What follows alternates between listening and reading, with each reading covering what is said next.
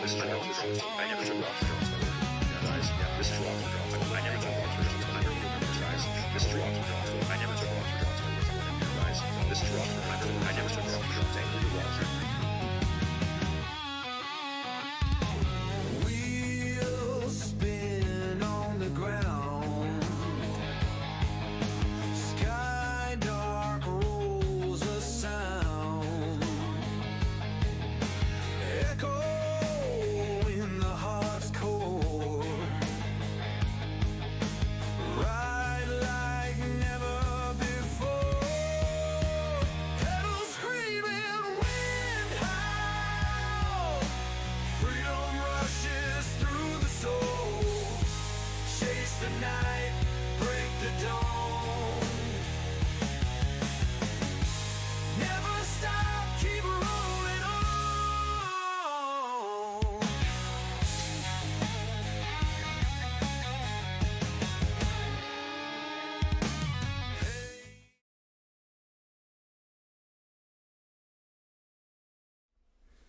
Yes, dudes, we are back here, guys. Just getting finally set up here. Boom, here we go. Couple minutes late here, guys. I think I had a plan that there would be 14 riders out on course. I'm looking there right now, guys. By the way, who you watching? Colin, Inside Cycling World, guys. This is what we do over here. Cycling coverage every day if possible, guys. Just getting the live chat set up now.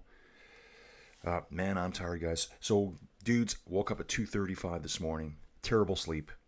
Just really grinding through this right now. Powering through. Walk it off, bro. Walk it off. Still looking for my stream link, guys. I got to do something here just to make sure this is going. Stream link. Oh, it's set on private.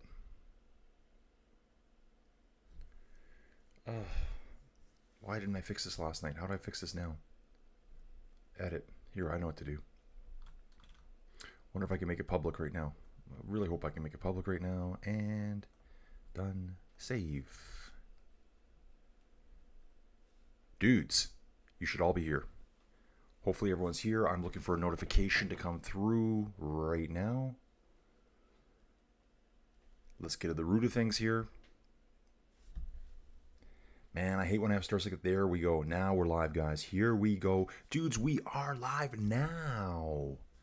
Guys, just getting set up again here. Oop, turn this volume down. I was listening to a podcast last night. We are in the mix now, guys. Live chat is up and running. We got a dude here already. Dude, where are you watching from, man? Who's this dude here? Zehan Irani here. Dude, first guy in the stream. Sorry, dudes. Whoever you are, I had a little bit of a struggle here getting my chat going this morning. I was messing around with the stream last night. On course right now, I'm watching. Looks like I believe this is a Rwandan rider here. Probably the first rider out today. Dudes, wherever you're from, dude, tell me where you're from in the world. This is Zehan Harani here. I woke up at 2:35 this morning. It's just after 3 a.m. here. We're going to go through the time checks here. Let's see that everything's working good. Everything works good, guys. Mic's on. Lights are on. Jersey's on. I'm on. Colin, Inside Cycling World. Thanks for being here, everyone. Switzerland. Dude, your name is a little bit familiar to me. Just when I saw Zehan there, so I wasn't sure. But, dude, welcome back. Dude, were you around for Tour de France? Maybe you're around for Tour de France. Guys, looking at the start line here, it's really cool. Guys, I don't know a lot about Rwanda. I know a bit more. I probably know more about Rwanda, about its geology, than anything else. Ooh, this cobble climb here. 2 kilometers from the finish, there's a brutal cobble climb. Rider on course right now. Remember, we're doing the women's individual time trial first. This is the first lady on the course right now, riding a Factor TT bike here. Nice setup she's running, I think. Powering her way up this hill here. Rwandan rider, I believe, guys. I've got a few setups here where I'm going to be looking at data. So let me have a quick look here. And we'll take a look at her. And, guys, I'm going to really struggle with the names here today. This rider's name is Nirir from Rwanda. First rider out today is from Rwanda, guys. And we do have time checks already. So they have time checks on course. Probably the best way to do this here. Where are the time checks? We have time checks just after 10K. And we also have a time check just under 20 kilometers. I'm going to jump back to PCS here, guys, just so I can kind of figure this out. I believe everyone should be able to watch this. I think over on the UCI website, if you go to UCI World Championships 2025, there is a live stream for it. There was a video, and it looked like a YouTube setup to me. Guys, having done over 420 videos on YouTube now, you'd think I would know. Oh, Soraya Paladin's here for Italy. Really cool. So, guys, the way I planned it was that I would be able to get a little bit more sleep this morning. Martha Goossens just started from Belgium. Getting into it, guys. So, brain's really spinning here. I've only had maybe 1 or 2 sips of coffee. Pop Marino is in the mix too. Dudes, okay, let me get in here. You know it's kind of a struggle here. So last times we got timing point 1. We have timing 2. We have 3 timing points, so this is fantastic. So we have timing point 1 here. If you're looking at the screen right now, we are in Kigali to Kigali in Rwanda. 31.2 kilometers at the women's individual time trial here. So this stream here, I got to get this as live as I can, guys. I want to know how live I can get this. This video is live. Let's see. I'm trying to make sure it's showing where she is. Now here it's saying she's 1.2 kilometers to the finish, which I'm not seeing that on screen here. I think the data from PCS, guys, is going to be a little bit delayed.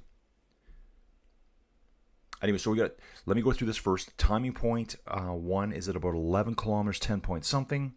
Timing point 2 is at, looks like maybe just under 19K. We've also got a checkpoint at 26 and a bit. Here is that cobble section, the Côte de Kimihurura. That's what she just went up there. Timing point 1, first rider through. Fastest time through right now is at 17 minutes and 58 seconds. Hao Zhang. Soraya Paladin comes through, only 34 seconds down. 34 seconds down. First rider of the day that we're watching right now, guys, and this, people were saying this is available on YouTube. So please jump in, watch on YouTube.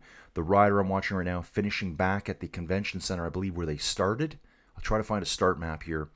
Where they start the day, it's actually in a darkened stadium.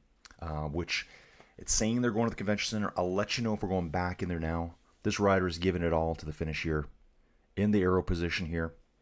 So this will be, it looks like Zavarine Nier.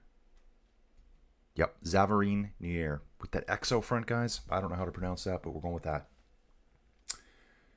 Oh, we're all here, dudes. We're all here. Pop Marino's here. Dude, welcome aboard, Pop Marino. Zehan. Okay, Zehan was here for Tour de France Femmes. Okay, awesome stuff. Awesome stuff. Man, that seems like a lifetime ago. Hey, guys, Zehan, I apologize. If I don't remember you right away, it's because I'm doing this every day. There's so much racing. Even at the very finish, you guys, the last few hundred meters, it's uphill. It jumps uphill again here, right at the very finish. This rider's kind of battling back and forward across the road up this last little climb.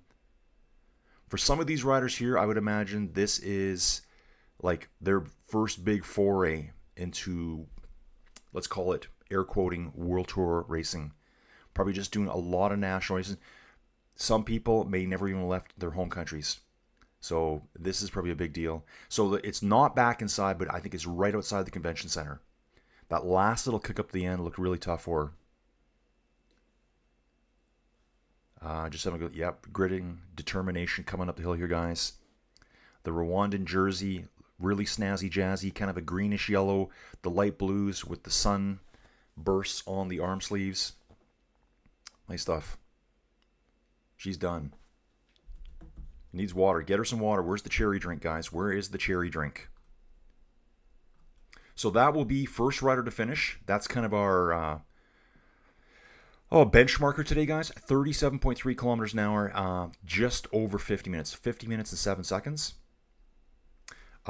Taking a look on screen here, guys, what we need to do. Okay, so there is that. Hopefully these timing points are coming in correctly here for me now. Yeah, Watongo here. Ooh, Olivia Burrill for Canada just started. I think there's only one Canadian woman in this race today.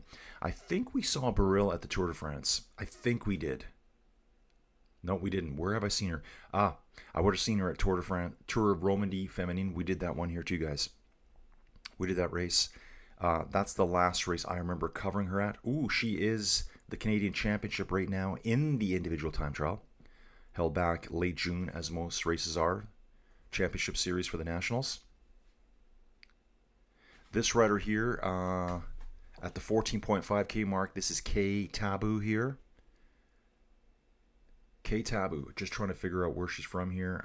Let me get into that, guys. The other website's got some good stuff too, guys. If you come, I'm going to pop this one on right now for you. So if you go to the UCI Championship page, just search UCI World Championships 2025. It'll bring you into here. You'll see whatever, women's ITT. There is a race hub. So I'm in the race hub here right now. It's showing live data coming through. And here we are, finish at the convention center after 31.2 kilometers at the same time. Right here, Watango. Let's click on Watango here. Watango is from Ethiopia. Her name is Circulim Watango. Circulim Watango here. The name out on course is just K to Watango. I'm seeing on Flow Bikes. Guys, how are you all watching this? Is this available on YouTube? I think it is. If it is, let the chat know, guys. So at this point here, okay, let me get this figured out. At the start, okay, those are riders that have started. We got riders sitting in the start chutes. We've had one rider finish. We've had 3 riders go through the intermediate checkpoint 3. Okay, this is how I'm going to use this. Okay. Show more. So the kind of race, guys, we're going to see a huge, wide range of abilities and experience in the riders. So, I mean, at checkpoint, where did checkpoint 3 go? Okay, there's checkpoint 3. Wonder if I can see more here. Where's checkpoint 1? There it is. Trying to get the setup here, guys, on the sideline. Guys, sorry, came on a few minutes late this morning, only because I got into a little bit of a geology deep dive this morning. Stuff I've learned about in the past. It's really cool to learn about it again. And so here we go, guys. Let's just let this hover for a bit. Watango now, you can see this is Circulim Watango from Ethiopia, has just gotten off the cobbles, flattens out, a little bit of false flat down, then she has to do the final climb up to the convention center. Here is the convention center. I can see the start chute where it comes out of the convention center. Actually, there's 2 big centers there. It looks like there might be a sports center behind it. It's called the BK Arena here. So they probably start in the BK Arena, head out, and finish outside by the convention center there. Okay, so Zehan's from Switzerland. Pop Marino's in the mix. Zehan was here for Tour de France. Fems, Cole Kane from Saudi. Dude, welcome aboard. Cole, Sunday for you. What are you up to today? You've probably already been out riding, I imagine. Cole's from Saudi, guys. Been here. I think Cole's been here probably since one of the very first streams I ever did, doing the live real race stuff. Zehan saying Demi wins, fingers crossed.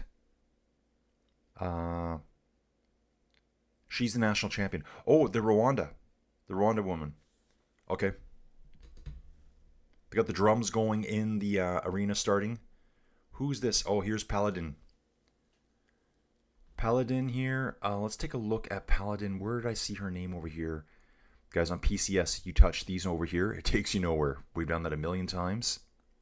Checkpoint 1, new best time. I was just going to say there, I looked at her speed.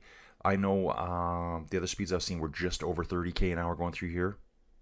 So, Soraya Paladin here, Italian, 32 years old, from Treviso in Italy. She won 2 stages at the Vuelta a Burgos Feminines in 2019.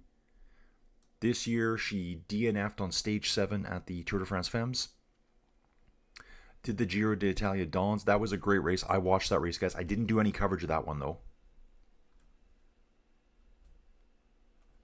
So she's fastest through right now. Where's my checkpoint 1 there? Oh, it said new fastest time, but it's not. So someone must have went right through behind her. Oh, if you look back here, yeah, there she is. New best time for Paladin at time point 1, 18.32 seconds. Sorry, 18 minutes and 32 seconds. But it's this rider here from China. I'll look at it over here. Yeah, she's faster.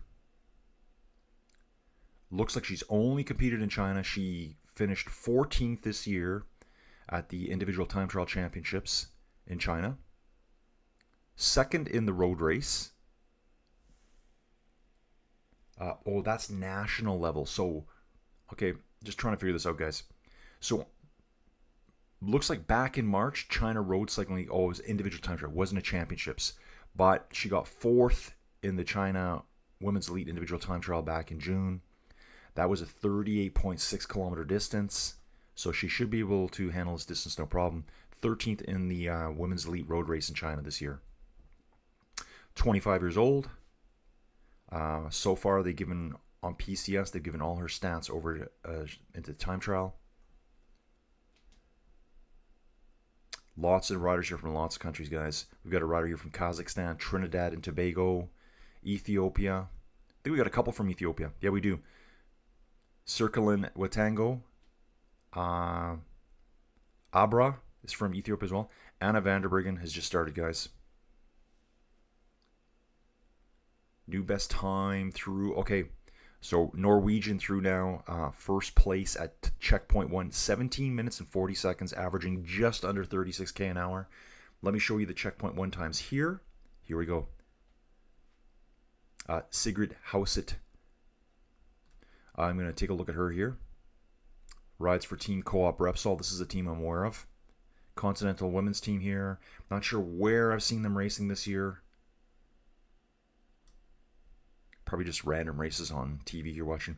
3rd at the Norwegian National Championships in the individual time trial. 6th in the road race. Strong rider. The Norwegian National Time Trial this year was 26k, so that's a good indicator. She'll be able to handle this distance no problem with different styles of time trialists. Hang out there. I'm going to jump back here for a second, guys, just to see that this is all live over here. Yep, this is working good. Hopefully, I didn't need to do that, did you, Colin? You hit live there. Here's the results. So there's no live tracking per se on the UCI World Championships. It's just a profile. I thought it might show them. Guys, I was experimenting with this yesterday. We've had 2 finishers. So Nirir went through at 50 minutes 7 seconds. Second rider through was Watango at 52.03, so just under 2 minutes behind. Watching Paladin here. Quite a rolly course. Paladin, the Italian rider here. Let me just get this all open up, guys. I need to see more here. I need these. Okay, you gotta roll it, guys. I gotta work 2 sliders at once. Intermediate after 10.6k. Okay, funny how they do that. They've got expected times coming through as well. Okay, I need to look at the results. Okay, this is weird how they're doing this here. The UCI page, not my favorite page, but gives me a few more stats there. Intermediate 2. Okay, I got to keep rolling down here, guys. Show more. Yeah, I might stick. Yeah, so through that first checkpoint, it is Sigrid Hauset here. She's 18.58 seconds ahead of Zhang. Also 52 seconds ahead of Soraya Paladin here. So Sigrid Hauset is a time trialist. Definitely. 4th through that this time is still Nirir from Rwanda. This rider here, Natalia Frova, I think she might be a Russian athlete. Athlete, individual, neutral. Natalia Frolova, probably a Russian athlete. So we'll do that there. I'm looking at another page right now as you guys are on that one. I'll bounce back here as quick as I can. It looks like a really good course, guys. This is going to see what kind of rider you are. different styles of time trialing. It's a kind of a longer time trial. They're probably not used to doing this type of time trial. I see at World Tour level, they're racing 8, 10, 12 kilometer time trials. So this one's really going to push them probably outside of their comfort zone. Popman is cheering on Anna Henderson. Papa, wasn't she, I think you said yesterday, 2024 silver medalist, I believe, is what you said? I think. Oh, good. Live stream is on YouTube. Search Rwanda Rise TV. It has English commentary. Awesome, guys. Anna Vanderbriggen and Kasia Duoff next will give us some more realistic times. Yeah, exactly, dude. Jay Taylor, good morning, y'all. It's early. Yeah, tell me about it, dude. Yeah, and Pop Marino, I am watching. Watch this. As soon as I click this tab up here, what are you seeing? I am already watching that too. So, guys, I had to really figure this out yesterday. This is going to be the super stream. I'm not going to, I thought I can't make a second stream here because it's just confusing. We start with the women's elite. Tour of Luxembourg is on in the background. This is stage 5, guys. Brandon McNulty has a commanding lead over at the Tour of Luxembourg. After the time trial, he's 47 seconds up on Skelmos, 104 up on Carapaz. This race will carry us through that little bit of a dead zone between the end of the women's elite individual time trial and the start of the men's elite individual time trial. I think the men's elite time trial starts at 5:35 in the morning for me. So this will kind of plug the hole. I've got something to show while that's going on, while we're waiting for the men to start. Yeah, Natalia, let's see where she's from. Yeah, Russian rider. Does have some stats here. Ooh, look at this. Okay. Ooh, Frolova not having the best time here. This course might have been too rough for her. She is the Russian individual time trial champion. First place, same distance roughly. Well, it's a bit shorter, 26.6K. We're looking at the Rwandan rider here, sitting in the hot seat. That's awesome. She's in the hot seat watching riders come in. Yeah, this rider here, where's she been training? She has been racing in Bawasi Cup. Oh, Vietnam. So she raced back. This rider here, I'm going to say maybe a bit of form issues right now. Does not bounce the first rider out. Raced early this year in Vietnam. Yeah, so probably no races at home with events in the world today. So I don't even sure how they do that. Where would that event, that's kind of boggles my mind. Where would that have been held as national championships in Russia? Yeah, that's kind of strange. Where would that race have been? Monica Trinca Colonel just started for Italy. I'm trying to see some stats here, guys, I want to look at. So yeah, checkpoint 1, Hausit, Zhang, Goosens, Paladin, Nirir. Nirir set a really good time. Really good time here. Checkpoint 2. We haven't had the Norwegian rider come through there. That's where we see Zhang out in front of Paladin. Nirir now has the 3rd fastest time, so she's been bumped down by those 2 riders. At the finish right now, we've only had 4 riders finish. So Nirir still has the fastest time. Nice time for her. 50 minutes and 7 seconds. Natalia Frolova from Russia, 1 minute, 1 second back. Watango from Ethiopia, 1 minute 55. This rider here, Kiplagat here, Monica Kiplagat. I think that's Trinidad and Tobago. I think. 7 minutes, 47 seconds down. So we're going to see probably a lot of really big time gaps at the beginning. Is that Trinidad and Tobago, guys? I think it is. So that's the finish there. Frolova. Here's Watango from Ethiopia. Trying to see this rider here. Well, they're not showing them in stats. Kasia has just started, guys. Kasia Niewiadoma from Poland has just started. Zhang Hao has the fastest time through checkpoint 2. 30 minutes, 47 seconds. 57 seconds faster than Soraya Paladin. Okay, yeah, I can't find that rider's name. Trying to find her. This rider here. This won't work. Yep, see it. That never works for me. Pretty sure that rider's from Trinidad and Tobago. I'm going to go find out over here, guys. I'll let you know right away. Yeah, there's a lot of scrolling around in this one here. Intermediate 1. I need results, guys. Finish. Yeah, I'm looking here. Monica Kiplagat. Sorry, Kenya. This rider's from Kenya. I apologize. Guys, I was looking at the geology, I guess they call it the African Rift Valley system. Pretty fascinating in Africa. We'll talk about that in a little bit, guys. Coming up in the start here. In the start area right now, seeing Ruth Edwards here. Oh, she started already. Cedrine Carabal's out on course. Katja Nuadoma is on course. Anna van der Breggen is on course. Lots of big names coming, guys. Lots of big names. Ooh. Okay, it just updated there. For a second there, it was showing Soraya Paladin first through at intermediate 3, which would have been a flip-flop. But now it just highlighted again. Now Zhang is in first place. You know, easily 1 minute 12 seconds back to second place. So when Zhang finishes, she will be jumping into the hot seat here. Trying to get these results all figured out.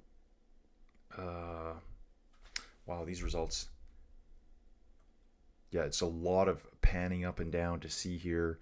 Intermediate. Those are the finishes. So 4 riders have finished. That's all we have so far. Zhang will be coming through shortly, I believe, and should be stepping up onto that hot seat. Where is Zhang right now? Oh, no. She's got riders ahead of her. Looks like there's 1, 2, 3, 4, 5 riders ahead of her. You can see the differences in the riders here, guys. You can really see it. Look at these gaps. They started at 2 minutes and 30-second intervals this morning. 2:30. And I think they're doing that all the way through, right to the start. Okay, guys, over on the left-hand side of the screen, here's Kasia Nuadoma, Anna van der Breggen. Right here. Okay, take a look at this. Campbell's here. Passing a rider, it looks like Osam, and Anna van der Breggen is absolutely flying right now here. Flying, coming up to checkpoint 1. Up the Côte de Nyanza, 2.4 kilometers at 6%. So, guys, tough climbs, but, you know, it's not the Alps. It's not an HC climb. Ruth Edwards is now on course as well. New best time for Zhang from China, moving at 41.5 kilometers an hour. Okay, these speeds are getting to be really nice here. Best rider from North America per year, Chloe Dygert, Leah Thomas. Chloe will be one of the last riders to go out today. Ruth Edwards is out. Third time for Olivia Beryl from Canada. Checkpoint 1, she's through at 18 minutes and 16 seconds. You can see her here. Canada here, 36.24 down over Sigrid Hugset here. See how her time's going to hold up. So at checkpoint 1, Sigrid here from Norway is almost 19 seconds up on Zhang.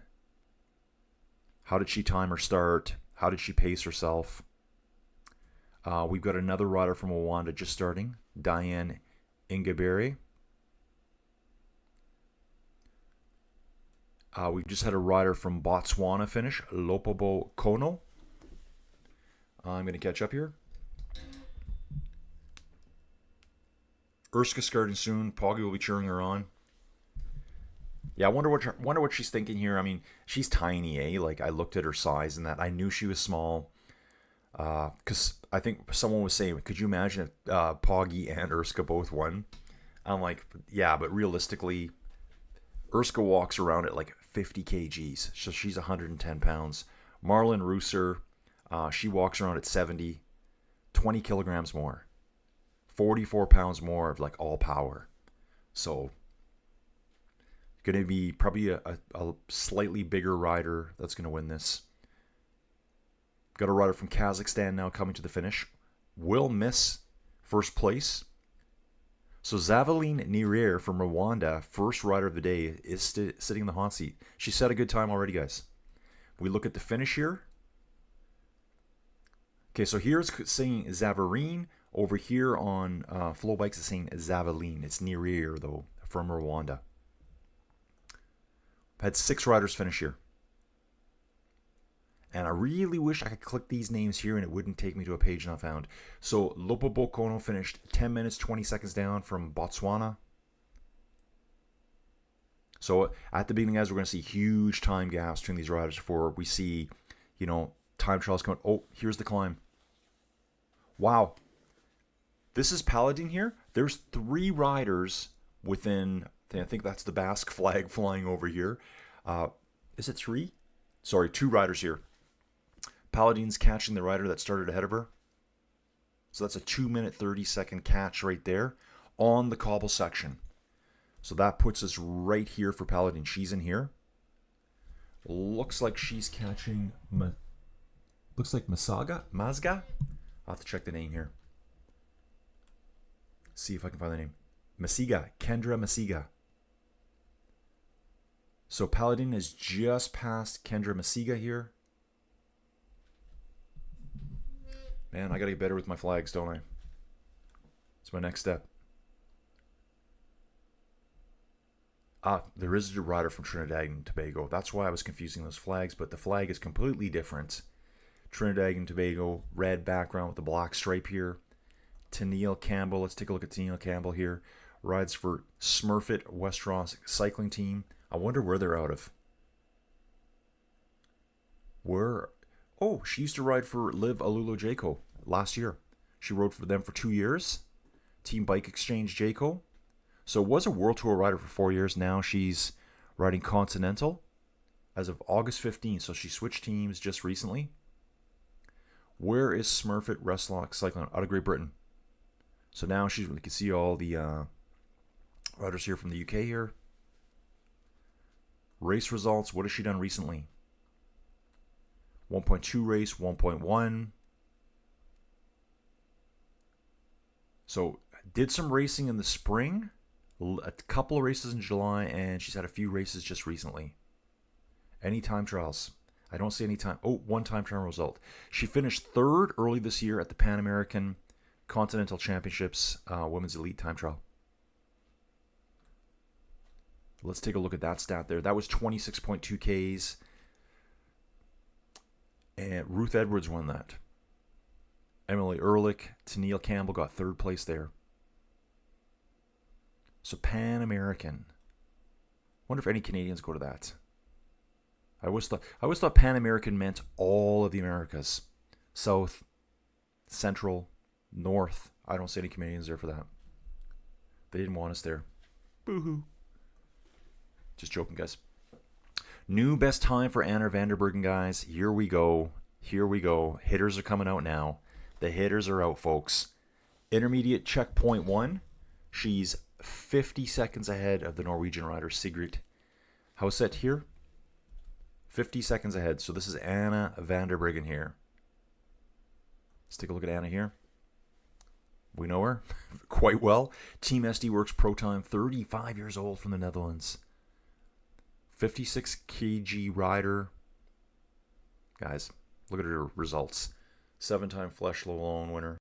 Like, that's crazy. Way back to 2015. 2-time world champion, World Elite Road Race. 4-time GC in the Giro d'Italia, Olympic Games, way back in 2016. 2-time Liège-Bastogne-Liège. First rider of the day is still in the hot seat. She has to sit and watch. Paladin will be knocking her probably. Yeah, Paladin's going to knock her out of the hot seat today. Paladin's on the last little finishing kick right now. Yeah, Paladin should be up here. There's 2 riders side by side. Oh. Yeah, she should be there. Yeah, Paladin's right at the finish. Less than 300 meters to go. Currently, she's almost 2 minutes ahead.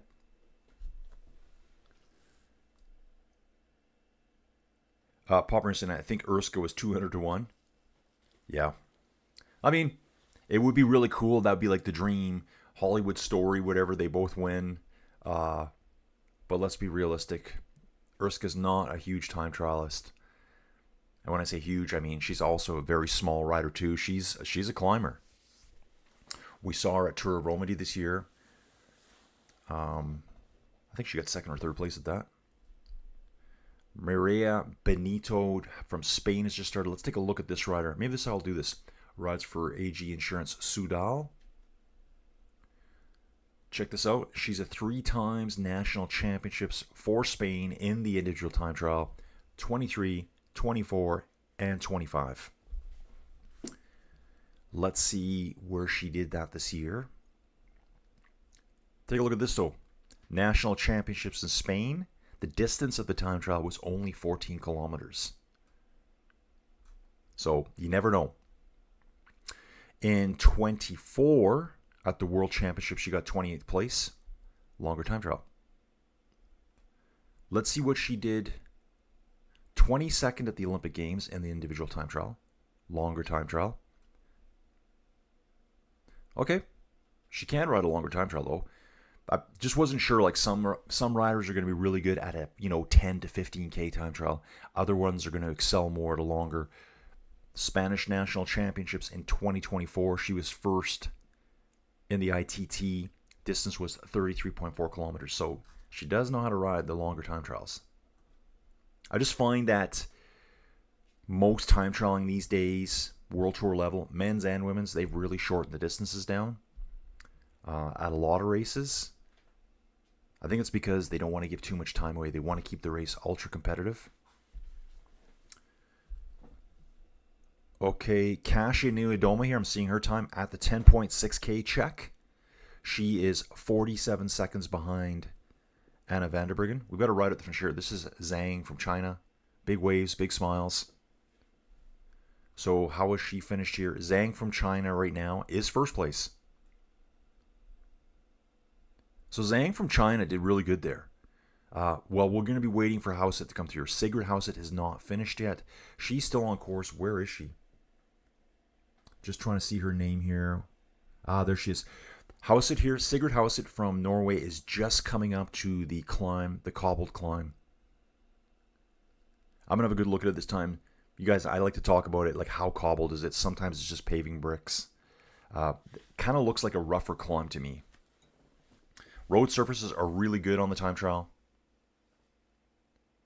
Really good. They've got the riders going opposite the direction flow here. So, yeah, they drive on the same side of the road as I do. They're just using the road in the opposite direction today. Basically, they're traveling in the left lane if it's divided down the middle. It's all divided by a huge boulevard down the middle, too. Palm trees all the way. Love the trees. Tons of spectators on course here. There's Anna. Anna's on course here. Lots of crowds cheering here for her. 15.8 Ks to go for Anna van der Breggen right now. SD Works bike here. Great position. Looks like a quality hot seat, not a cheapo garden chair. Yeah, I know, right? I think the first rider, that Rwanda rider, was sitting like in this gigantic... Ooh, we got a pass here. Pass on course, guys. Wow. Goosens here. Flying, guys. With 8.2 Ks to go. So let's take a look at her times here. Okay, so checkpoint 1, Martha Goosens here, was 1 minute 29 seconds down in 8th place. Checkpoint 2, that same rider, 1 minute 11 seconds down in 3rd place. So there's basically, I'm looking at that going, okay, there's a bunch of riders here at checkpoint 2. They were already slowing a lot, big time gaps opening up. So she's basically holding her pace. 129 down, now 130, 111 down. Actually, she's picked up time. 36.4 at checkpoint 2 was her average speed. To the first checkpoint, her speed was 34.7. Now, we got that climb going up, right? We've also got a climb at the second checkpoint, too. This isn't out and back in places. I think this is the exact same out and back. Yeah, it is. So, it is an out and back, guys. We must diverge off a little bit. I want to see what the turn... I haven't actually seen the turnaround yet. So Goosens is riding stronger after checkpoint 1. So she's in 4th place now. Ooh, someone else just came through. Who just came through? Last times. Where's Carabal? Carabal is 4th. Carabal is 4th, 51 seconds down at checkpoint 1. Vanderbryggen at 16:50 at checkpoint 1, 37.8k an hour. At the finish, we have Zhang, Paladin, Nirir. Hopefully we get a shot here of Zhang in the hot seat. So Nirir would have been sitting in the hot seat waiting, with looks like 6-7 riders finishing behind her, so she's waiting for all those. Paladin walks in, probably didn't even take her shoes off, and Zhang steps into the hot seat. So I think these two went out back to back, Zhang and Paladin. Let's take a look at the course here now and see if we can see some good time gaps. Hoping I'm seeing passes going on right here. There's actually some huge splits in the field here, guys. Huge splits. I think once we get higher to the top of the standings, like kind of like work our way up to the favorites, we'll see these gaps sit a little bit more constant. And again, doing the old Colin, line up your thumb and take a look like that. Oh yeah, guys, by the way, Yacht Rock. Let's talk about Yacht Rock. I know, Papa, you're right. At some of those races earlier this year, we've seen like a tiny garden chair, a white or a green garden chair for the World Tour athletes to sit in. Terrible. And just getting things set up here, guys. We are in the pipe, 5x5. 100%, guys, I am in the pipe 5x5 now. I think I'm finally getting woken up. Yeah, bad sleep last night, guys. Updates from home. The puppy was doing something late last night. Oh, I don't know what happened. I closed the door. Last night, and then I wake up at 12:30 and I can hear Ziggy playing with the cat. And the cat sleeps outside at night right now. It's still nice out. She got a nice safe spot she can go hang out in. And like she sleeps up on top of the house. That's her safe area under this overhang. Like she stays dry up there. And she was in the house. I'm like, how did you get in here? So the kitty likes to play with him, but I mean, Ziggy the puppy, he's pretty rough on her. So that was at 12:30.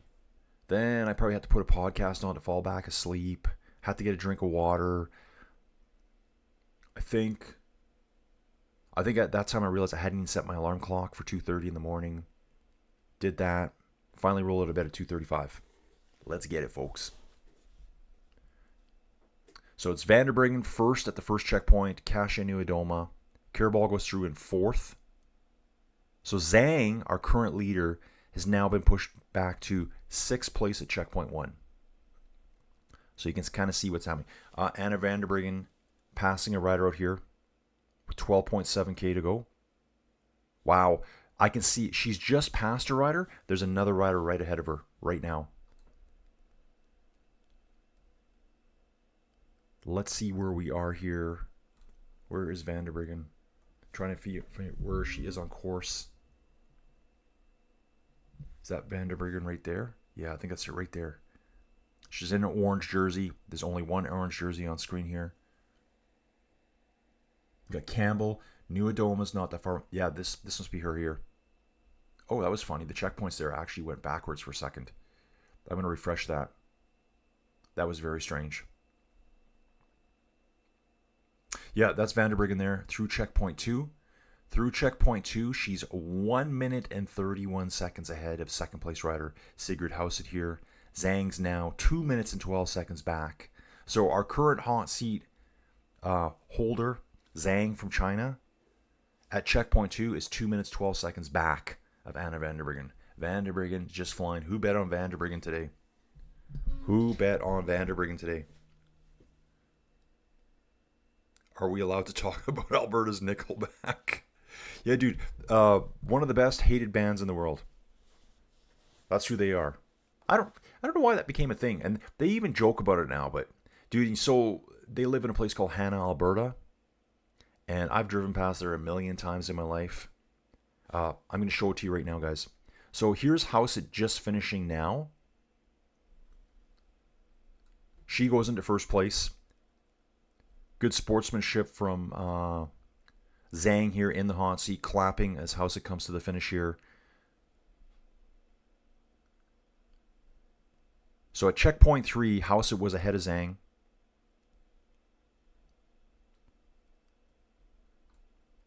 And at the finish here it is here. She's almost 1 minute ahead of Zhang.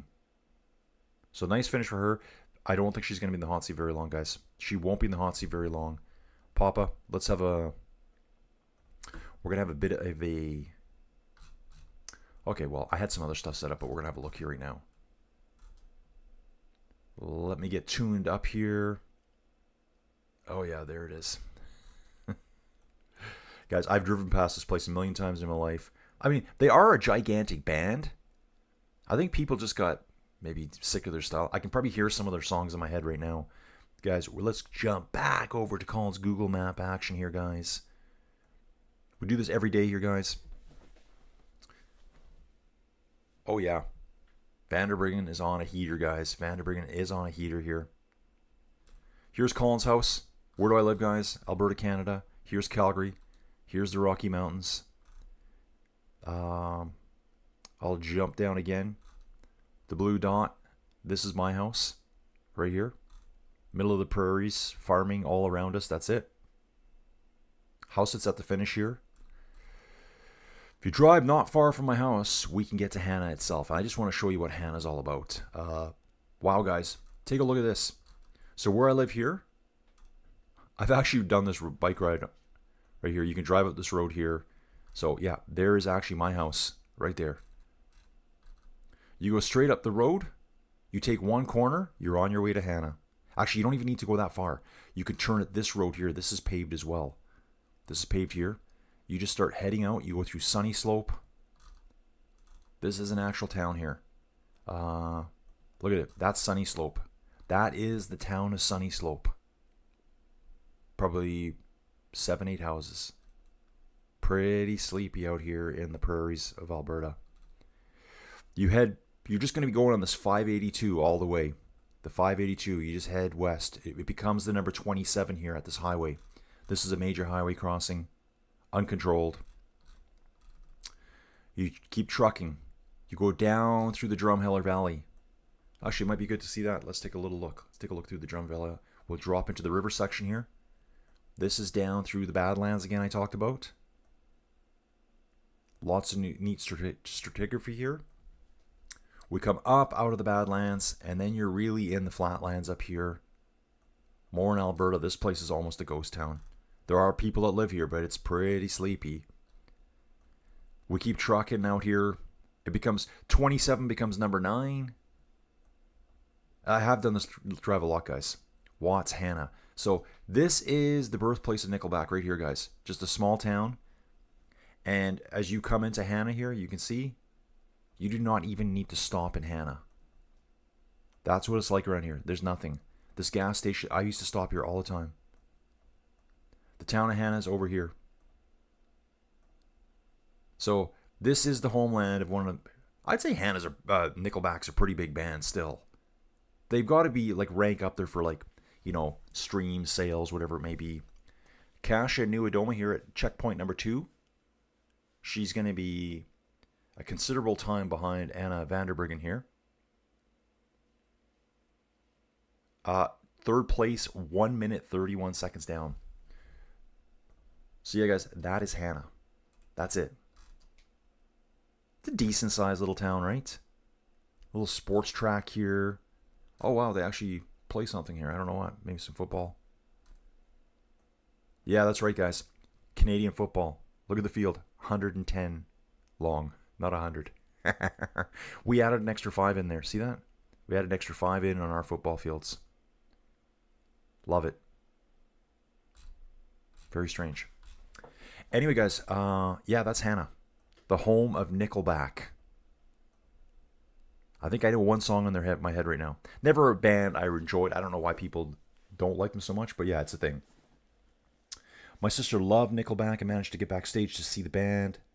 The lead singer was a real creep towards her. Oh, nice. And she got out as fast as she could. Never listened to them again. Dude, yeah, I can imagine. They probably... I imagine those dudes... I think his name is Chad, the leader of the band. Erska's just started, guys. That was 7 minutes ago.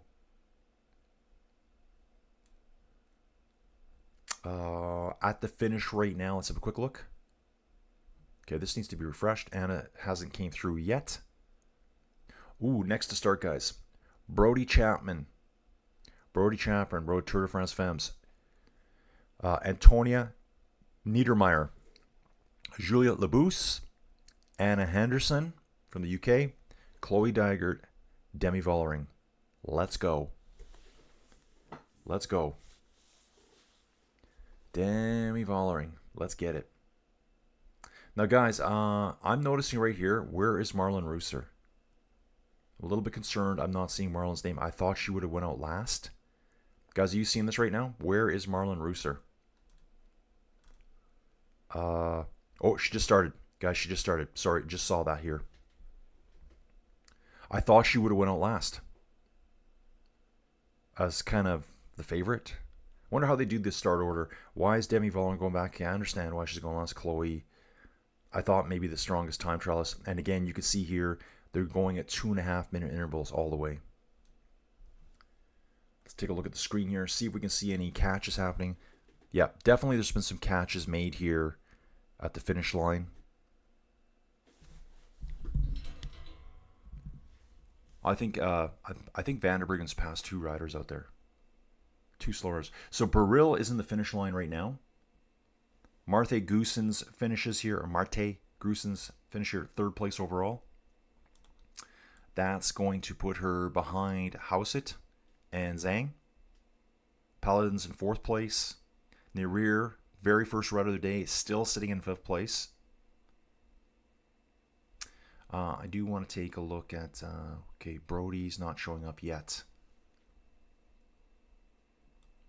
2nd checkpoint, yeah, Vanderbruggen. 3rd checkpoint, Vanderbruggen. How did it hold up? Look at 2nd to 3rd checkpoint. Same 2 riders, Vanderbruggen and Hauset. The gap was 1:31 at checkpoint 2. The gap expands to 1 minute 53 seconds at checkpoint 3. So Vanderbruggen is just holding all the way. 44.6 an hour for Anna Vanderbruggen. 2nd place rider, 42.4. So first interval is our slowest. The first section where we climb. 2nd interval, 2nd slowest. There is a downhill, but they got to climb up the other side. 3rd checkpoint, or 3rd interval, is our fastest. It's all downhill. So you can see her average then at that checkpoint is 44.6. So she's traveling a lot faster going down here to bring that average up to that speed at that point. Watching a Kaisenhofer here for Austria. She'll be just coming up on the first checkpoint of the day. Currently riding about 12 minutes into the course. Now, guys, it is a climb, but it's not serious. Although it does say it's 2.4 kilometers at 6%. Yeah, I need to look back a little bit here. I need a better camera angle to see that. In the start chute here, this must be Brody. Yeah, it is Australian, so I thought Brody Chapman. So they start inside in an arena. All the spectators are in there. It's all dark inside. Then they pop outside into broad daylight here on course. Kaisenhofer still climbing here. 22.3 kilometers to go. Yeah, Papa. I mean, imagine these young dudes traveling on the road. Yeah, insanity. It's probably like all young bands. Could you imagine anyone out of the UK, like, imagine like meeting Led Zeppelin back in the day? Rolling Stones, any of those bands. It would have been creepy, I think. I think that's the general experience. I think as they get older, probably totally different. I bet you if she met that dude now, it'd be just like, hey, nice to meet you. Yeah, okay, want to sign some autographs? Yeah, okay, cool. They kind of grow up a little bit. Yeah, Roos's just started. Yeah, I could not see her name. I kind of panicked there for a second. I thought maybe she was out. Anna Vanderbryggen, 2.2 kilometers finish. She is on the cobble climb now. Let's have a look at this climb. Yeah, it's a pretty rough road surface here. It's not what I would call, a paved brick cobble. Where you go walking around the market and it's got the nice paved bricks all interlaned together.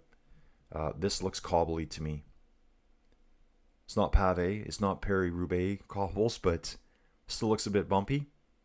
I think the weather here is pretty decent too. It's not crazy hot or anything. Okay, we got no weather stats. I heard it was saying for today it was going to be 25, 26 degrees Celsius. Out on course here, let's have another quick look here. Yeah, I can see Zigart here. Urska Zigart is just kind of starting the first climb now. Kaisenhofer is getting to the top near checkpoint 1. Actually really closing on the rider ahead of her. Let's see who that rider is right now. They're through the checkpoint. I don't see a time popping up for Penuela. Last time's through at the third checkpoint here. Kasia Niewiadoma is over 2 minutes down to Anna Vanderbryggen. 2 full minutes back. So between first and second place, it's roughly 2 minutes. So I expect to see some of the later riders, Demi and that, being in this vicinity with Anna Vanderbryggen. Yep, out on course now. Diana Penuela, this is this rider here. This is who looks like Seehofer, I think her name is. Kaisenhofer. Kaisenhofer is going to catch this rider here, Diana Penuela. Colombian rider here. Top results, GC, 2-time winner of the Vuelta a Colombia Femenine, 25 and 2022. 2-time national championships for Colombia in the individual time trial, 25 and 24. So she's been racing in August. She raced in June. I want to see her Pan American Conti Championships in the time trial. She got 4th place. I'm not seeing there it is. They did their national championships way earlier. Most countries do their national championships in June. Late June. That's what it always seems like. Colombia did them way back in February. She got 1st place in a 35K time trial. Way back in February 6th, early this year. So done some races in Colombia. I think that's Argentina, I believe. Oh no, El Salvador. Sorry, El Salvador. So it looks like she's going to be caught at some point here. That's a 2.5 minute gap just evaporated there. See if she'll catch her on the finish line. Look at Rooser here. Look at the gap between Rooser and Binukova. Who is Binukova? I need to check this rider out here too. At the finish line. Vanderbryggen's coming through now. New hot seat contender coming up, guys. Starting arena right now. Juliette Labousse getting ready to start. So huge time gaps for Vanderbryggen right now. She's going to come into the finish line and probably be at minimum of 2 minutes ahead of Sigrid Hauset here from Norway. Anna Henderson's getting ready to go out here. Big names are coming now, guys. We've only got 3 riders left to start. What time is it? I don't even know what time it is, guys. What time is it? 4:03 in the morning. And I'm so hungry right now. So hungry. Joey Jojo went to work yesterday, guys. She actually interviewed on the Saturday. What did I do? I don't even know. Nothing. I was really lazy yesterday. Bashak's here. Dude, Bashak, haven't seen you for a while. Happy individual time trial day. Inside Cycling, what up, Colin? Dude, I'm doing it. Started at, I was up at 2:35. Terrible sleep. Anna Vanderbryggen just obliterates the field right now. She's probably going to finish 3 minutes up. Sigrid Hauset here for Norway is in the hot seat. Nice plush hot seat they get to sit in. Yeah, that's pretty dominant time for Anna Vanderbryggen there. Dutch champion here. She's She's going to dip under 3 minutes now, but 3 minutes at the finish, that's monstrous at this point. Yeah, that last little kick up, guys, is pretty steep. So they're going to lose a good little chunk of time here. The finish line is tough. You got the cobbles a few kilometers out, and it's a tough cobble climb. 1.3K at 6%, so it's not a hard climb. It's the surface that makes it hard. They dip down, and they do just pop up at the top. Yeah, that last few hundred meters takes forever here. She's got a 2 minutes and 30-second lead, still at the finish line. See where it ends up. So she will finish about 2:23, it says, ahead of first place right now. So knocks Hauset for Norway out of the hot seat. Anna van der Breggen goes in there. Average speed for Anna, 42.5 an hour over a pretty tough course. That's over 2 kilometers an hour faster than second place. Got some absolute monsters coming up here, guys, though. Let me just see here. Take a look on course here right now. Penuelo managed to pull away from Kaisenhofer. It looks like Penuelo did a better job descending there. They were descending together, virtually, and she's opened up the gap. Second checkpoint, though, there's a bunch of riders stacked up here. Benito, but I'm really impressed with Rooser right now. Marlon Rooser here, wow. Before the first climb, 8 kilometers in, she's gaining rapidly on Binukova, who started ahead of her. You can see the gap opening up between Rooser here and Brodie Chapman out of Australia. Gap is just monstrous already. Niedermeyer chasing Chapman. Juliette Labousse is out there. Tennille Campbell from Trinidad and Tobago at the finish. 48 minutes, 25 seconds. 4 minutes, 23 seconds down on Anna van der Breggen. Okay, check this out for Urska. Urska is through checkpoint 1. In third place, 45.78 seconds down. So I think the first interval will be good for Urska. The second interval going down may not be the greatest for her. Coming back up, she'll gain some time back before checkpoint 2. The third interval, though, is downhill to flat all the way. That may not suit her since she's so small. And then she'll probably gain a little bit of time back at the end. But at checkpoint 1, she's 45 seconds down to Anna van der Breggen. Oh, we got a new fast time here, guys, at checkpoint 1. Checkpoint 1, Norwegian rider here, Katrine Allerud. Here she is. Let's take a look at Katrine. Chloe Dygert's just started, guys. So here's Katrine, rides for Uno X Mobility. Got a pretty good time trial ranking here. Didn't finish the Tour de France Femmes. Oh, buddy upstairs is barking. Did the Giro d'Italia Women. We watched that. I watched it anyways. 10th place in the GC at Tour d'Italia Donne. I'll get back to the chat, guys. Bashak, thanks for being here, dude.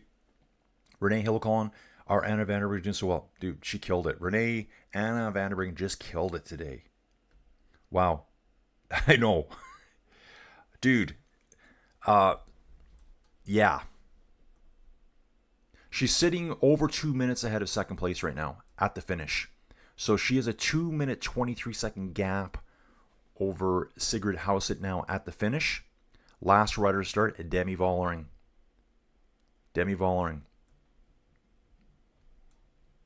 Oh, Joey Jojo's awake. Okay, but through checkpoint 1, we have someone that's almost 6 seconds faster than Anna van der Breggen here. I want to go take a look at Katrine Allerud again. Chloe Dargart is in the start chute there. I'm watching a slightly delayed video. Let's see how Katrine does as a time trialist. Look at this. For Norway, she's a 4-time national champion from Norway in the individual time trial. 2025, 24, 21, and 20. So yeah, she knows how to get it done. Individual time trial performances this year. 13th at the Giro d'Italia Donne. I watched that one. 13th place, shorter time trial. First in the Norwegian Time Trial Championships, 26-kilometer event. See if we have any more. Here's a 7th place at a shorter time trial, Vuelta a Burgos. Out of Spania, okay, they did a team time trial. Wow, the Vuelta a Spania is too short for the women. 7 stages? Come on. We can do better than that. Let's see how she doses her effort. It's a pretty fast start. Kasia Niewiadoma at the finish, 3rd place overall, guys. So here we have Kasia Niewiadoma finishes 2 minutes and 31 seconds behind Anna van der Breggen. Dutch power, boys. Dutch power, orange power. A lot of good time trials come from the Netherlands. I think it's a hard place to ride a bike. There's no hills, but it's flat and the winds, mental toughness. So Anna Henderson started 4 minutes ago.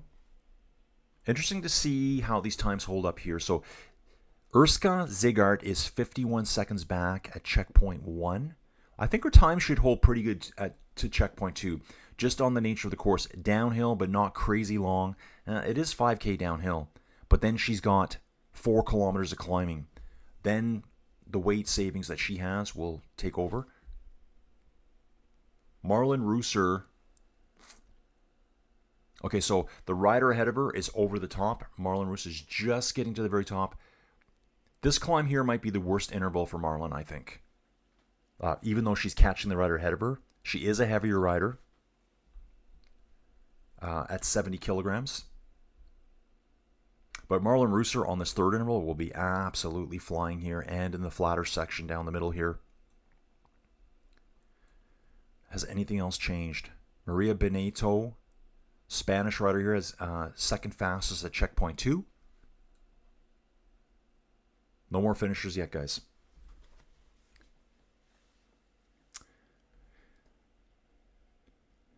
Swoosh Kid says, good job calling dedicated. Dude, I'm freaking tired today, man. I'll tell you. I didn't sleep good, dude. I think I forced myself to go to bed at 9:30.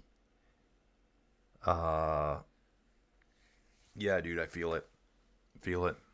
Struggle is real. And then when I woke up at 12:30 last night, hearing the dog messing around, playing with the cat, like thumping around. He ragdolls the cat. The cat loves it. And he loves it. I threw the cat outside. I don't know how she got in the house. Like, Joey must have got up and let the dogs out when I don't remember.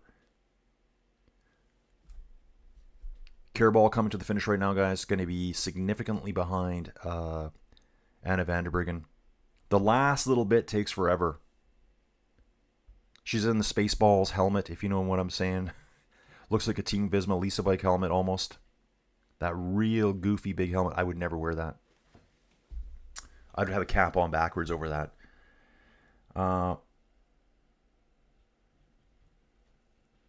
Yeah, morning Joey Jojo. This is from Brashak. Colin says he's starving. Could you bring him a muffin, please? Dude, I don't even know what I got to eat upstairs right now. Well, Joey Jojo will be awake. She'll pour coffee, have one sip, go right back to bed. It's kind of her style. Then I won't see her now for 4 or 5 hours after this. So guys, remember that we're doing this all the way to the finish. As soon as we're done that, guys, and while we're here, don't forget we're doing this. I have Tour of Luxembourg running in the background, guys. This one will probably have video feed shortly. This is a tough day at Tour of Luxembourg. I think there was close to 3,000 meters of climbing today. Just under 3,000. Brandon McNulty has the GC locked up outside of disaster today. We do have a circuit at the finish. 4 categorized climbs.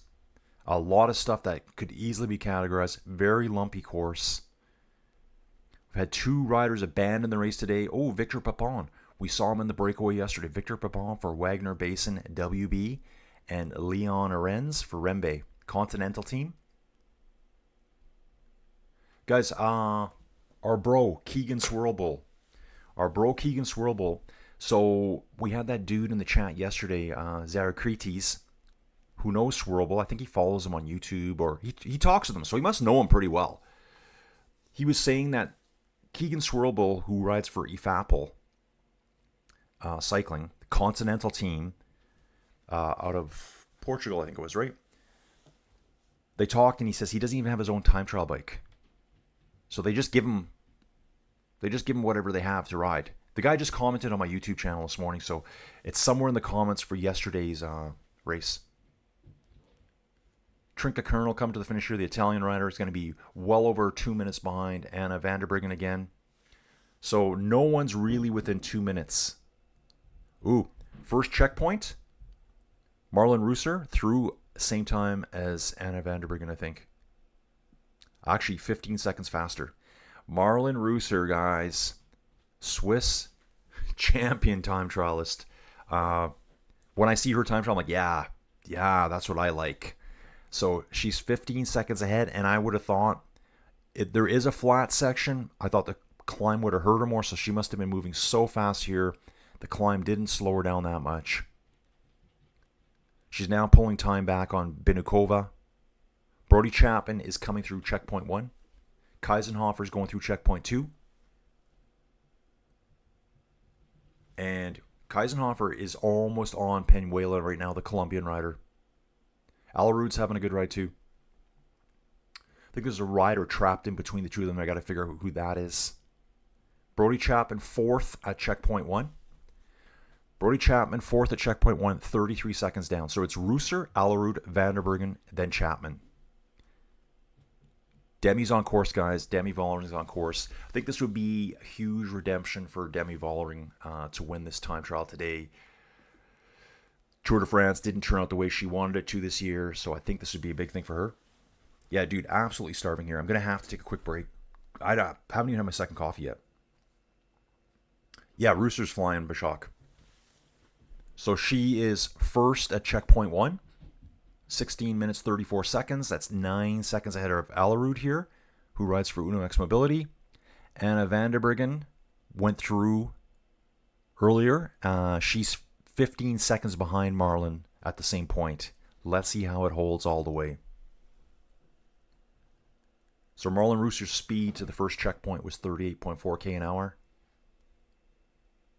Really good roads to ride on here, guys.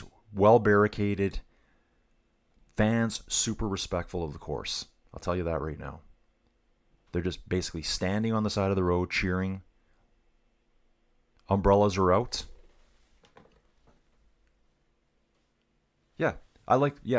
No, there's no crazies. There's no smoke bombs going off. There's really not even a lot of flags out. I thought we would have seen some Rwanda flags flying.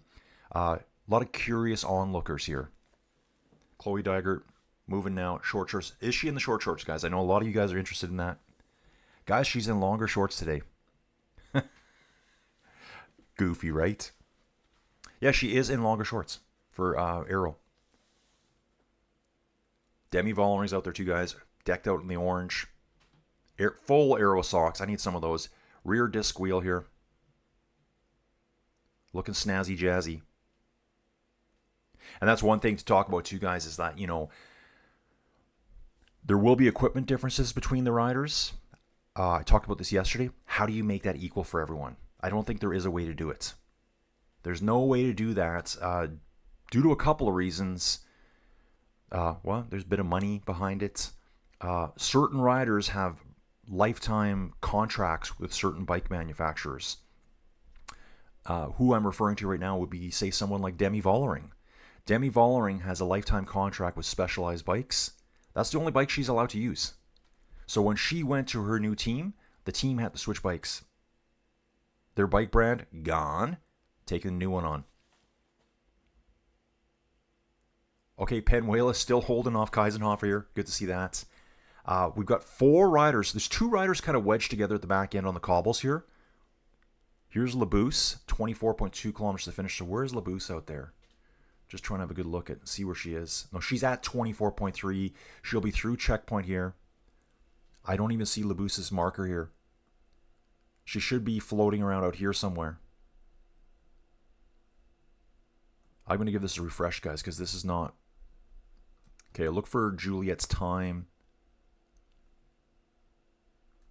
I have no times for Juliet Labousse. It's kind of funny. And I don't see her marker. It just showed her on camera at 24.3 Ks into the course. That would put her out here somewhere. And what's also, I think her timer's not working. There's no riders in this huge gap you're seeing on PCS here. There should be, her marker should be in here. That gap is way too big is what I'm saying. Marlon Reusser, 34 years old. Olympic silver. Remember, that was delayed Olympic year. Super Aero. Super Aero. Let's see how this holds up for her. At the second checkpoint, Katrine Alerud, 28:40. She should be in second place there. So Alerud, let me figure this out. Alerud was ahead of Vanderbryggen at checkpoint 1. Oh, Niedermeyer's came through faster than Vanderbryggen at checkpoint 1 in third place. Still not as fast as Marlon Rooster, though. So Alerud was ahead of Vanderbryggen at checkpoint 1. At checkpoint 2, that flipped. Vanderbryggen got stronger throughout the race. So yeah, we're going to have trouble figuring out what Labous is. If I see you're on course and a time, I'll try to figure that out as to where we are. Oh yeah, this is crazy here, guys. Yeah, I forgot Tour of Slovakia too. Yeah, I forgot about Tour of Slovakia, guys. Yeah, everyone's out on course now. Live images for Slovakia. Live images for Tour of Luxembourg in 30 minutes. So much racing. So much racing, guys. Let's go back here again. There's probably new people here watching today. Guys, I'm going to go to the home page here. This is what we've been doing every day, guys. Take a look at today's schedule. Absolute insanity here to me. Tour of Luxembourg, which has been a fantastic race that no one talks about. It's been around since 1935. Great race. Pro Series race. We also have the Tour of Slovakia. This is a 2.1 race here. Paul Magnier, 4 wins in a row. 4 stages in a row he's won. Also, Lucas Kubis, 4 second places in a row. Take a look at the stage today. Insanity. 4 climbs, uphill finale. Climbs aren't, well, 4 kilometers, 8% is getting tough. They do 3 circuits up the same climb there. Then a long flat sprint point here for the sprinters. Time bonifications here. And then we climb up the, what's this called? Kahuka? Something like that. GC right now. Manny's in first place. This is all going to change. All going to change here. Magnier won't survive that last climb of the day. I'll have to do some digging around here as to who's going to be up there. But yeah, so we got Women's Elite, Individual Time Trial World Championships, Tour of Luxembourg, Slovakia. I think I've talked about Romania here. Which one's this again? It's a 1.1 race, so third rung of the World Tour. Sorry, of professional racing. This guy here, this is a big race here. Gux Pijil. This is a big race. It's only a 1.1. Let's take a look at the start list quickly. Get ready for hitters galore to show up. Alpecin de Koenig. No Jasper. Guys, remember yesterday Jasper at Super 8? He just disappeared. Didn't even see him. Fernando Gravier is here. Kes Bowles. Where is Lidl Trek? Jonathan Milan's here for Lidl Trek, guys. All the same names we saw yesterday. Consoni, De Klerk. These guys were all on that team yesterday. I think that's the exact same team for Lidl Trek. Full Bauhaus for Bahrain victorious. Team Picnics got Pavel Bittner as their sprinter. Uno X is here with Soren Berenskold. Like, again, these are these races you don't even think about. This is a great race. Okay, they're saying... Okay, I'm trying to figure this out here. Demi Vollong's time compared to Chloe's time. Which checkpoint are we talking about here? I'll figure this out here right away. 14 seconds difference.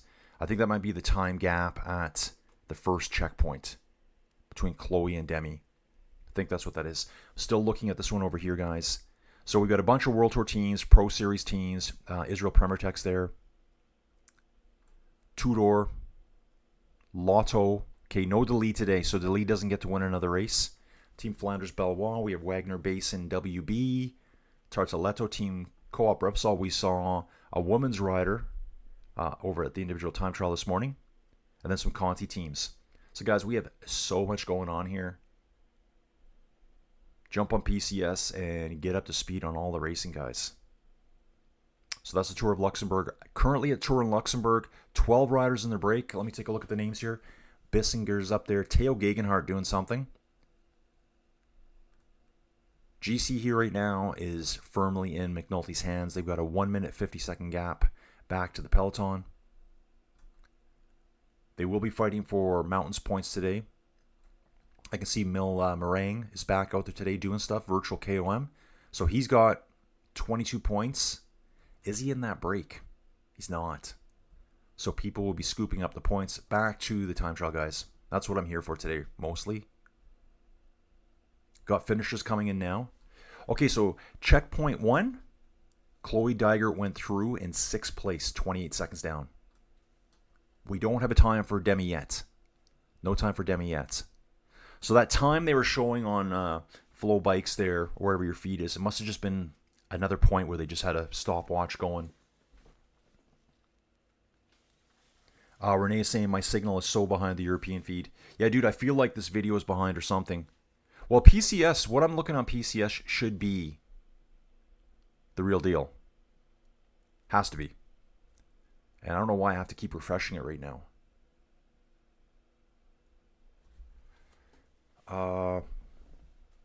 So Dygert's through, 6th place. Demi Vollering's just getting to checkpoint 1 now. So Renee, have you seen Demi go through checkpoint 1? Then we'll know how far behind I am.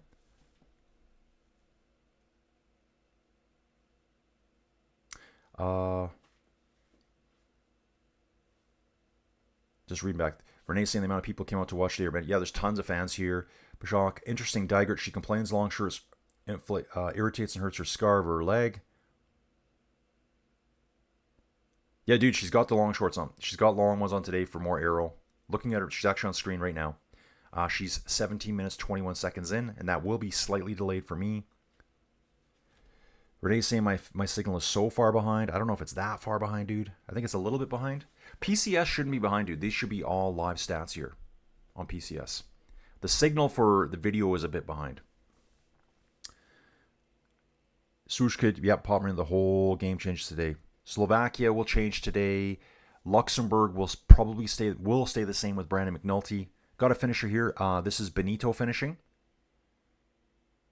Good finish here for her. Spanish rider. She's just passed someone in the finishing chute. So she's passed someone in the finishing chute here. She would have passed Diane Ingabere. Yep, that's one finish. Benito finishes the second. Oh, the other rider is a Rwandan rider too. I think that's our second Rwandan rider here. So Spanish rider finishes. Let's see where that places her at the finish line here. Yeah, so it shows her finishing. Here's her time. Wow. Spanish rider here. Benito goes into second place. 1 minute 40 seconds behind Anna Vanderbriggen. Our first rider of the day, I want to see where she is now. She went out there first, set the original time, sitting in 15th place. And there's 5 riders behind her, I believe. If there's any more. I'm not sure if there's 20 in total. Actually, there's more than that. There's a Botswana rider who was more than 10 minutes behind at the finish. Olivia Burrell from Canada in 9th. Ruth Edwards from the US in 8th. Zhang, who sat in the hot seat for a bit, 7th. Kasia Nuadoma at the finish, 6th. Kirball, 5th. Norwegian rider Hauset in 4th. And checkpoint 1. We're waiting for Demi's time. There it is. Okay, I see it now at the top. Demi Vollering here. 0.7 seconds behind Marlon Reusser at checkpoint 1. So she's right there. She's right there. Checkpoint 2. Marlon Reusser is now 28 seconds ahead of Anna Vanderbriggen at checkpoint 2. So checkpoint 2 is the second line. I think this next interval, the third leg, is where Reusser is going to take most of her time from them. Downhill flattish, she is just going to blast. Big watts coming out of her soon. Yeah, where's Dygert right now? Chloe Dygert here at checkpoint 1, 7th place, about 30 seconds down. 28 seconds down. Very close between Vollering and Reusser at checkpoint 1. See how Vollering holds up at checkpoint 2. I want to see, so yeah, here's Marlon Reusser. 1.8 meters tall, 70 kg. She really stands out. She's very tall compared to the other women. And then Demi. I don't think Demi's very small. Yeah, Demi's a bit small though. She's a lot lighter. Demi is 13 kilograms lighter than Marlon Reusser. Guys, that's like 28 pounds. 28 pounds lighter. So they're on the same time at checkpoint 1. And looking at the gaps here, yeah, Vollering is slightly pulling back on Dijkert. Henderson's having a good ride too. Where's Henderson's time? Henderson went through checkpoint 1 in 4th place, only 12 seconds down. And now we're seeing lots of times faster than Van der Breggen. So we have 5 riders now who are faster than Van der Breggen at checkpoint 1. At checkpoint 2, only one's faster. Marlon Reusser, the favorite. Okay. Ooh, get these eyes tuned in. Yeah, Vollering's right there. Vollering is right there on Reusser's heels. Uterbrooks is going for a long one today. Guys, is that Slovakia? Yeah, it must be. So Kian Uterbrooks for Team Visma Lisa Bike here, getting some updates here from Papa Marino. So I think Papa Marino, how many races are you watching, Papa? Swooshkid saying I like double. Paul Double here. Jaco Alula, I believe. Purple Kit. Paul Double from the UK. Yeah, super close between Demi and Reusser right now. So guys, you should be able, hey Bashak, you should be able to watch this somewhere. This is all on YouTube too. So you should be able to watch this here. Yeah, they're giving these weird little time checks, like they're saying here, a 2-second time check somewhere randomly out on course. I'm seeing it says 17.6 kilometers here. So that puts us probably about here. We're not actually at checkpoint 2 yet. Or maybe they're just doing a guesstimation there. Yeah, because Vollering's nowhere near it. Yeah, I'm not sure how they're doing that. Ooh, what are we watching here? Marlon Reusser's catching the rider ahead of her right now. Okay. My little sticks on PCS aren't showing that well, guys. There we go. Wow. Reusser's passing Binkova. At checkpoint 3, let's see, I think we're right here. We're at checkpoint 3 now. Yep. Reusser is 23 seconds ahead of Anna van der Breggen. So what I'm going to do here now, Van der Breggen looks pretty cool in the hot seat. So Van der Breggen was 15 seconds behind at checkpoint 1, 28 seconds behind checkpoint 2. Checkpoint 3, she's not as far behind. So Reusser's lost a little bit, actually, back to Van der Breggen. 5 seconds back to Van der Breggen by checkpoint 3. Now Reusser has to survive this kind of brutal finish here. Well, checkpoint 3 was still downhill, so she'll still do well to here. The cobbles are going to slow her down. It flattens again. Then there is a tough kick at the end. Got more riders coming to the finish right now. Who's our latest finisher here? Yeah, it says right here, Marlon Reusser overtakes Yulia Birykova. Let's take a look at Yulia Birykova. Ukrainian rider here, rides for Laboral. Pro Series for women. I did want to look at... Okay, we'll leave that there for now. Oh, yeah. Yep, stream on YouTube. Yeah, available. I think they're actually streaming on the UCI site too. Same coverage though. Ooh, Kaisenhofer at the finish, way down here on Anna van der Breggen. Sprinting to the finish, she's going to be a ways back. So Kaisenhofer goes through in 7th place. Yeah, just seeing that now. So I think my delay here is about 30 seconds. I think, because she's the last time to come through. Last time's through. Okay, Marlon Reusser here. This is where she's past Birykova. Some of the names are different on TV, on the video feed, as to what's showing up on PCS. So I think that even happened with the first rider. I think her name, they put an L instead of an R in there. Reusser going to gain time on down. Yep, Debbie will close on the cobble climb. Down to the wire finish coming. Yeah, it all depends on that third split, dude. That third split's going to be super important. We haven't seen checkpoint 2 yet either for Vollering. So Vollering right now is getting to checkpoint 2. She should do well here up to checkpoint 2. Like, this should suit Vollering. This is not a hard climb here. I think it's 4.2 kilometers at 5%. Maybe 6. Kind of hard to read it all here. Okay, Labous is showing now. I'm finally seeing Labous. I haven't seen any times for Labous. Now they're showing up. So at checkpoint 1, Labous was 35 seconds down. Intermediate 2, Henderson's going to be behind Rooser. So Henderson was 4th at checkpoint 1. Looks like she's going to be 2nd at checkpoint 2. Just trying to get the times here. She's got to beat 28 seconds. She's not going to do it. Probably 3rd. 3rd, maybe 4th. 3rd place through for Anna Henderson at checkpoint 2. So she's at 33 seconds down here. Pushes Alerud back another one. Anna Vanderbruggen still in 2nd place there. So Rooser has a 23-second lead on Vanderbruggen at checkpoint 3. Alerud's coming to the finish now. She's got the Spaceballs helmets on. You guys know which one I'm talking about.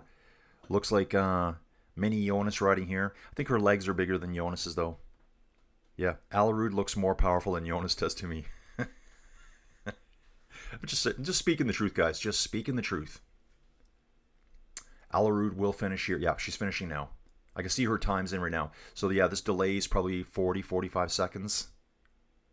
So she's finished now, but her time just popped up. Yeah, dude, Swoosh Kid. I want Lucas to win a stage. I don't think he can, though. He can get a sprint point. So let's just jump back here, guys. We're going to jump to Slovakia. Rooster is on the cobbles. It is pretty bouncy. Pretty bouncy here.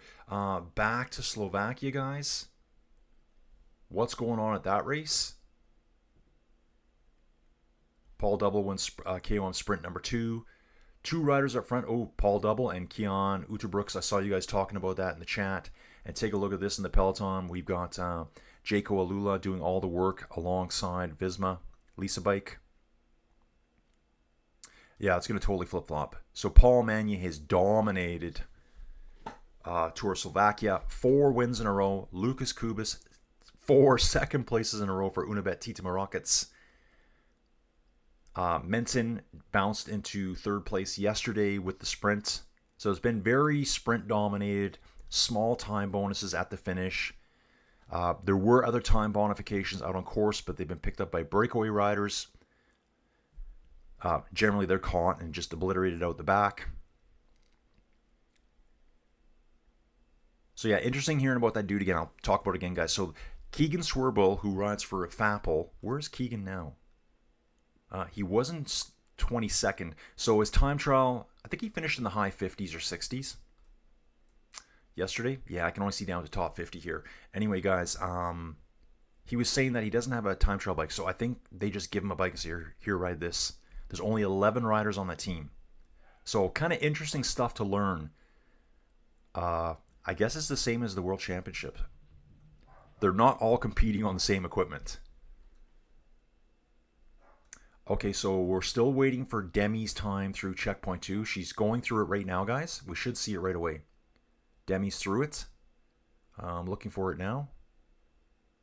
Give it a few seconds here. So PCS will be direct from Race Center, guys. This should be all live. Alerud's finished.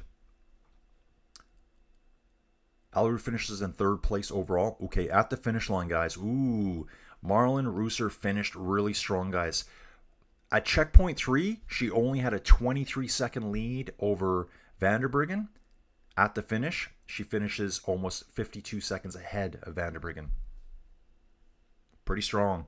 So she picked up huge time in that finish area, which was a little bit of downhill, and then actually climbing all the way. So she powered through the cobbles. Brody Chapman will be... There's one rider ahead of Brody here. I'm trying to see who that is. Oh, that's probably the Ukrainian rider. Yulindia, I think it was, or Yulia. Birakova finishing for Ukraine. Brody Chapman is on the cobbles right now.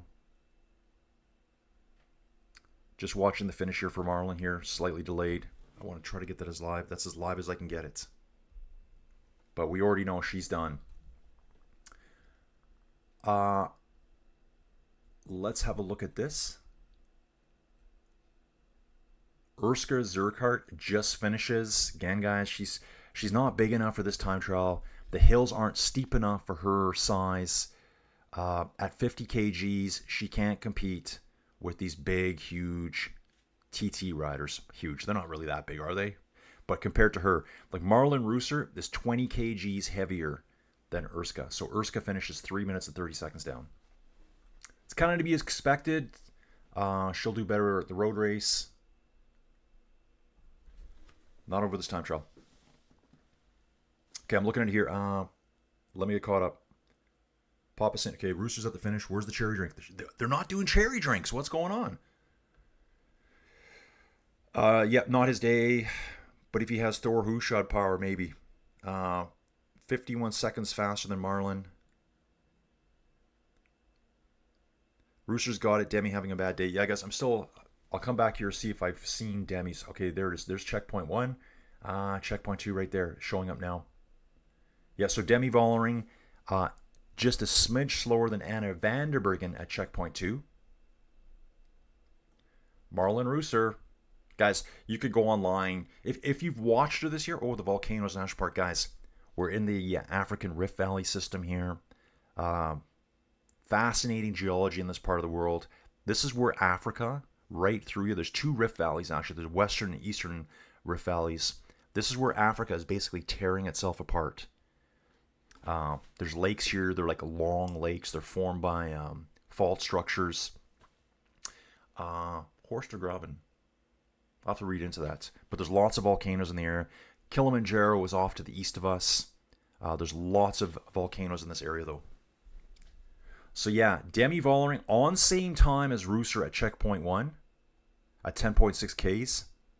Checkpoint 2, she's almost half a minute back.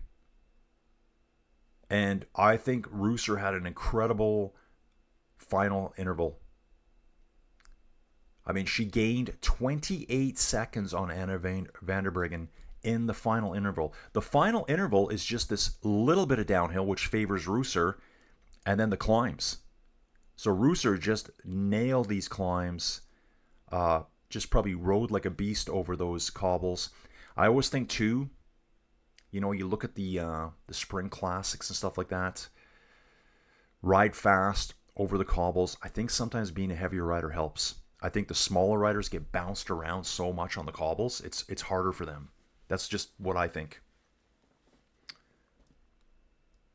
Yeah, Papa saying Rooster's got it. Demi having a bad day. Yeah, so far, I don't know if she can pull it back or not. Looks like Henderson's having a good run here too. So Henderson now, we should have her time through checkpoint 3. She's in 4th place, almost on the same time as Allard. Henderson needs to put some work in now, guys. That's a podium right there. Could be a podium right there for her. Depending what happens with Vollering behind and Dygert as well. But right now, that puts Henderson into 4th place. They need to blitz that final climb. It's not a hard climb. It's just rough. It's rough. At that point there, you're only a couple of kilometers from the finish. I think the whole event is 31.2. We probably hit the climb at 29 kilometers. So you've got 2 kilometers of rough.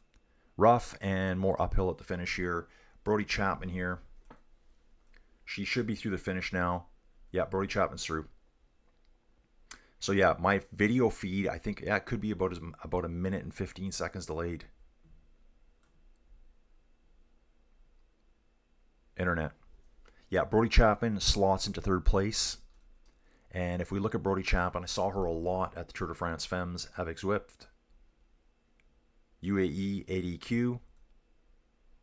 Was in a big breakaway that one day, 83 kilometer break. Did not start the last stage. Thought, I'm not doing those climbs. Interesting to see what's going to happen with Vollering here. Vollering, Dygert. How is Dygert doing? Yeah, Dygert's only 9th. Yeah, it's not Dygert's day either, guys.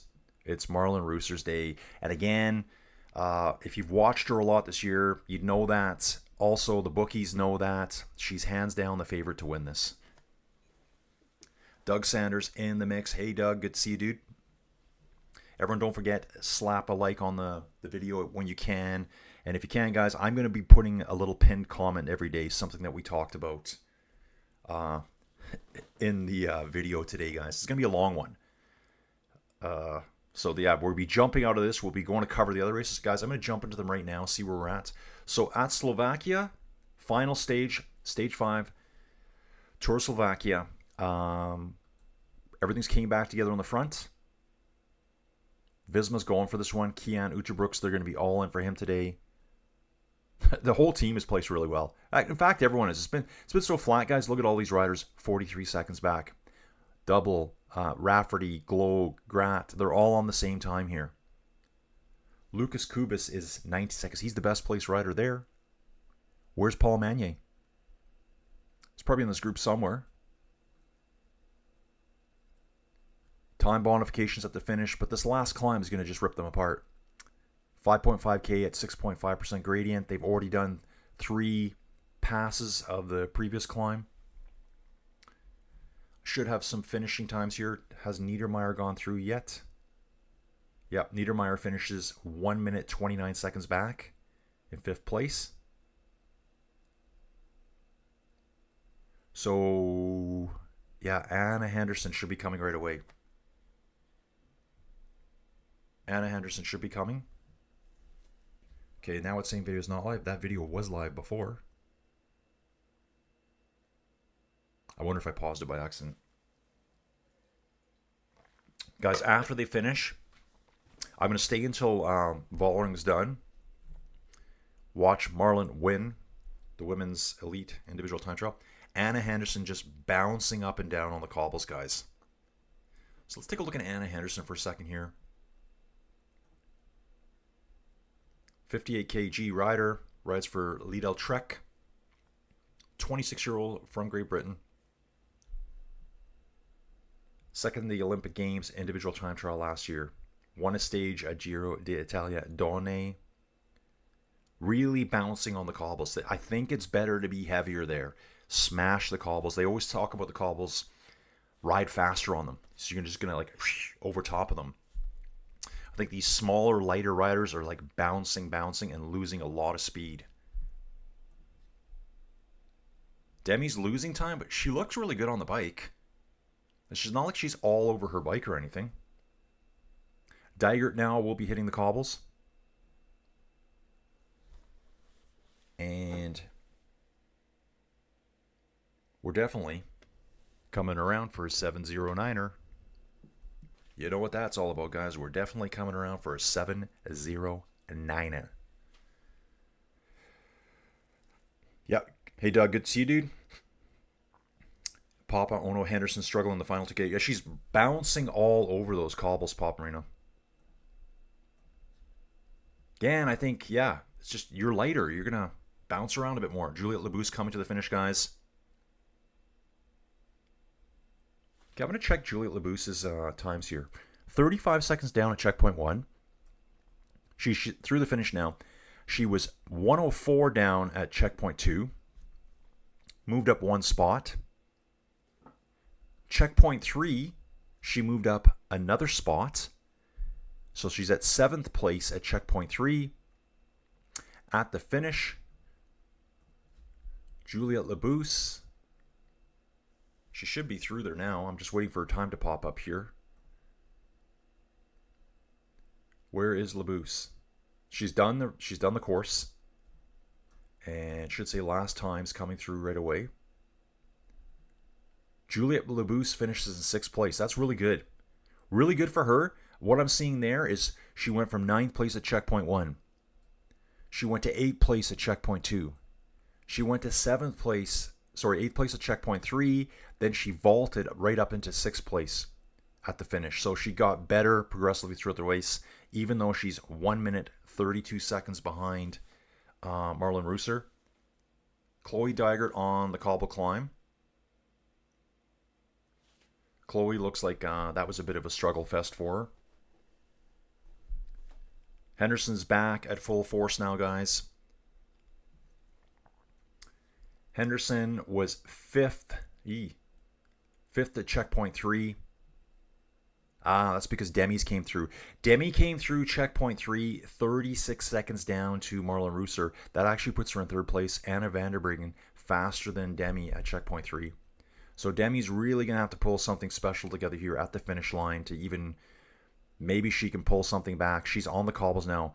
Waiting to watch Demi on the cobbles here. Chloe Dygert is just getting out of the cobble section. Strong finish for Henderson here. Where's this going to put her? Oh yeah, strong finish. She has been going hard. I'm not sure if that's a bunch of spit I see on her face, but it's all over her. Yeah, she's giving full gas effort here, guys. Full gas.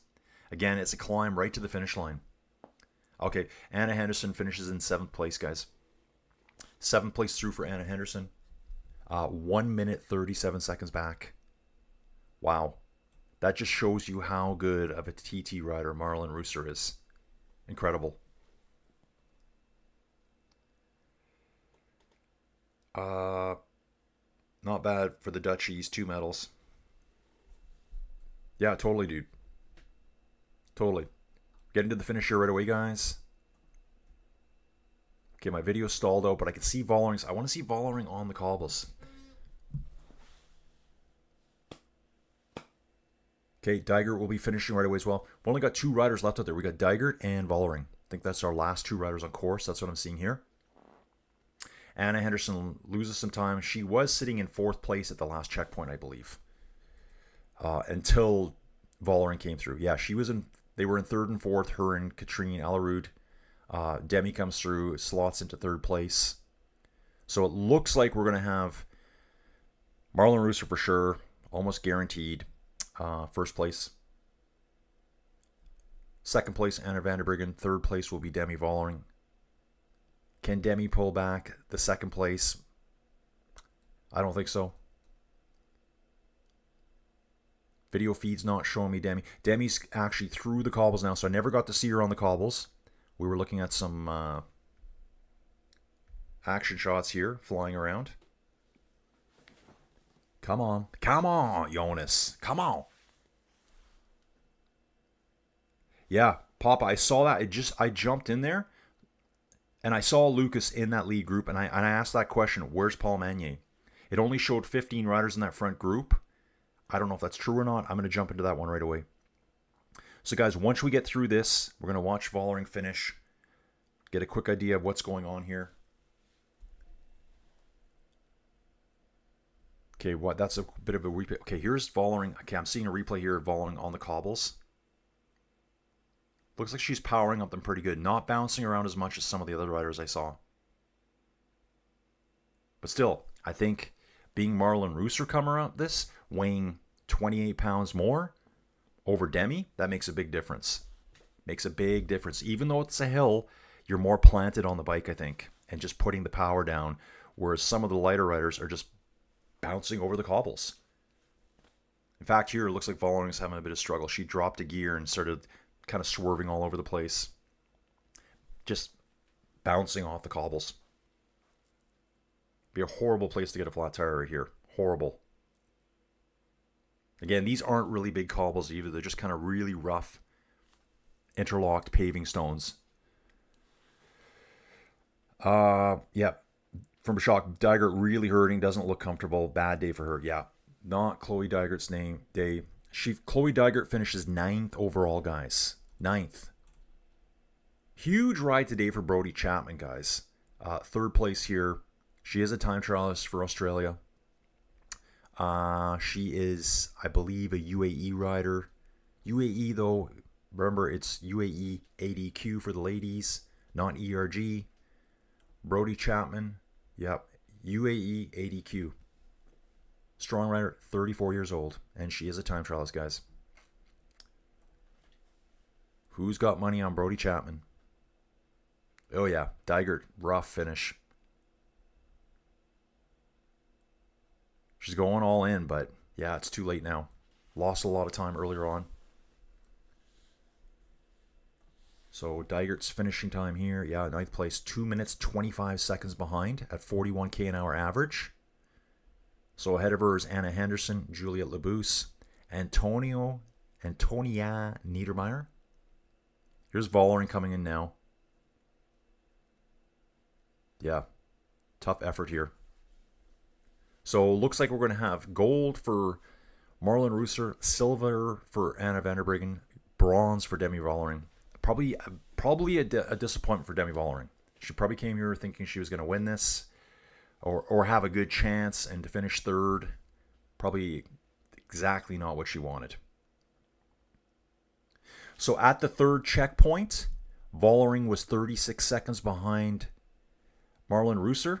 At the finish, she's probably going to be close to a minute behind her. That's my guess. Once I see, oh, here it is right here. She's 104.73 behind. So it's that final stretch, guys. I think the bigger, more powerful Reusser, she's not going to gain that much time in this little chunk here. That's only a couple kilometers. She can put her power down better over the cobbles here. I just think being a bigger rider, she kind of drives through the cobbles better than the lighter riders. I mean, Demi Vollering is a lot lighter than Reusser. So there you go, guys. First event of the World Championships Women's Elite Individual Time Trial. Marlon Reusser. Waiting to see a camera on her. Are they going to cut to her? Swoosh Kid looks like he's talking about Lucas Kubis.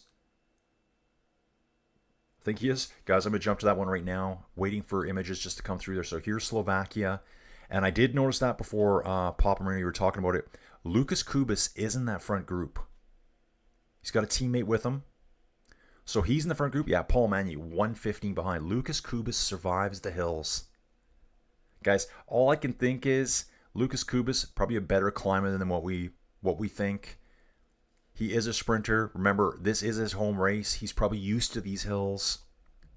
Not really mountains. He's not a climber, but I'm sure he's been on some of these roads before.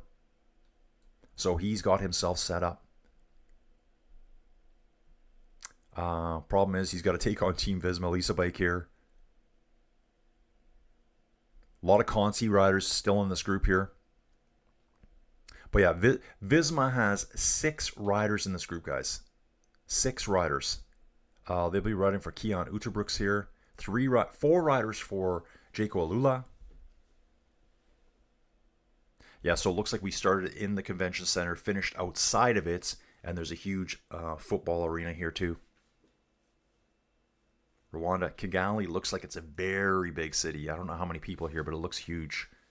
Not a lot of big buildings, but very, very spread out. Yeah, kudos to Reusser. Great win. Yeah, she's an awesome time trialist, Bashak. Like, awesome. Bashak taking on calling. Good luck with the rest of the coverage. I'll try to jump back for the men's. Yeah, dude, I think the men's starts at... the men's starts in less than an hour, so I'm going to blast through here with Slovakia. I'm also going to cover Luxembourg. And don't forget, guys... we also have Gooks Pijil. I have no idea how you say that. Gooks Pijil. Jonathan Milan's racing here. I think I saw Merlier as well. Nope, I didn't see Merlier. Where did I see him? Dylan Groeneweghen's here. He's got his lead-out man Renders here. Milan. Pavel Bittner. Bauhaus. Danny Van Poppel. Watch for deviations, Danny Van Poppel. Jordy Muse is back. Guys, it's the majority of the dudes from yesterday are all back again for another one.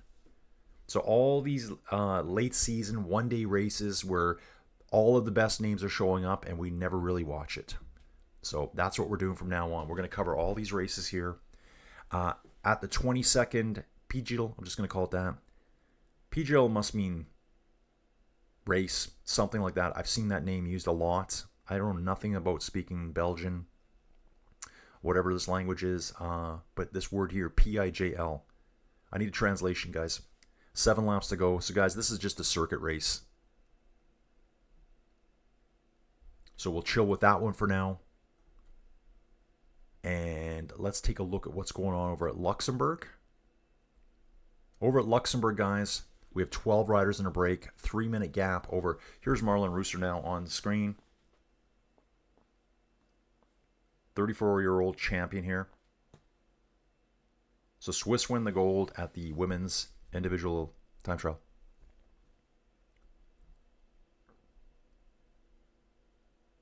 Yeah, great stuff.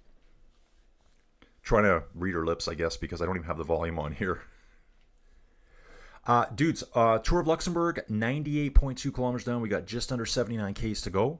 Average speed right under 41 K an hour. Super lumpy course. Super lumpy course.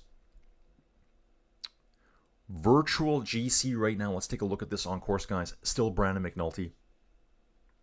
Mats Wenzel here. This dude has moved up 20 positions for Equipo Current Pharma. He's in the breakaway.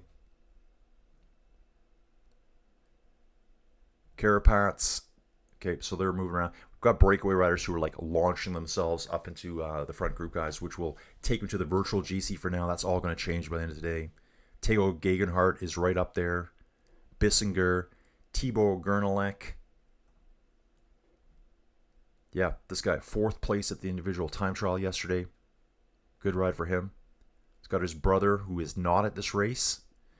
His brother, where's his brother today? Victor, his brother, no races right now.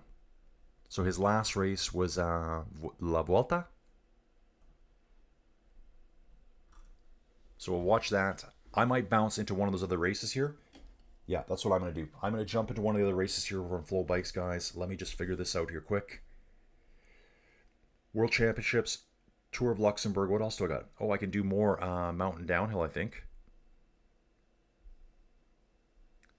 I imagine it's just going to be that one feed all the way.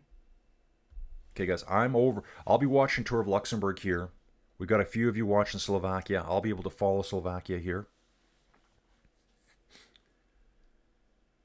Popular note, Manu Group have given up the chase. Lucas has all the Visma riders with him. Yeah, let's go, Lucas. Let's go, Lucas. He's got to take on the whole Visma Lisa bike, though. He's got 6 riders to ride against. I'm watching Niels Pollitt here doing more work on the front over at Tour of Luxembourg. The Skoda. That's how I call it now, guys. You got to say this. You got to say Skoda. The S at the front here, I guess you say pronounce it with an SH. That's why I'm doing it that way, just for fun. And Yacht Rock. Don't forget the Yacht Rock, guys. Thanks for everyone commenting yesterday, hyping the videos. Awesome stuff, guys. Let's dig in here. Guys, I think what I'm going to do, I'm going to whip upstairs and get a coffee right now. Going to settle into this. We still have what I should do here. Final results. Ooh, check this out. The time gap of 52 seconds is the biggest margin on the runner-up since 2019. Okay, Chloe Dygert had a time gap then of 132. 9 different countries in the top 10.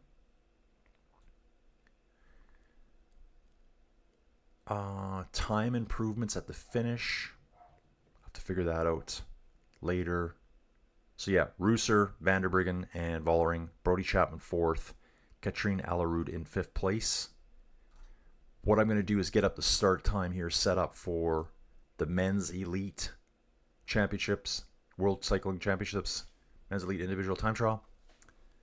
And they will be starting here in 41 minutes. Okay, so we got 41 minutes to deal with here. We're 100 Ks into the Tour of Luxembourg today. It's going to work out just perfect, guys. It's going to work out just perfect. So we'll be watching the finish of Tour of Luxembourg. We'll also be watching the finish of the Tour of Slovakia and our sprint race. Guys, I got to grab a coffee. I've been awake 2.5 hours on one coffee, not sufficient. So I'll be right back. No attacking.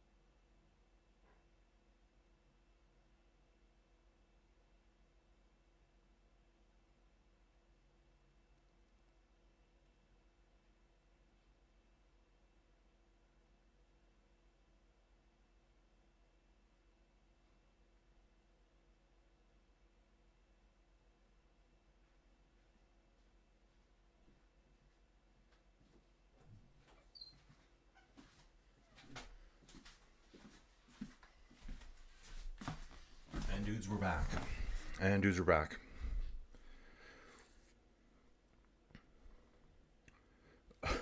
Renee's got more stuff for me to do here. Dude, I love it. Sorry, guys. I had to eat a little piece of bread with peanut butter on it. Absolutely starving there. I think I had a burger.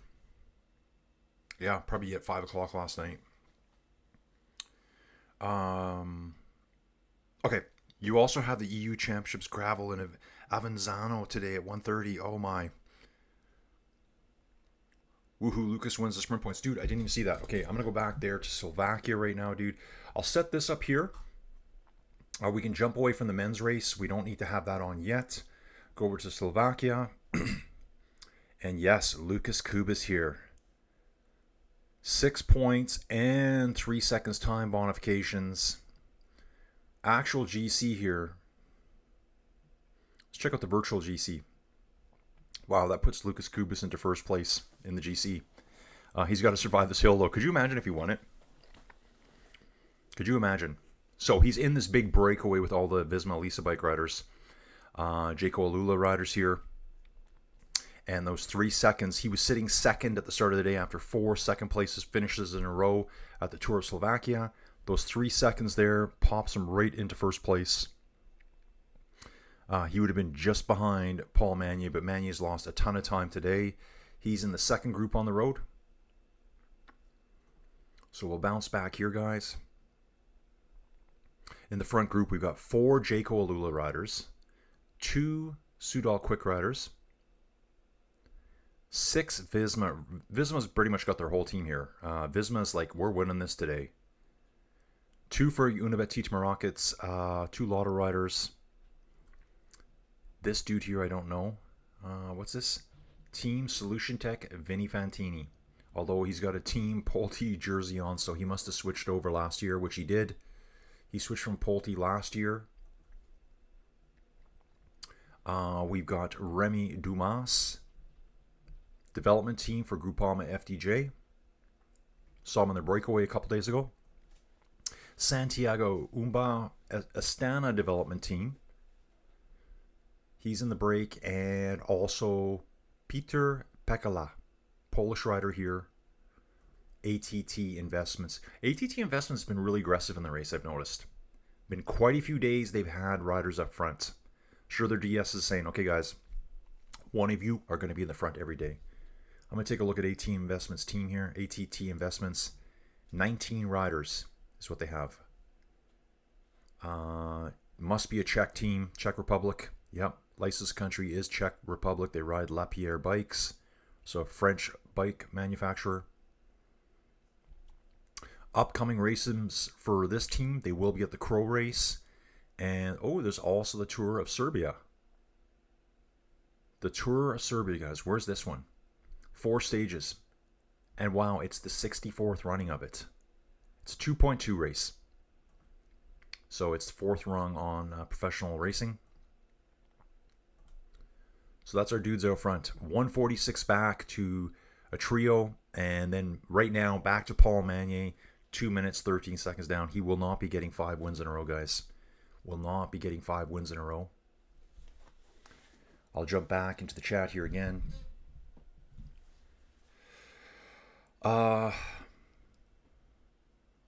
Yeah, exactly, dude. I don't know how bad. Who said Pop-Tarts were a bad thing? Who ever said that?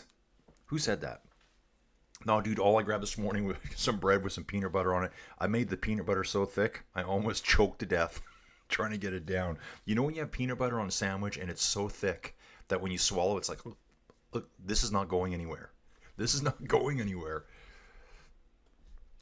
So, yeah, Lucas Kubis got points there. Where does that put him in the points classification now?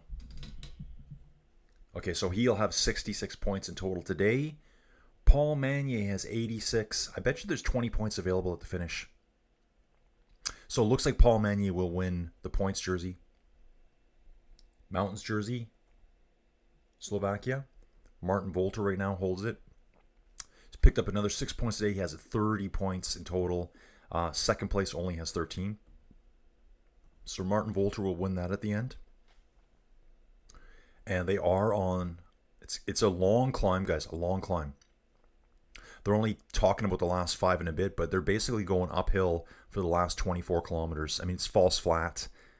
Probably the first 10 Ks is only 1-2%, but it's going to be just a grind getting up there. Best rider per edition of the Tour of Slovakia. Last year, Lukas Kubis in 17th.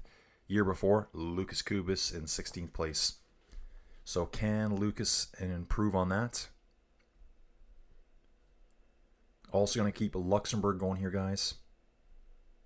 Milmarang has won the KOM classification provided he finishes the race. We have no more categorized climbs. Milmarang here, national team rider too, guys. National team rider, and he's actually from a continental team. So we saw him in 2 breakaways early in the race. That's where he got a lot of his points. Day 1, he went on a 113K break. Day 2, 105K break. Racked up a lot of points there. So Milmarang wins that. I just want to see what the points are in total. 22 points over Malte Hellerup. Guess what? Malte Hellerup was in that same breakaway. Day 1 and day 2. They were both fighting for it early on. So he's got that locked up now over at Luxembourg. In the GC, Brandon McNulty leads by 47 seconds over Matthias Skelmos. Carapaz in 3rd place. Rondel for Tudor in 4th. Scoins for Lidl Trek in 5th place. Oh yeah. Guys, I'm really jazzed for the men's time trial. We are in the pipe. 5x5. Definitely lined up, dialed in the pipe. 5x5 for the men's elite race. So we'll be checking that out real quick here, guys. That is scheduled to start, I believe, in the next half hour. Next half hour. We're checking that all out. Let me just get caught up here. Manu Group is 3 minutes back on the live images. 3 minutes back. Wow. Didn't I just see 2? Yep, 3 minutes here. Yeah, 2:58 back to Manier. Manier's looks like he's just doing his own ride today now. I think he'll just keep fading back all the way. Guys, I was going to do this quickly here too. I wanted to talk about this just a smidge. Let me get back over here. Yeah, there we go. Want to just do this quick. You guys know I love doing this stuff. Back to the Google Maps here, guys. As we just let the races proceed on by themselves here. Should be seeing all this, guys. I hope. Where are we? Guys, we're looking at Africa. We are looking at Africa on Google Maps. Where's Rwanda? Just to give you some perspective, here's Mount Kilimanjaro. Guys, I wouldn't have known where Mount Kilimanjaro was in Africa. I would have said it was down here somewhere. No idea where. None. It's right on the border of Tanzania and Kenya. But Rwanda is in the middle of the country. Kind of like high, massive. Think like Massif Central in France. High plateaus. The country overall is very high up, landlocked, obviously. Rwanda, Burundi. These lakes are really cool to me. This lake here in particular, Lake Tanganyika. If you've ever collected fish, if you've ever had fish as a hobby, some of the most beautiful fish in the world come from this lake here. Lake Tanganyika, right there. Lake Tanganyika. And Lake Victoria up here. So, way back when, wow, 30 years ago. 25 to 30 years ago, I was into cichlids. I had probably 5 tanks running at one point. So African cichlids, very, very hardy fish, very, very colorful, and they're not all aggressive, but they tend to be more on the aggressive side. So they're very active in their tanks. These lakes, where they come from, I really had no clue. I'm sure they're all through this area here, but these lakes here, like Lake Tanganyika and this one here, what's it? Oh, Malawi. Yeah, cichlids come from here too. Malawi. These lakes themselves are set up on basically plate boundaries. The Rift Valley system. So it's formed by the rift as Africa gets torn apart. There's an eastern rift and a western rift here. It goes all the way down the side of Africa, all up into the Arabian Peninsula here. In fact, I think it actually technically goes all the way up to Syria. It's basically where Africa is splitting apart here. And it actually kind of looks like a Y almost. It splits up to the west here through Rwanda and Burundi. So, of course, because of that, lots of plate movements, lots of tectonics, lots of volcanic activity. In fact, I mean, take a look at Mount Kilimanjaro here. I mean, right away you can see it. I'm zooming on Mount Kilimanjaro, volcano. Right? Highest mountain in Africa. Like, it just stands out. Just stands out like a beast. But right away, when I'm zoomed out like this, I'm like, what's this? This is probably another volcano. Mount Meru. This looks like a volcano that's, yeah, let's take a look at this. The crater's gone at the top. It's actually, probably was all up here. An explosion went off at some point. I should learn about Mount Meru. Stratovolcano. Dormant stratovolcano. Look at that word. Dormant. Does not mean extant. Or extinct, I should say. Africa's fourth highest mountain. These volcanoes here, guys. So it looks like a huge blowout maybe, or just massive erosion over here. Punch Falls. Let's check out Punch Falls. No picture. So that's a volcano. And right away, you don't need to be have a tuned eye to see this. Right here. Here's another dude.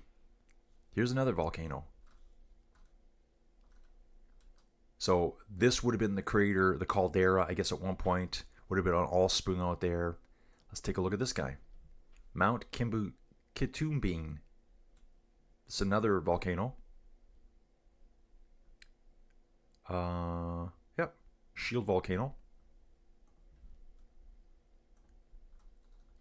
Zooming out again. You can see more right away. Look at this guy. Here's another one. Galai. Look at that. That's when you think volcano, that's probably the image that comes to your head right there.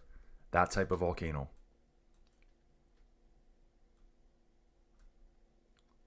Guiding contacts. It's all throughout here, guys. I'd like to learn some about these little lakes here. Anywhere you see these little pimples, like here's another one that pops up. Take a look at that. This thing looks like it's still active. Wonder if this is still active. Well, there is a trail, so okay. Yeah, if I see a trail up there, I'm going to say it's not active, but just, yeah, that doesn't look that old. Look at this dude. Says right there, to the top of the storied active volcano. So this thing still goes off. That's what I was kind of thinking, just by the shape up here. Still looks like stuff's coming out. Kind of wondering if there's another one hidden here on the flanks.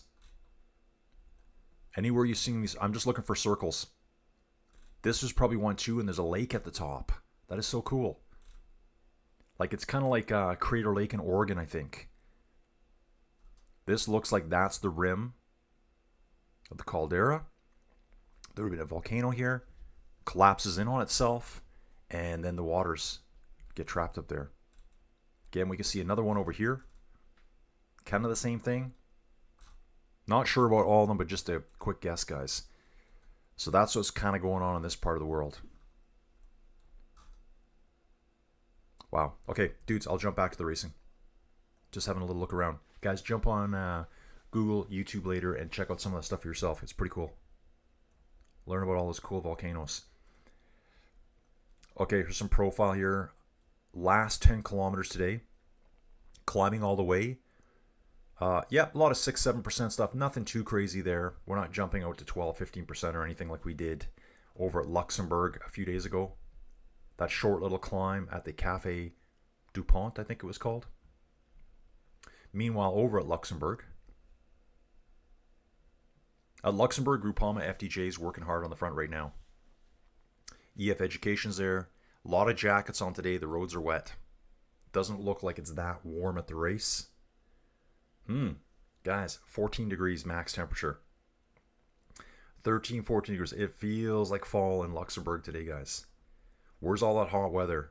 Where's the heat wave? This looks about right to me. Okay, let me just get caught up, guys.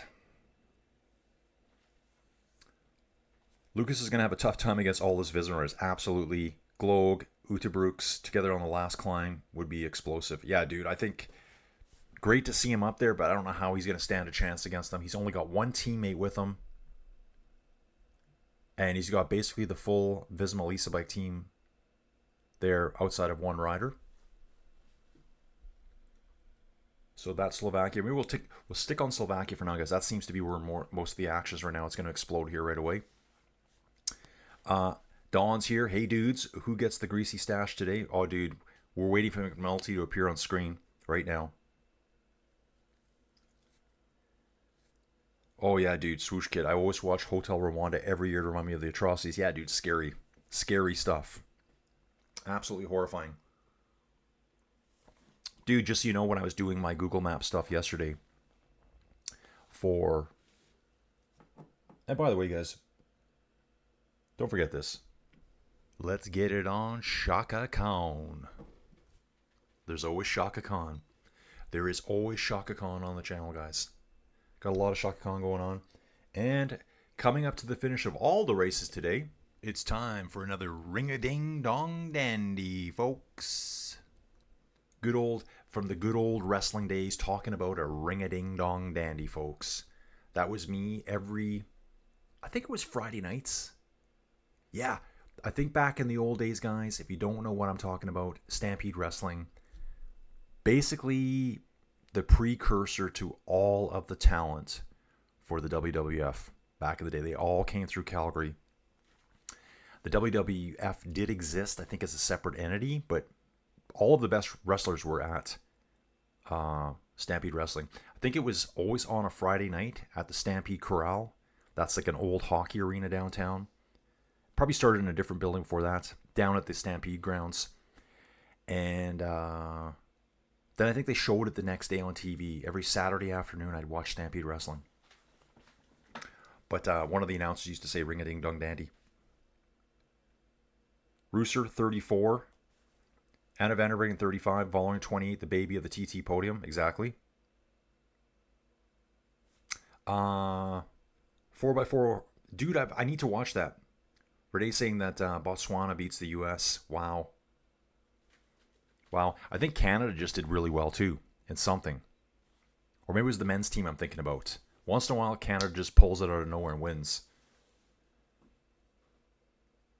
Yeah, dude, Swoosh Kid. Talking about Rwanda, the past, all that kind of good stuff.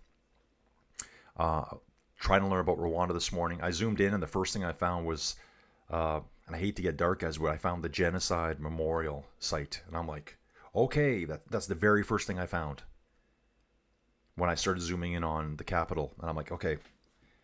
So, scary. Yeah, and amazing. How did Botswana get so good? You know what? I think over on Flow Bikes, guys, if you're ever interested in a streaming service, Flow Bikes has, they have track and field as well. I'm just going to have a quick peek here right now.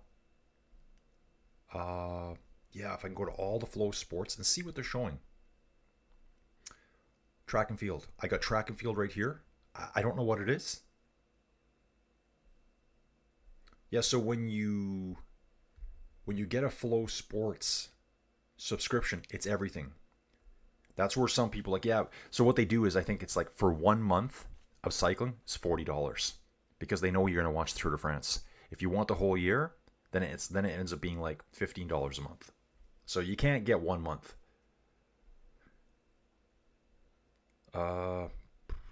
Yeah, streaming World Athletic Championships. Yeah.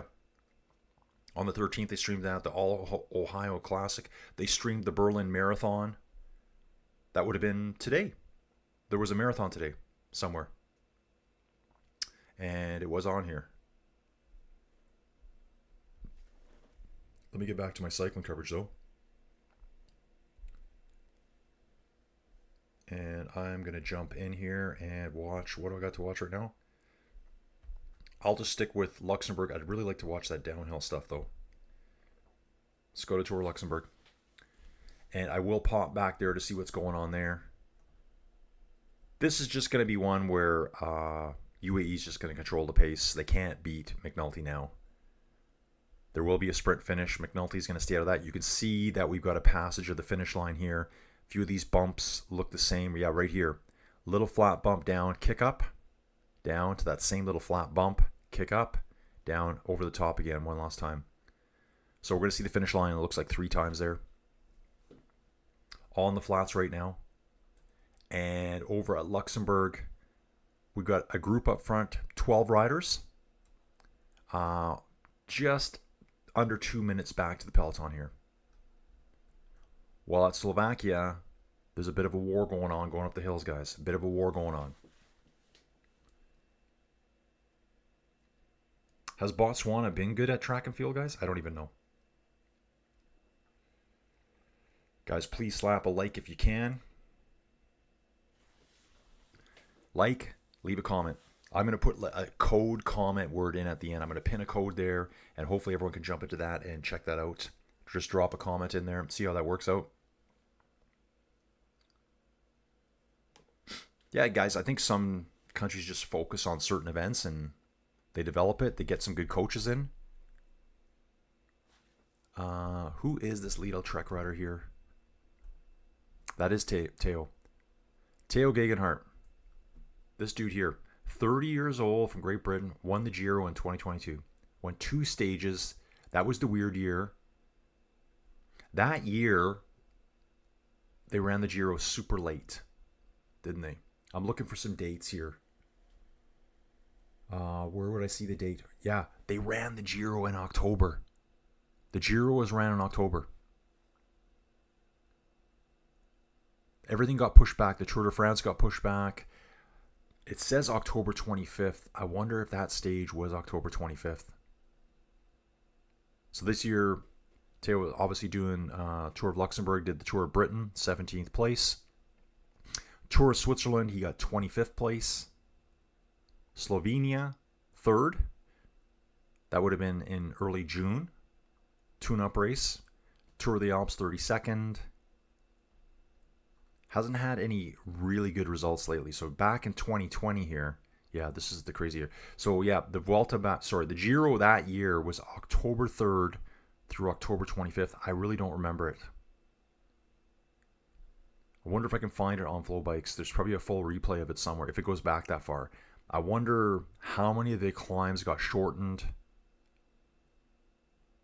due to snow. How much did they modify the course? Anyone really remember that? Because I don't. I don't remember it at all.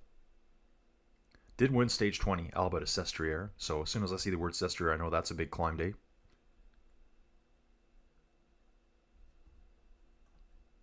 Crazy dudes on the side of the road. Guy hanging. It looks like a firefighter hanging off a fire truck, riding a bike, strapped right in.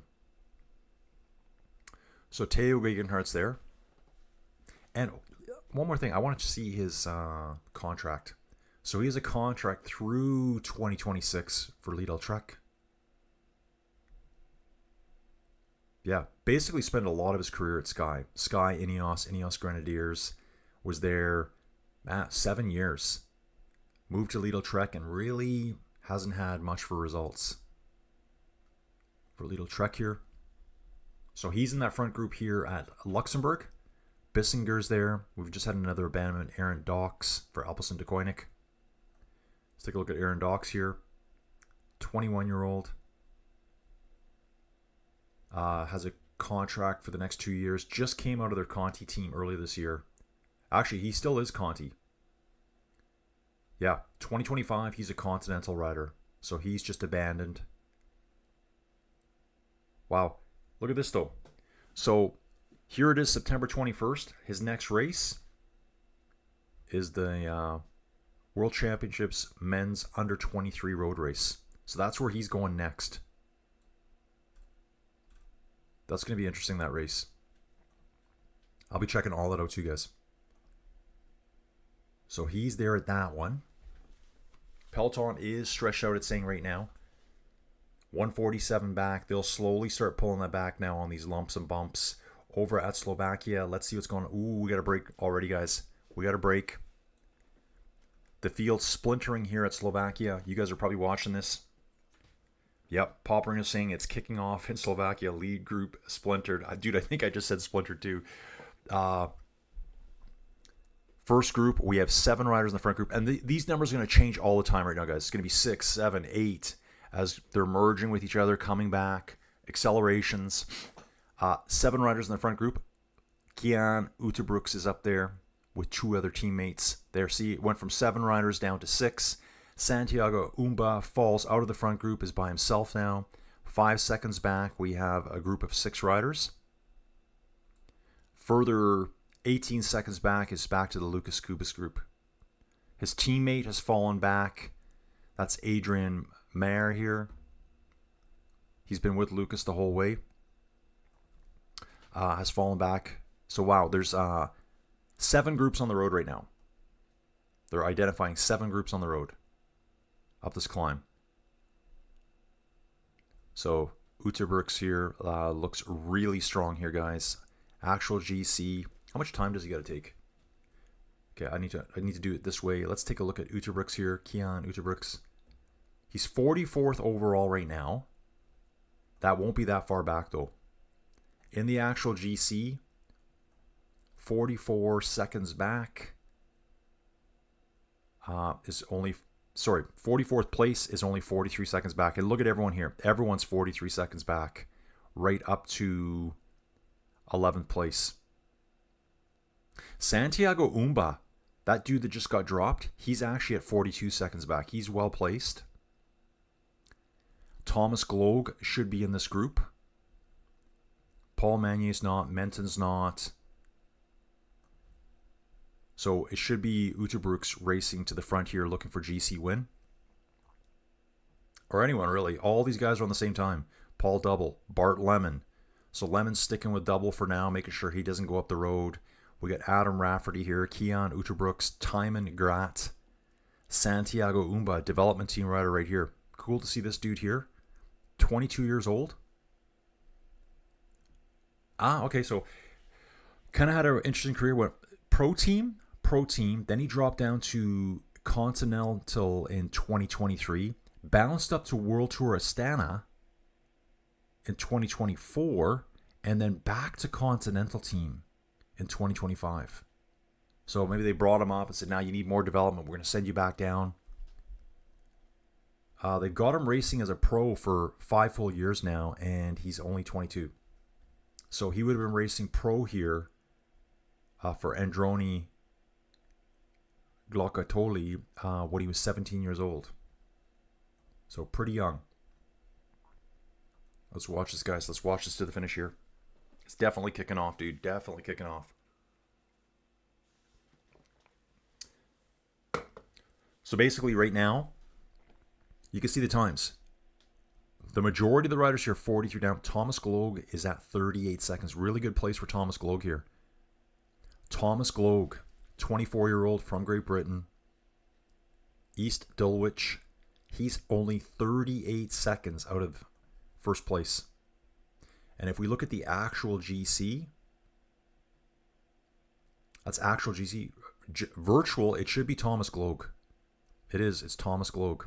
He's the highest placed rider at the front there. He's just slipping back away from 2 riders up front. Thomas Gloag here for Team Visma Lisa Bike.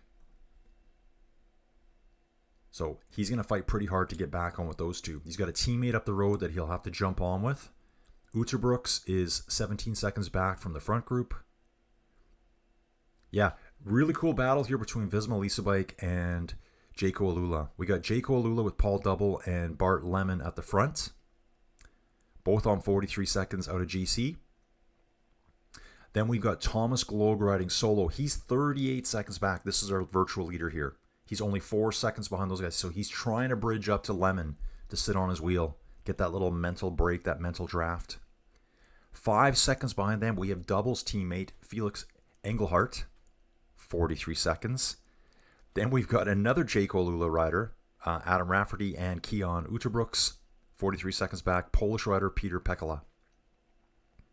30 seconds back, we got a ton of other riders, including Lucas Kubis, who's only 19 seconds off the GC. That would have came all through time bonifications on the previous days. With Paul Manier winning every stage, Lucas Kubis would have been getting second best time bonifications at the finish every day. Wow, that looks like a good race. The Slovakia finisher looks really good. Was it stage 3 or stage 4 that was like just pan flat? I think it was stage 3. Not that stage, not so good. This stage looks really good to me. They've only got 1.5 kilometers to go to the top, guys. Okay, it says there's an acceleration in the peloton by, the last Visma Lisa bike rider way behind us here. Magnier, 4 minutes back. Will not be getting 5 wins in a row, but 4 wins in a row is pretty incredible. Yves Lampart, 30 seconds down. Uterbrooks, 17 down right now. Watching these positions, I need more data. I need more data, guys. Sitting pretty stagnant. Watch that. Also got Luxembourg over here. That looks like Theo Gegenhardt on the front right now. Takes a turn, and he's off the back. I think that's Gachenard there, too. I think we got Gachenard in the front group here at Luxembourg. It is Thomas Gachenard.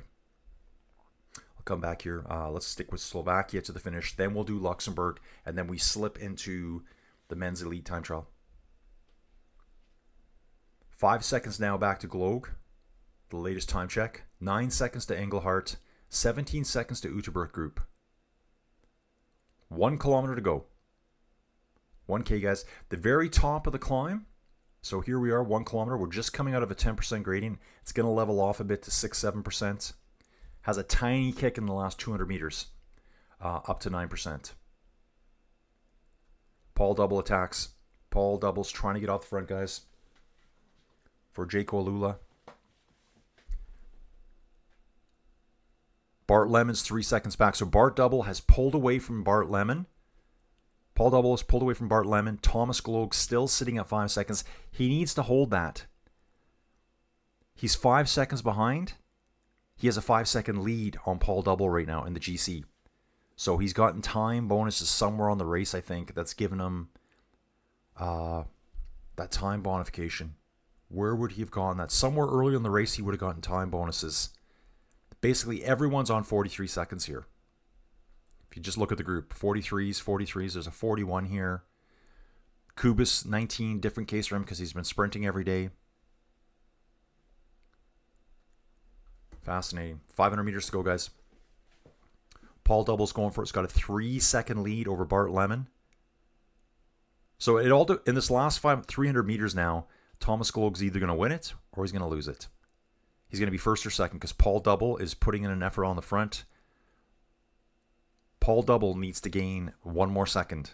He needs to finish more than 5 seconds ahead of Thomas Gloag. Here's the virtual GC, guys. What's it telling us now? Thomas Gloag, Paul Double, they're on the same time right now. Paul Double would be moving up 37 positions today because of this climbing stage. Gloag cannot lose any time. It's whoever gets 1 second here is going to win this race. Papa's saying Double is looking strong. Yeah, dude, he has a nice attack on Bart Lemon there. Bart Lemon's falling away. Just 3 seconds back here. Race will be over right away, guys.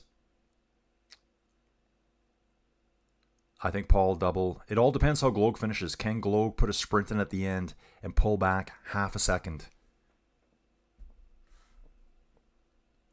At the finish, Paul Double will cross the line first. It all depends on the time gap back to Thomas Gloag right now. Gloag is technically 5 seconds ahead of Double, so it's the gap. Double needs to finish more than 5 seconds ahead of Gloag. Paul Double wins the stage. Can he win the entire Tour of Slovakia right now? Leave it right to the very last second. Win the 5-stage race. Lisa Bike comes in second. I was 10 seconds back, so I think Gloag lost a lot more time than that now. Just the data that's coming through here, guys.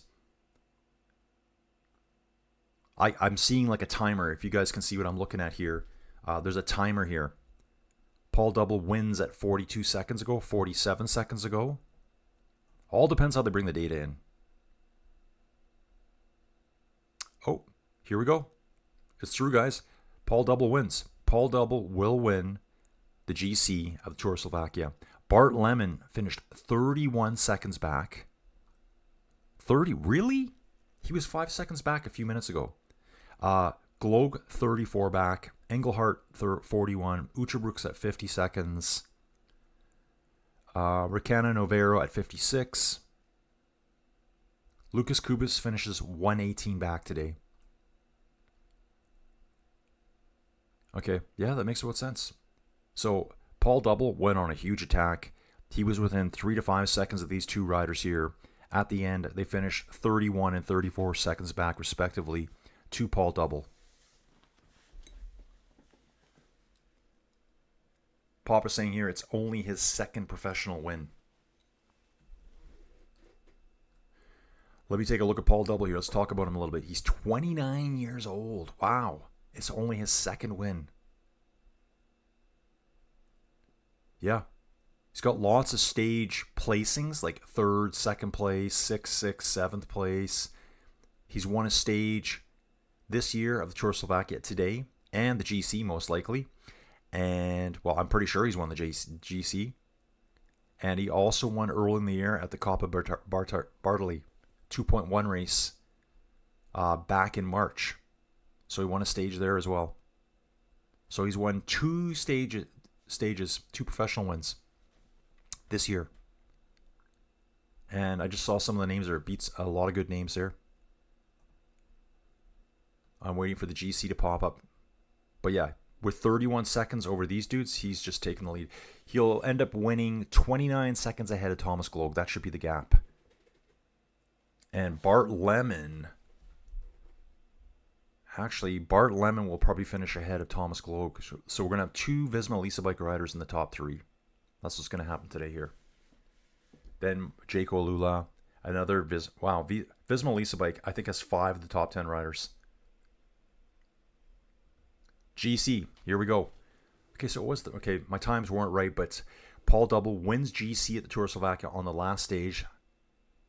33 seconds back, Bart Lemon for Visma Lisa bike. 35 seconds back, Thomas Glog for Visma Lisa bike. Jaco Lula at 51 seconds. Keon Uterbrooks for Team Visma at 1 minute. Lucas Kubis, 6th place, GC. So was I right about that? 1, 2, 3, 4. 4 Visma Lisa bike riders in the top 10 today. So pretty awesome performance to them. This dude here, Peter Pekala. This dude here, here's the big winner. This dude here, Continental team rider. Conti team rider here finishes top 10 at the Tour of Slovakia. So that's a pretty good performance for him. For that team. That's a high place finish. All the others, they're all World Tour outside of Vinny Fantini here. That's a Pro Series team. And back to GC here. So Unibet is Pro Team Solution Tech Vinny Fantini Pro. This is the only continental level rider in the top 10. Back to Tour of Luxembourg, guys. Situation here. We've got 12 riders up front. It's been pretty stagnant for a while now. 43.5 Ks to go. It's 1 minute 21 seconds back to the peloton. I'm going to actually...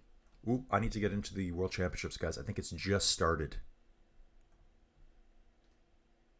Yep, first 2 riders are on course, guys. I'm going to bounce to that right now. I'm going to bounce out of the Tour of Luxembourg. Coming back here. Coming around for 709er. And we're going to watch this here. Live and upcoming. Here's the UCI Road World Championships Bros. Let's go. Let's get it on. Let's get it on. Chaka Khan. Chaka Khan. First rider out from Tanzania. Is that him? Second rider. We got 2 riders out. First rider out is Shimu Nensegumva from Rwanda. First rider out. And today is Poggy's birthday. Poggy is 27 years old. The advanced ages of 27. Looking at the start list here. Looks like we got 55 riders, which is more than I thought. I thought a few days ago it was only 31, 32 riders. 2 riders out on course right now. And looks like they're also starting at 2.5 minute intervals. View the next lines here. Let's see, we got Florian Vermeesch comes out in 38th rider to go. Kind of the first big name I see. Just going to scan the list here, guys. Michael Leonard for Canada's here. Ryan Terame, Estonia. Ilan van Wilder here for Belgium. He'll be 23rd rider to go.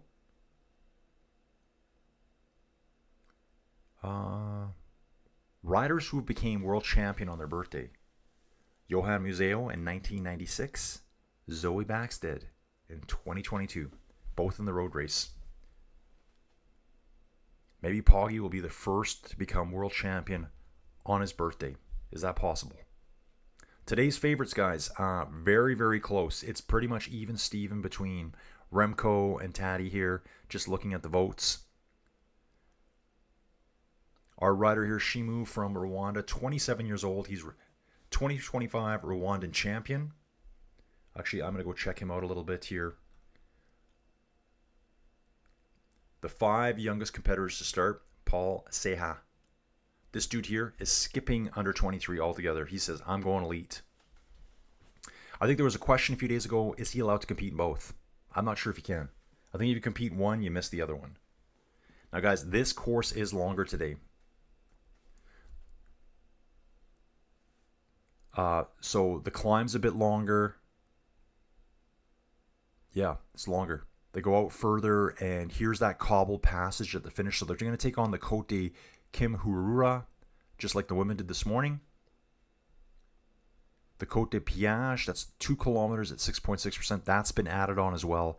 So the women didn't take on the Côte de Piage this morning. They went straight from time point 3 downhill right up into the cobble section and to the finish to the ascent by the convention center. And I think that climb's different too. I just want to see something here. I'm going to come back here. I want to compare these courses.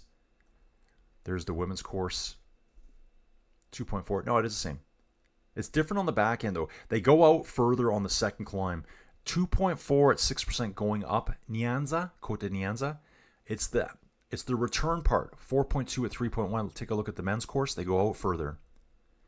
6.6 kilometers at 3.5. So they go out longer and come back up Nyanza. So they go out longer in the middle section here at the turnaround point. I've yet to see the turnaround point on either of the races yet. Now, I do want to talk about, okay, so we've got Halal Edward just started for South Sudan. He's on course right now. Oldest competitors today. Let's take a look at this dude here. Tanzania. Hassan Adnan Sharif, 41 years old. 16th at the African Continental Championships individual time trial in 2024. I guess this means here. Oh, that's oh, sorry, look at this. 2024. So he has no race days this year. Hassan Adnan Sharif, I don't see any race days. All his stats here are for last year. His last result, he was outside the time limit in the men's road race African Continental Championships. Let's back up here and see where Shemu is. Where'd he go? This dude here, I want to check him out. This is the first guy out here, 26 years old, from Rwanda. Shimu Nesingumva. Rides for a Conti team here at Java Innovatech. A Novatech Pro Team. Ah, okay. He got second in 2023 in Rwandan Individual Time Trial Championships. Looks like he's got lots of good results here. This year, what has he done? Yeah, here it is here. Ah. That was 2023. Right here. I missed this. He is the Rwandan Individual Time Trial Champion of this year, 2025. Right here. They did it way back in June, as most countries do. He got 6th in the road race. did the Tour of Rwanda and finished 39th place. That was way back in March, guys. February into March. 7-stage race. Something I'm going to look at next year. So he's on course right now. First rider. What do we got for time checks for this one? One time check at the top of Nyanza. Remember, we go out further. So we crest Nyanza just like the women did. On the downhill, we go a bit further out, which means we got longer to climb back up to checkpoint 2. Checkpoint 2 occurs at about kilometer 24. I think for the ladies, it was at 21 and a bit. Checkpoint 3, the descent to checkpoint 3 from 2 will be just the same. And then they've changed the finish up for the men a little bit. They've added on almost 10 kilometers. 9 to 10 kilometers here at the finish. So currently we have 4 riders on course here. Ibrahim Jallo just started for Sierra Leone. 26 years old. Did a national race, looks like at the in Sierra Leone. Got first in that. So at the Tour of Leon, let's take a look at this. He's got a first place, a fifth, and a first. This happened in April. Let's take a look at stage 1 here. Smaller race, obviously. Looks like there was only 38 competitors in this race. A couple of Americans racing there. That's different. A couple of Americans showing up to race at this here. And stage 2. Only 28 riders finished there. Andrew Jackson from the U.S. Who's this dude? Andrew Jackson from the U.S. Oh, he's a national rider. So he's not on a continental team.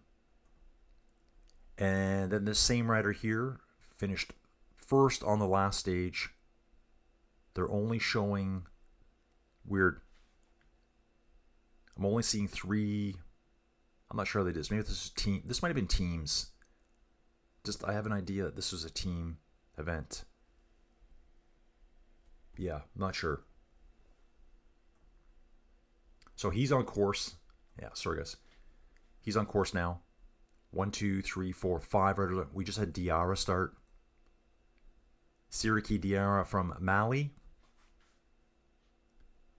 Yeah, and this is what you see a lot of World Championships. So much differences in equipment. This guy's on a Scott bike that looks like it's at least 15 years old. So this is Jalal Edward here, 24 years old. I want to see who this dude is here. Talk about him a little bit. Jalal Edward, South Sudan.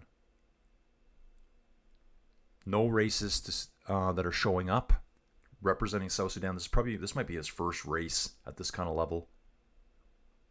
I think the crowds are really good here too. Crowds are really good. Lots of crowds walking the sides of the road, standing close to the road. There's not even many places where there's a lot of barricades, and there's no one dancing on the road, running around with smoke bombs like we see at a lot of other races. This is very good. I think a lot of curious onlookers checking this out. Youngest competitor to start today, Paul Seha, 18 years old.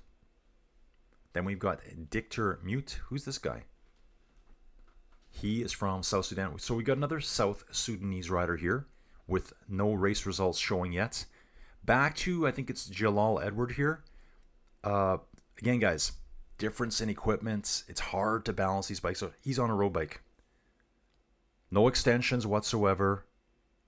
Road bike that is rim brakes, road bike. I don't think those are even through axles on that thing. Whereas the rider ahead is on full TT bike. That's going to make a huge difference. I mean, someone lend the dude a time trial bike. Someone lend him a time trial bike. Okay, Anthony Mwangi here. It's so much interesting when athletes are competing for their country rather than a random pro team sponsored by a hard-to-pronounce company name. Dude, I know, right? Pop-Tarts. Everything in moderation. Everything. That might be the code name for today, guys, in the comments. Pop-Tarts. Tell me your favorite Pop-Tart brand later. Zumba. Where can I watch live? Dude, you can watch live on YouTube. Dude, seriously, Zumba, watch live on YouTube. It's all there. I'm watching on Flow Bikes, but it's the exact same feed. in the start area right now. I think this is a Senegalese rider. Yep. His last name, I wouldn't know how to say that. Cisse. Okay. This guy's got some results here showing up. National race here in Senegal. He's 27 years old. 8th place at this race here. This national race, a shorter event. You can see stages are like 50 Ks long. Longest stage was 102 kilometers. Let's see out the long stage. He finished 34th. That puts him right here, 34th. Not a lot of riders in this race, guys. Only 42 riders in that race. So for some of these riders, this is going to be, I'm going to say it as nice as I can. This is going to be a huge eye opener. Like, whoa. Like, you're now, what's really cool about this is you get a chance to race against the very best in the world. So think about it. You're some dude from Africa. You're some lady from Africa. You get to go up against people like Anna van der Breggen. You get to go up against Remco. Same course. You're doing the exact same thing as they are. That's the beauty of cycling. Whatever sport you follow, football, baseball, you don't get to play on those fields, like those epic fields, your home stadiums that you love. I can go ride the Alpe d'Huez if I want. The exact same route that the pros ride. I get to do that too. Who's warming up here? Is Luke Plapp starting this soon? It's just what I'm seeing here.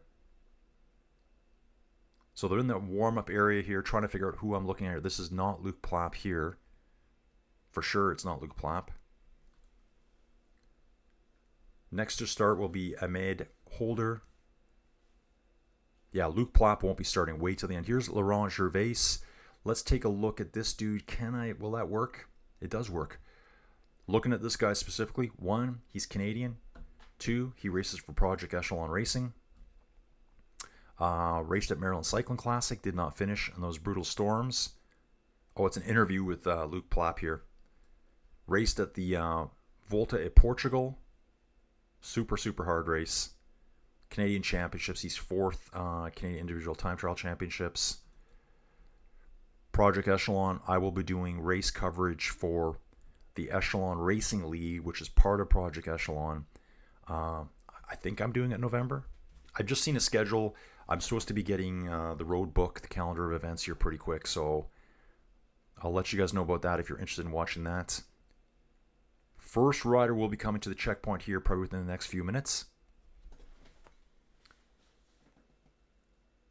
Who is this here? Jallo.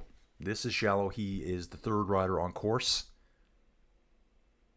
on a TT bike. So yeah, it's unfortunate when you see that. When you see people riding like a road bike, that's all the equipment they have. And I mean, guys, it's got cables exposed. When was the last time you rode a bike with cables exposed? It doesn't make that much difference, but it sure does at a time trial. Don needs to drop off. Okay, Don, thanks for being here, bro. We'll see you around. See you, Don. Matt's back. What's up, dudes and dudettes? Are we rocking? Dude, we are. Dude, I've been going for over 3 hours already. Oh, yeah, at least 3 hours. I was up at 2:35 to do this. Started the women's race. I think 12 riders are on course.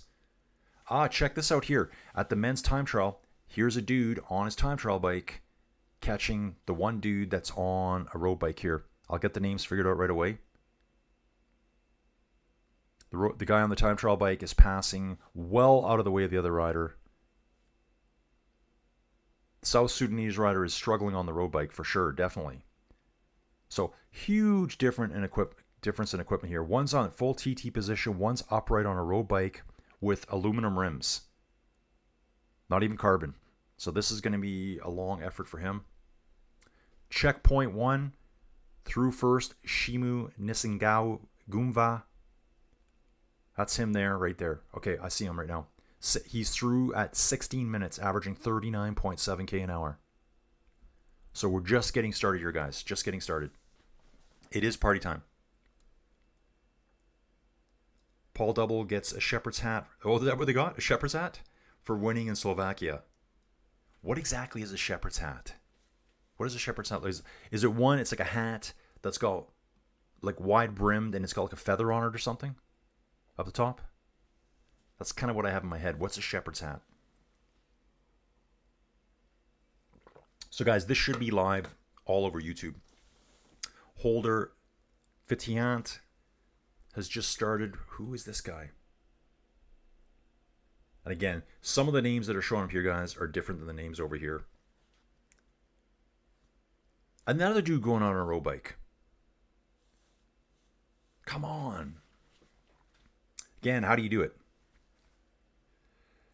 Yeah, Zumba, the race is on YouTube. You can watch it on YouTube, guys. Listen along on YouTube or watch both. Listen to me here, watch that. This dude here, Shimu Nisingumva, is on full-blown Cervelo. Yeah, this guy has got the proper kit here, guys. Full TT, Aero socks. I don't think his shoes match. I would have been wearing like hot blue shoes for this. I guess you don't want to change your shoes right before the race. But he's got the Rwandan colors on. I would have worn blue socks too, myself. Oh, wow, we got podium girls in Slovakia. Bob Marino. Renee, such a shame that those guys have to ride on bikes that we have had in a newbie in cycling. Yeah, dude, those bikes, I've got better bikes at home. I really want to just, yeah, so it's a Mead Holder. He just started, I think that dude from Madagascar, this bro right here, a Mead Holder from Madagascar. All he has this so far this year is 2 results. I'm pretty sure he's on a road bike too, which is tough. So tough. Dude, I've got a road bike you can borrow. I mean, a time trial bike you can borrow. That'll blow that road bike out of the water. Yeah, so I saw the one... sorry, guys. I bounced out too far there. How did that take me right out? That shouldn't take me right out. Men's Elite World Championships here. Here we go. Okay, so we got 2 riders through now. Simon Boniface Ningwata. 1 minute 45 seconds back already. Averaging 4 kilometers an hour slower. Next to start will be Abdirahmani Delhalani. Okay, so just trying to see who's going to start here.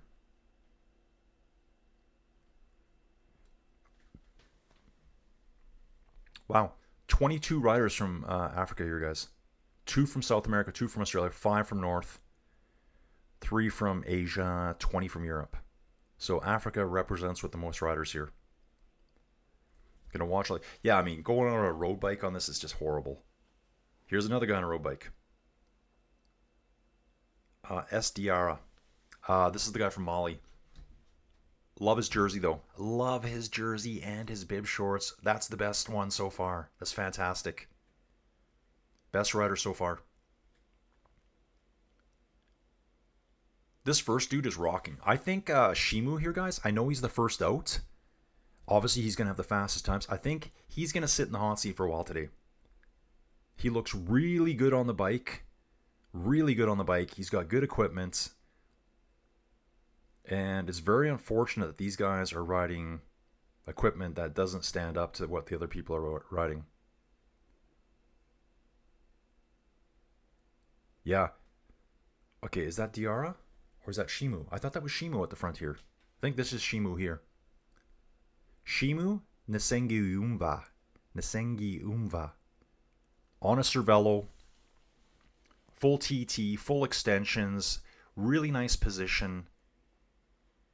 Very stable on the bike too. He's not moving around at all. Spending all his energy down through his legs into those pedals. Yeah, everything I'm seeing here with him, he looks really good. And his equipment looks good too. I mean, I'm seeing riders go out on road bikes with aluminum wheels like they're that old. Okay, I nailed the Shepherd description. Maybe I should start wearing different hats for every video. SDR here from Mali. Love his kit. He's got red bibs on, proudly showing Mali on his butt and on his quads. His jersey has got green, yellow, reds in it. It looks awesome.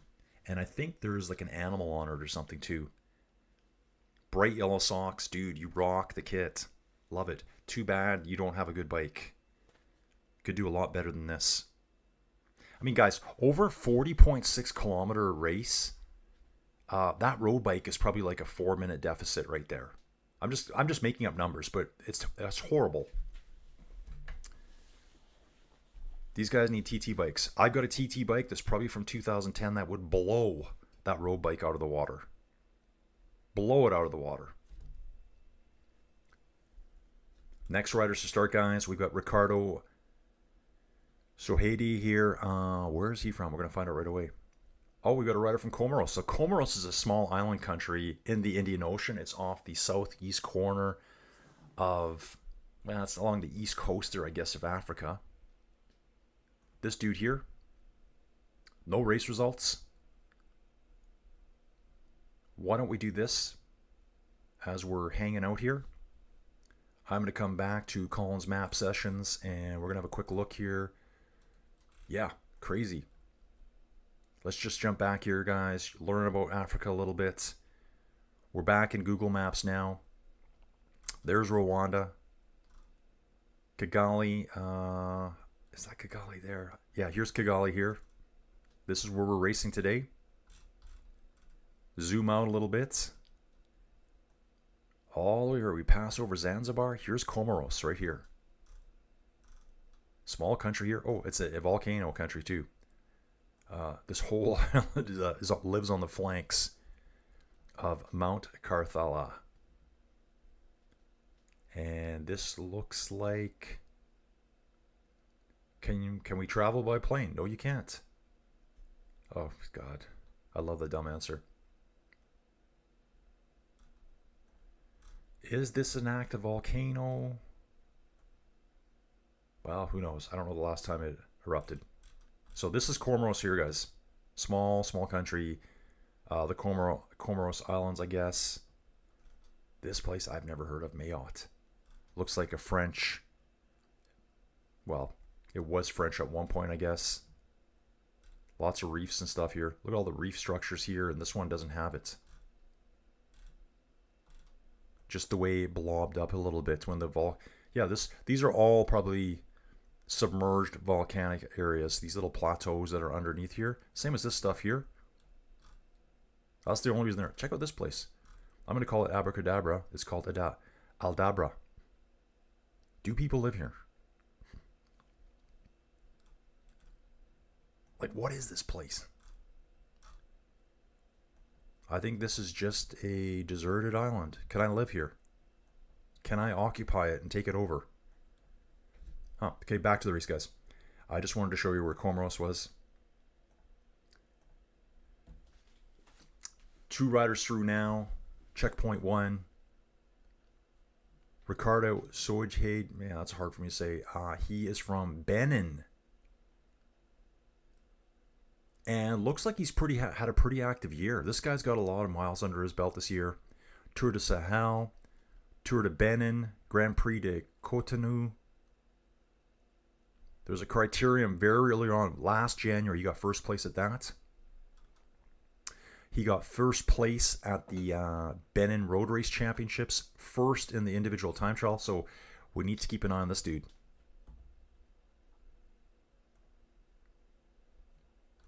So some of these dudes are on really nice time trial bikes. If their form's not on, though, some of the dudes on the road bikes might have a little bit of a chance on the climbs. All depends on the form. Also on the stage in Slovakia, there's a giant goat mascot, of course. Dave's back. Good morning, folks. Rainbows for everyone today. Good to see you, Dave. Matt, hey, Pop Marina, sorry you didn't hit the parlay bet yesterday, but it's great to hear there are podium girls in Slovakia. Dave, no protesters. Dude, I said there wouldn't be. No protesters here. So yeah, this one guy here, Cissé from Senegal, man, get him a new bike. He's riding a Scott bike that looks like it's circa 2010. Might have carbon wheels on it, but it's a full upright road bike. It's almost not fair. And you know what? The women's races, I didn't see that. I didn't see that at all. Every woman rode on a time trial bike. These road bikes really stand out. Like, you're not moving fast. Next to start here, who is this going to be? Oh, we got a Chinese rider here. So he's probably already gone out.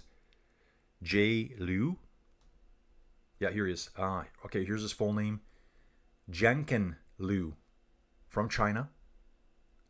Ooh, 2022 won the Tour of Qinghai Lake. I know that one. He did the Trans Himalaya cycling race. National Pro Championships road race. So a few races this year. There's riders here, guys, that have no races this year, or nothing recorded anyways. Probably just like very, very local races. Could be like a town race that doesn't even show up on the radar. I'm looking for more times. We should have 2 more times through the first checkpoint. I'm only seeing 2 showing up right now. I'm going to actually bounce back over here and see if I got better times over here. I need to get back into the men's elite time trial here. Okay, here we go. So intermediate after 10.6 kilometers, Shemu Nisingumva went through at 16 minutes. Boniface Ngwata went through at 146 back. Ibrahim Julao went through at 20:21, so 4 minutes and 21 seconds back. Siriki Diarra went through at 3:09 back. Trying to get this all caught up here, guys. And Jalal Edward went through over 9 minutes back. I'm pretty sure Jalal is on a road bike. There's at least 2 dudes I'm watching right now that are on road bikes out here. I'm not sure if they've both gone through. Here's Chikuna Sis, expected to come through in 6th place. So I can use that a little bit here to help me out as well with names anyways. They show up better here. I'm going to bounce back here. We'll come back here. So I'm going to use that on the sidelines. We've got a rider, Ahmad Bedrin Avais, refugee cycling team. I think he's a Syrian rider, I believe. I think.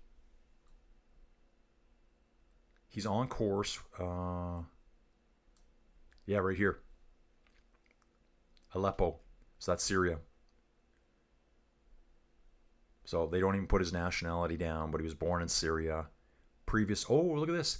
Previous nationalities. Okay, I understand now. Now I get it. At first I was thinking, why wouldn't you put his nationality down? He's born in Syria. I guess he's not a Syrian anymore. Refugee status somewhere, I guess. I didn't know people did that, but he raced. Oh, look at this. He raced at the Swiss individual time trial. So he must be a refugee in Switzerland, I imagine. Not a ton of racing this year. Not tons. On the climb right now. He's got a rider ahead of him. I can see a rider up the road. I think he's catching one of the dudes that's on a road bike. Let's take a look back here. Okay, so we got, here's the times coming through now. So I did get better times over on the other site there. I just find they're a bit easier to surf through here. So look at the gaps here already. Between 1st and 5th place, 9 minutes. 9 minutes. So that rider, Jalal Edward, who's through at 9 minutes back, definitely this dude here is riding a road bike. With no race stats showing up for him. He's 24 years old from South Sudan.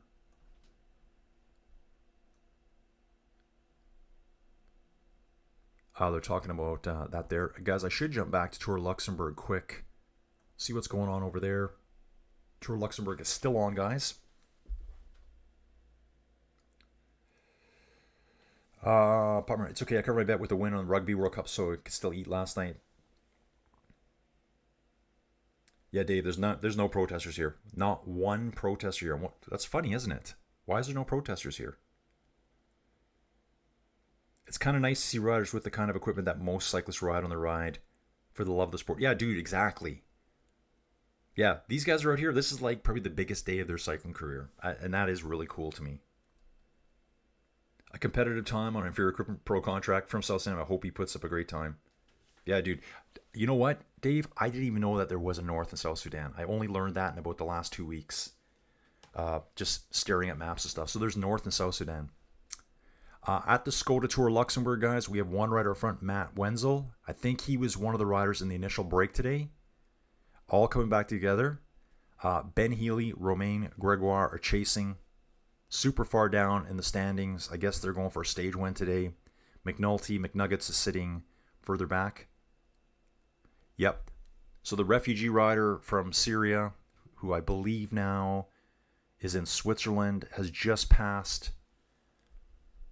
I think... that's not what I wanted to do. Yeah, so it's AB Voss.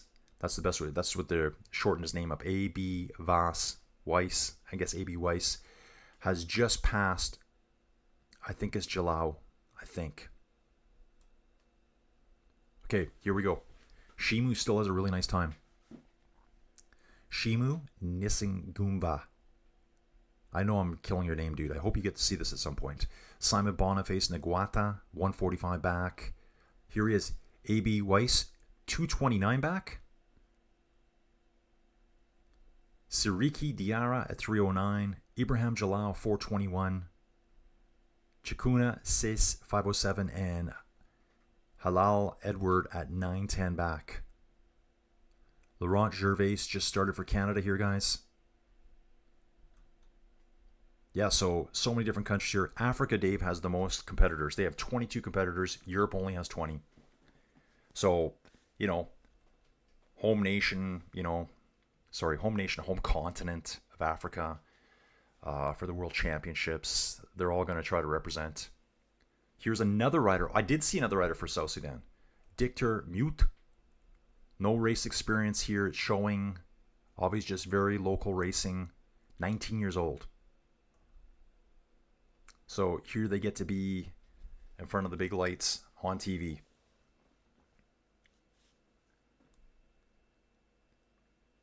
Yeah, Dave, exactly. South Sudan, such a sad history of failure of Western influence. Yep.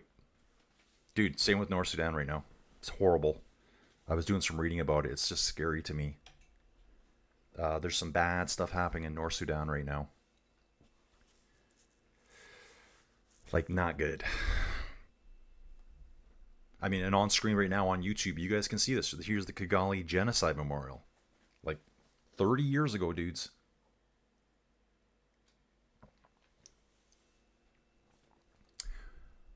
Okay, so on course right now, only 7 riders have passed through checkpoint 1. Checkpoint 2, here's Shemvu Nisingumva again. Good speed here. He's now at 41.8 kilometer an hour average. This dude looks really sharp. He still looks really good on his bike. Let's learn a bit more about Shemvu. Yeah, okay, so we've looked at him before. He's 26, Rwanda. Obviously here he's in his team jersey. He's riding the Rwanda national colors here, it looks like. First in the individual time trial for Rwanda early this year. I want to take a look at that race there. Okay, obviously it's not going to be a field of 100 riders or 30 or 20. Only 8 riders there. But he is fast. And he looks really good on his bike. Wow, super high cadence here. I'm thinking I would switch gears right now. That's way too fast of a cadence for me. I'd be like, I need to crank a bit here. He's probably on a downhill. Yeah, let's take a look where he is. He's probably on one of the downhills now. He is. So he's like absolutely spinning out here on this downhill here. Coming down Cote Nyanza. Heading towards timing point 3. As I said earlier, I think this guy is going to jump into the hot seat here and sit for a long time. A long time. Still waiting for more time checks, guys. Number of top 10s in individual time trials this season. Jay Vine has 7. 7 top 10s in individual time trials. Remco has 5. Taddy 4. Paul Sejas has 4. Stefan Kung has 4. Movement upstairs by Joey Jojo. Probably just checking on the dogs.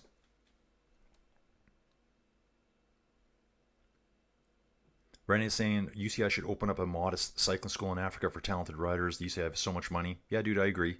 But you can tell here too, like some of these dudes or countries are obviously spending some time and money with them. Or there is interest from teams trying to recruit riders into World Tour ranks. There's obviously going to be a lot of athletes all over the world.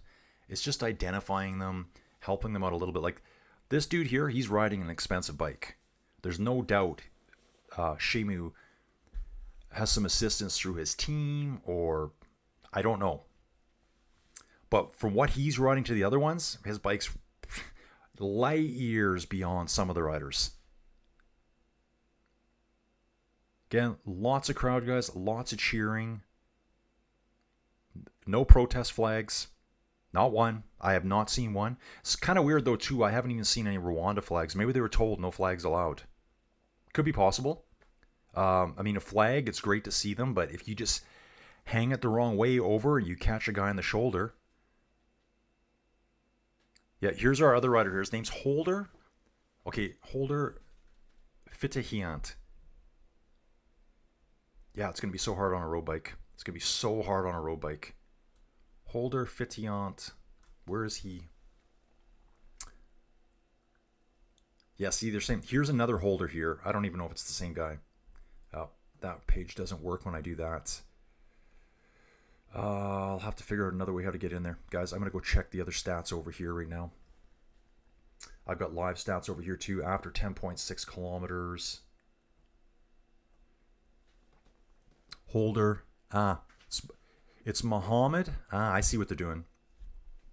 The YouTuber Flow Bikes guys, they're kind of showing, they're mixing up their names. So this guy has a double last name. It's Holder Fitiantosa. His first name is Muhammad. He comes through at 20 minutes, 27 seconds in 6th place at the first check. And I think he's riding a road bike. So some guys are at a huge disadvantage here. And how do you make it fair? I don't know. Victor Akpabli just started from Ghana. Let's take a look at this guy here. He did the Tour of Togo in May. That's his last race result to show up. So let's see what his form is going to look like. Tour of Benin. We saw that race earlier from the other rider. And where is this race? Different. Trying to figure out this flag here. Orange, white, and green. That looks like Ireland, but obviously it's not. Ivory Coast. Okay. I think the colors are different. I think they just rotate them around, put the green and orange, flip them around. One's Ireland, one's Ivory Coast. So he's just started. That's Ghana. The Ghana rider Victor here. So yeah, I think I've seen 2, maybe 3 road bikes out here. So think what these guys could do on a proper time trial bike. I'm not saying they're going to win the race, but they'd probably be 4 or 5 minutes faster all the time. 8 riders through first checkpoint. So we saw AB Weiss go through. Latest rider would be Holder here. Not bad. 4:26 back at the first checkpoint. He's on a road bike for sure. Sisse's on a road bike for sure. And Halal Edward is also on a road bike. They just happen to be the 3 that are the furthest back right now.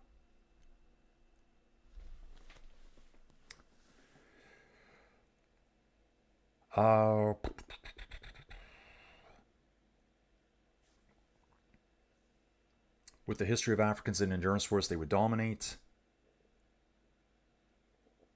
He may have just gotten lucky as to what was donated to his community.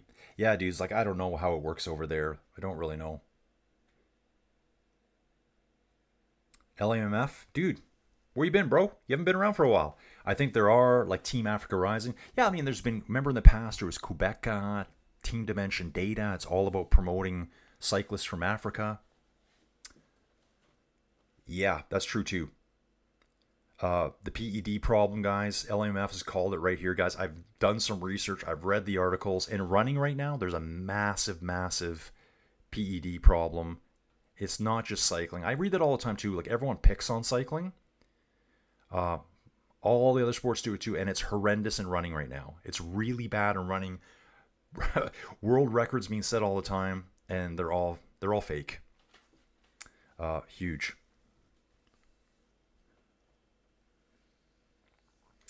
I saw that on Eurosport with Ashley Moulin, patio. Yeah, for some it's a matter of winning to feed the entire village. Hey Colin, I've been sick, back in the sun. Hey dude, good to have you back. How's our little part of the world up there in northeast England, dude? Not that I would know anything about it. Dude, I gotta go back one day. Before I leave this mortal coil, I will have to go back to North Shields Tynemouth and just rock it out. Maybe go back and see where my grandma's store. Florian Vermeesch has started, guys. Florian Vermeesch. Rides for UAE, 26 years old. And yeah, look, right away I see 1.93 meters tall. Yep. That's the first qualifier for a time trial rider right there. How has he done in time trials this year? He did the Tour of Britain, Renewal Tour, Tour of Poland. 17th at the Tour of Poland's time trial. Short time trial though. Tour of Austria. Yeah, big year. Big year. This guy's done a lot of stuff. 9th at the time trial back at the UAE. There wasn't one at the Tour of Oman. Look at all these spring classics he did. Look at all those race days right there. Insane.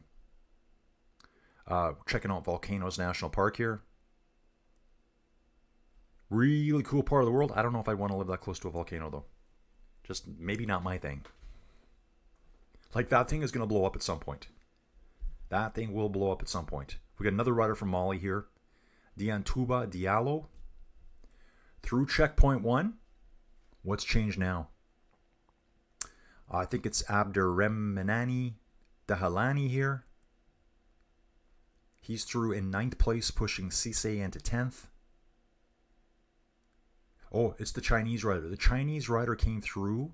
Yankan Liu came through at 113 down on Shimu. Again, I think Shimu, guys, just his style riding. I'm waiting for the camera to cut back to him. Yeah, this guy's riding nice. Shimu's through the 3rd checkpoint here, 45.3 kilometer average. Remember, this course is slightly harder than what the women did today. They add in this last climb, the Côte de Piage here. You will see that at the road race. Remember, the road race isn't until next Sunday. I think women's is on Saturday, men's is on Sunday. Those are going to be huge events, guys. Those are like 260 kilometer stages, I believe. I'm going to do all of that. I'll do as much as I can this week. I do want to get outside and get some content filmed for another video I'm working on. Try something different. See if my outside touring rides can get more views. My Cycling Club Toronto Bicycling Network had a member that used to ship shipping container with bikes and sent to Africa. Yep, pun intended, back in the saddle. Oh, what was the movie? Yeah, the Tom Hanks Meg Ryan movie. Yeah, dude, I would not live near a volcano. I need to move away a little bit. Like live another half hour out. That's what I do. Shimu is now 6.4 kilometers. So we got a little bit more climbing this one, a little bit more distance too. And it's going to be interesting to see some of the European pros, what they're going to be able to do out here to start setting more of the benchmark times. Remember, a lot of these riders we're seeing right now, probably pretty much everyone in this top 10, this is their first big exposure to this type of racing.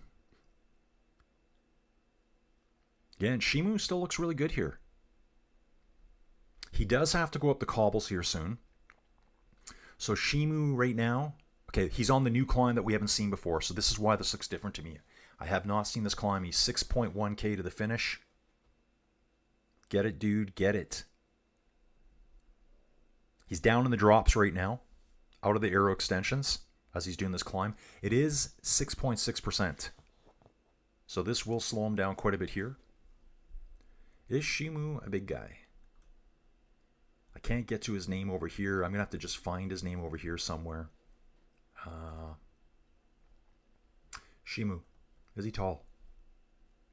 We got no height. We got no weight. Come on. I think they would have had all that stats beforehand.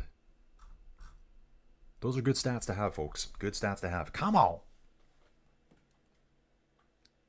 And coming around for a 709er. I love doing that. Joe versus the volcano. I think that's one I've never seen. I think I remember that time. Who's this dude? Okay, we got a dude going out right now from Kenya. Road bike. Urgh. Guys, I have a time trial bike sitting here. Sitting here. Bro. Surprised it wasn't. I'm surprised that they can do the time trial on a road bike. I mean, you'd think there would be a rule like that. To me, that would be a rule. You must ride a time trial bike. But I guess some of these countries where they're coming from, cycling is so small, you probably eliminated a lot of riders. Okay, this guy here, I'll have to figure out. His name shows up as A.K. from GBS. Who is that? Right here. Last times. His name is Apollinario K. And just because I'm interested and I want to know his proper name, where's he from? Yeah, Apollinario K. Let's see where he's from, because I don't know. Guinea-Bissau. A country I don't know a lot about, guys. Guinea-Bissau, on a road bike. Yeah, huge difference in kits too, guys. Huge difference in kits. Okay, looks like through checkpoint 1, Laurent Gervais comes through in second place behind Shimu. Oh, wow. Who is this here? Someone just blows past Apollinario K. Who's this? The Chinese rider. Chinese rider just flying, passes another rider. Flying here. This Chinese rider. So this would be Jacques Liu, I believe is his name. Come back to the stats over here on PCS. There we go. Checkpoint 1. I told you Xing was doing a nice ride, guys. Laurent Gervais for Canada is in second, 10 seconds down. Jacques Liu is at 113. But Liu has just passed two riders, like back to back. So Liu is not at checkpoint 2 yet. Third rider going out here, Ethiopian rider. B. Rede. Figure out his name in a second here, guys. Here he is. Beze Tesfu Rede for Ethiopia. I saw a rear disc wheel, didn't see, I thought it was a road bike though before. Jack and Lou's on a really aggressive time trial bike here. The ones that have the forks that are so wide out. What bike is he riding? What is he riding?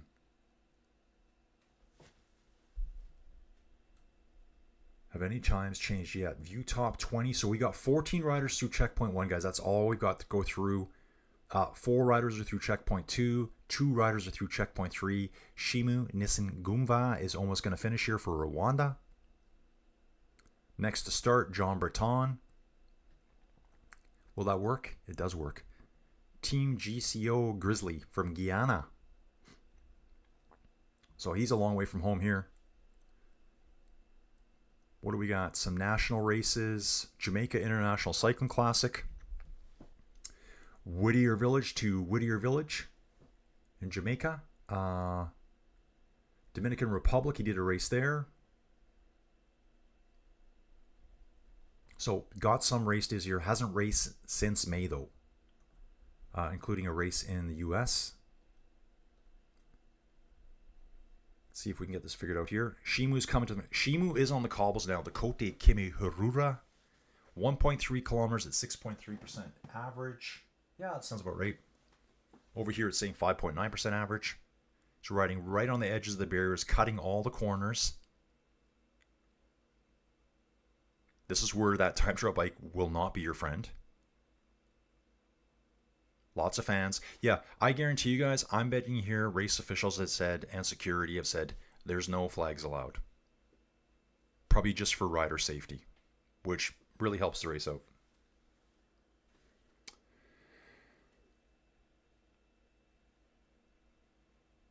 That's why they have rules for mass start events that about double diamond frames. They don't price pour out of the sport.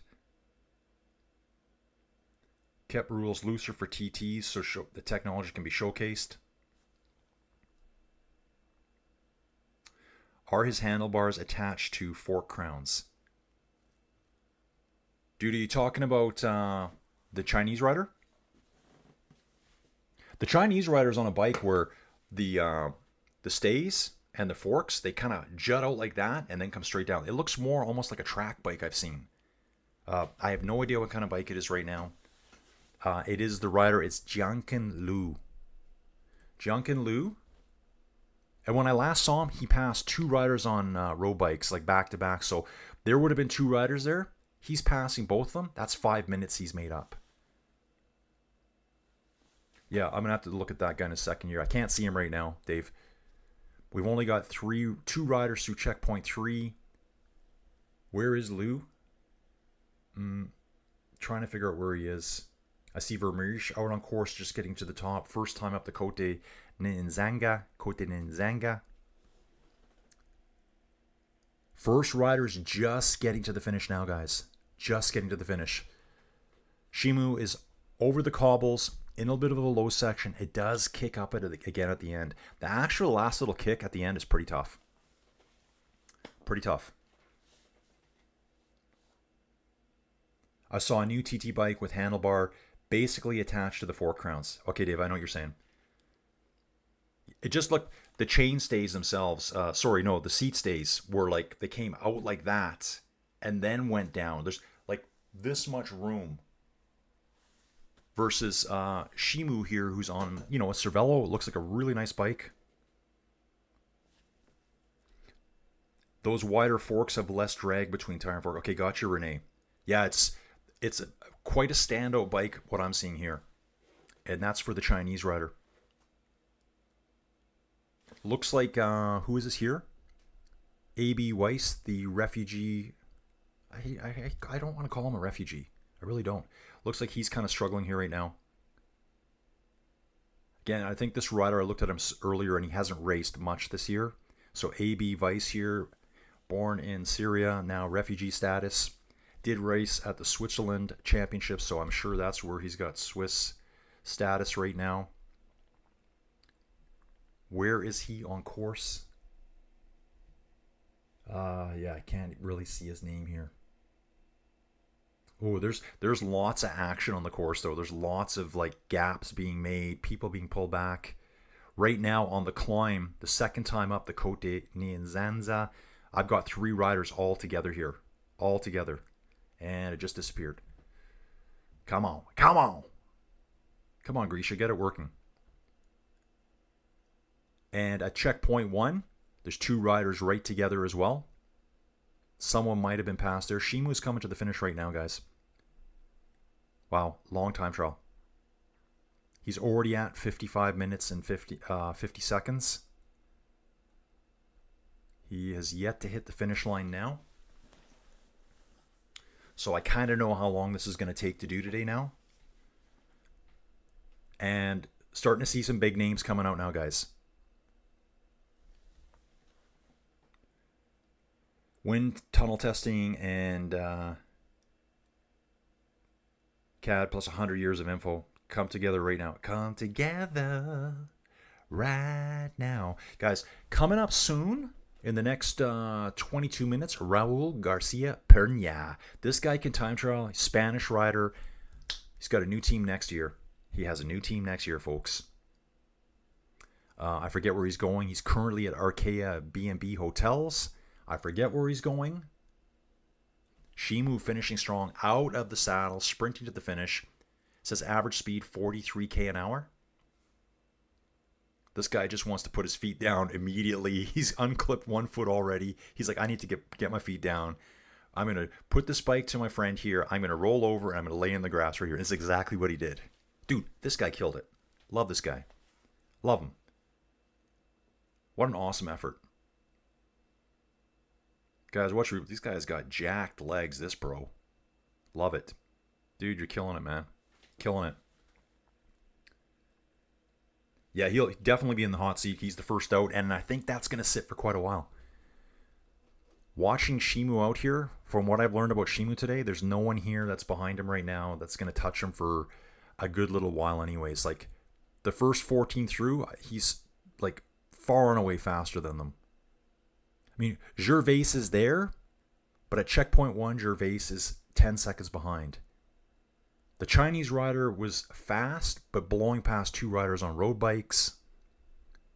Again, guys, it's amazing seeing the crowds here. Just lots of cameras, lots of phones out, no flags waving, no smoke bombs going off. It's like super controlled. Oh, Raul. Yeah, totally, dude. Raul is, man, he's kind of like a super dark horse long shot. I mean, pretty hard when you're racing Remco to be even considered that, but throw Poggy in there as well, right? Okay, here we go, guys. Florian Vermeesch. Things are going off now, guys. Here's the arrival of like the first big brand name. Florian Vermeesch goes through checkpoint 1, 45 seconds up on Shimu. Pushes Laurent Gervais into 3rd place. So that's the first checkpoint. That's up here on the map, guys. Who else is coming next right away? Gonna look at this here. Next to start. Yeah, so we got Ryan Terame coming, Michael Leonard from Canada, Darren Rafferty, the Irish rider. Yeah, see that? Ireland, green, white, orange. Ivory Coast, orange, white, green. Very deceptive. Ilan van Wilder coming too, another Belgian rider here. Raul Garcia Pernia. After that, Matteo Sobrero representing Italy. Remember, there's no Filippo Ganna here. Luke Plapp, Paul Seha, Mauro Schmidt, the Swiss champion. Moise Mugisha. I think that's another Rwandan rider. So I think there's at least 3 riders here in the men's event for Rwanda. That's really cool.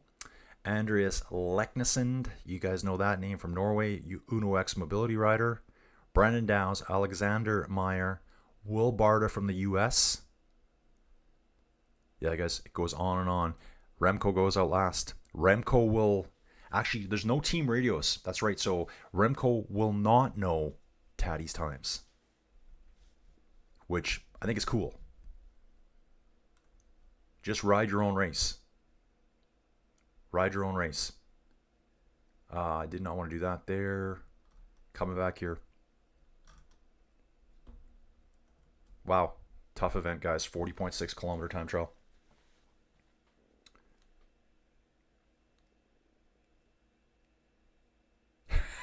I would love to see a dude on a 20-year-old road bike that has friction shifting and set the hot lap and hold it for an hour. Mika Remco Evenepoel. Miksa, where you from, dude? I would be even better story if he hadn't ridden a bike before today. Oh yeah, just brand new. Put him on the bike and go. Just light it up. We got a Turkish rider starting here, guys. This is Amat Orkan here from Turkey. Let's check this dude out. 32 years old from Turkey. Lots of race experience. Actually, he's been racing a long time. Raced since 2012. All continental teams. All Conti teams. Never made it to World Tour. Never made it to Pro even. But riding Conti. Let's see how he stacks up. 7th in the Turkish National Championships individual time trial. Did not finish the Turkish road race this year. So most of his experience all in Turkey. Oh wow, I didn't know there's a Tour of Iran. It says Tour of Iran, Azerbaijan. I did not know that. Wow. Tour of Iran. The Balkan Road Championships. Yeah, okay, so that's kind of funny too here. Like, look at this. He competed at the Balkan Road Cycling Championships individual time trial. Let's take a look at this one. Okay, 13. There was only 16 competitors there. 13 finished.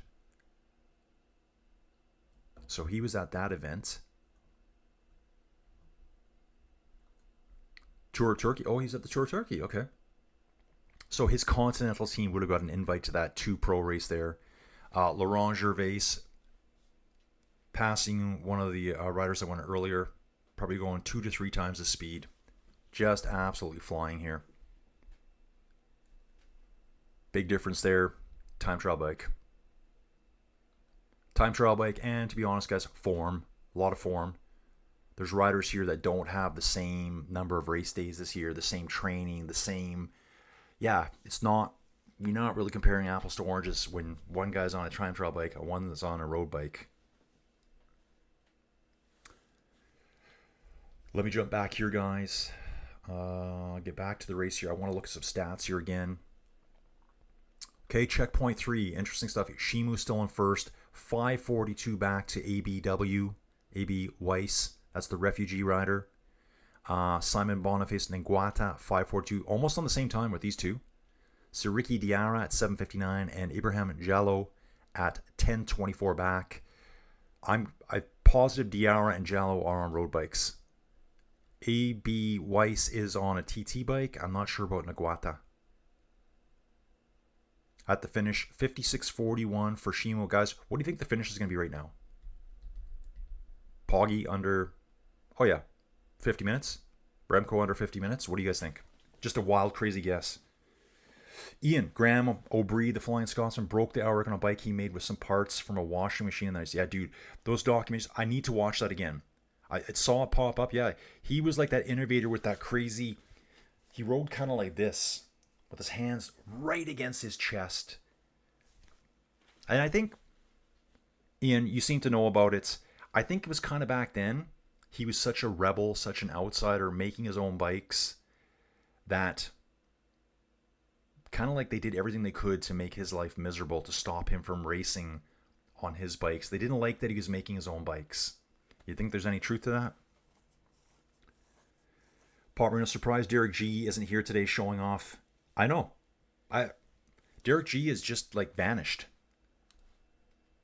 Yeah, okay, Dave saying, yes, the UCI tried to ban him at every Preble stroke. The downhill skier stuck. Yeah, he was like right like this. I mean, to me, the time trial should all be about run what you brung. Right? If you know that saying, guys, whatever you show up with, you can run it. It's where we're going to see a lot of breakthroughs. You know, not like, oh, your saddle height can only be this, your saddle can only be set back. That's for road. I think time trial should be whatever you got. Okay, Amazon Prime has the movie The Flying Scotsman. Okay, I just seen it pop up somewhere too. I think there was a documentary that just popped up on YouTube for me somewhere. Okay, the names are coming, guys. Plapp starts in 20 minutes, Sobrero in 18 minutes, Raul Garcia Pernia in under 16 minutes now. We've now had, through checkpoint 1, 18 riders. I can only view the top 20, so I have to kind of look over here too. We've got a rider, Red Walters from Grenada. It's a long way from home for him too. 26 years old, born in London. Look at this. Previous nationalities, he was Great Britain until 2021. Now he is representing Grenada. Laurent Gervais passing another rider on course. He's passed at least 2 riders. And this rider was on a TT bike. I don't know who that was yet. I'll figure that out. Laurent Gervais. He is a Project Echelon rider. Again, looking at Volcanoes National Park. I think this is that whole area, guys. Virunga. Virunga. I think they're a mountain chain here. Virunga Mountains. That's that whole, you know, Gorillas in the Mist story. Not story. It's a real story with Diane Fossey. I should watch that again. But whenever I see that movie, I think of Aliens too. I think of Ripley. So it's kind of hard to watch. When I see Sigourney Weaver, it's Ripley. So Obido's cycling team here. Continental rider. Oh, dude, this is awesome here. Love this too. Check this out. X-Speed United Continental. He rode with them for 2 years. I know these guys. So X-Speed United Continental dudes, I did a whole bunch of coverage over on my Whoosh last winter that no one watched. And I met the DS for X-Speed. No, sorry. X-Speed United Continental is a Canadian team. It's a Canadian team. Licensed country Canada. The dude I met... let's see if I can recognize any names. The guy I met was their DS in Europe. I think it was a DS in Sweden or Norway. He handled all their operations when they went to Europe. So I don't know if I'm going to remember any of the names here right now. but that's how I met them. And the DS's name over there would have been Strid. Frederick Strid. I don't know if he's going to show up here because this is going to be all the Canadian stuff. But when they travel over there, Strid would have been in charge. I'm going to pick a random rider here. Let's take a look at this dude again. I'm going to back up here for a second, guys. Where did he race? Okay, so he raced in Portugal. Why don't we take a look at this race here? I'm going to see how he did here. How am I going to find out who he is here? Yeah, guys, I don't really know. Actually, I'm going to click on this right here. I'm going to go to the start list and see if I can see any names now. So we're going to... Oh, there's EFAPL again. Here's X Speed United. Wow, Philippe Duarte. I'm positive I called his name in a race. An inside race, virtual cycling, in the dead of winter here. He's Canadian. Philippe Duarte. Positive. Yeah, I did. His dad came into the channel. He's another dude that his dad came into the channel. So if we look at X Speed United here, we're going to find out who was there. Dude, right there. Bro! Inside Cycling World, guys. We are going in. Tony asked a question yesterday. He goes, I never knew what your channel meant. Was it like inside the NFL, or inside cycling? It's both. So I met this guy. I have tons of conversations with this dude. Frederick Strid here. He kind of was the DS over in Europe at a lot of these events, or was helping out with the team. Obviously, he doesn't show up on the Canadian side when I was looking on the Canadian list. It's over here, though, the staff at this event. So he was there for them, helping them out. Anyways, let's get back to... So he did ride for X Speed Continental. And we're talking about this dude here, Red Walters from Grenada. Okay, so he's just started. He's out on course right now, guys. I know that was a long story. Byron Munton from South Africa. Let's check out Byron here. Continental rider, 26 years old. National races, Volta of Portugal. Nice. So they would have been a Conti team invited to that race. Again, guys, I should go through this one and you guys can see how tough this race is. It's brutal. Ooh, look at this. He got first place on a stage at Volta of Portugal. I'm looking at that stage right there. Looks lumpy bumpy, hilltop finish at the end. 3,600 meters of climbing in that race right there that this dude won. Byron Munton. Wow. Looking for anyone's names I know here. I know Project Echelon was doing good there too. Here they are right there. Project Echelon, 26th place on that stage. Nice. So those are kind of like the two continental teams I kind of know, like Project Echelon. Oh, didn't want to go there. Actually, dudes, I should go back to Tour of Luxembourg. Is it? It might be done. I've been on such a little... yeah, it's done. GC. I don't even know who won the stage, guys. I missed all that. Okay, who won the stage?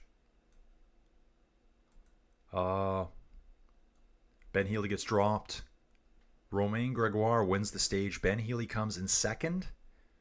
McNulty wins final classification of the Tour of Luxembourg. Let me just take a look at this guy's actual GC at the end of Luxembourg. Is this correct? I don't know. That's after stage 4, individual time trial. So we'll let that lurk in the background here. Yeah, here's GC now. Luxembourg, Brendan McNulty first, Matthias Skelmo second, Richard Carapaz third, Matisse Rondel, Mark Hershey, Ben Healy, Tom Scoins, Aurelien Pariponch, Urko Barate, Jonathan Narvaez. I'm going to look at Urko Barate for a second. Equipo Kern Pharma. So one Pro Series rider surrounded by the World Tour riders. However, Tudor's also pro, but I think they're kind of a step up myself. Back to the World Championships, guys. Michael Leonard for Canada has just started. Here's in the start shoot here. He actually started 45 seconds ago. Now I'll be able to tell how long my video feed. I think my video is delayed by about a minute.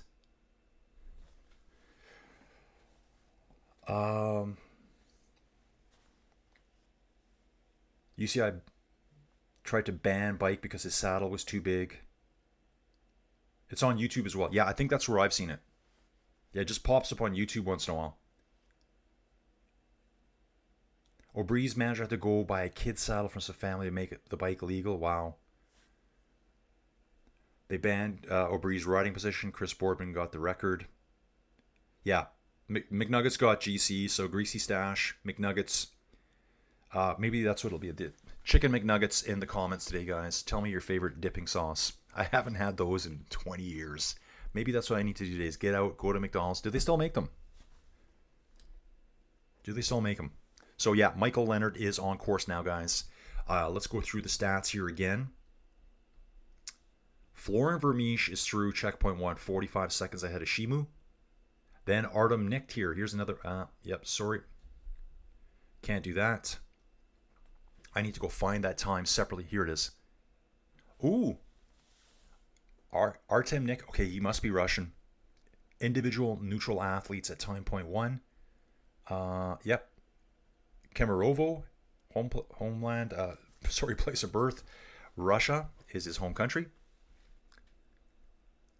Ooh, look at this. Ooh, yeah, this guy's pretty good. Just saw here. He's won the Volta of Portugal 2 years in a row.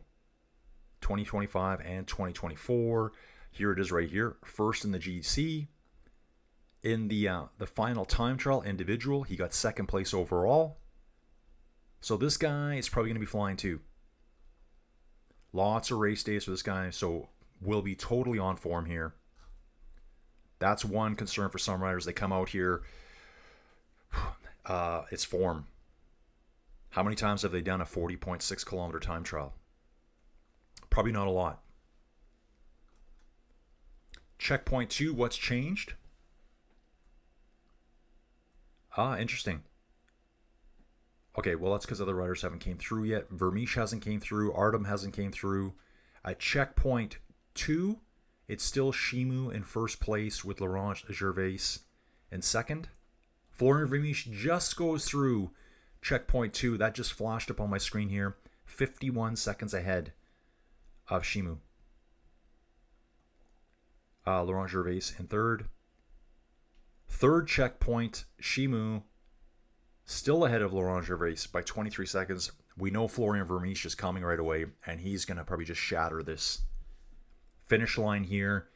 Again, Shimu in first place. Second place rider right now, Simon Boniface Ningwata, 9 minutes back.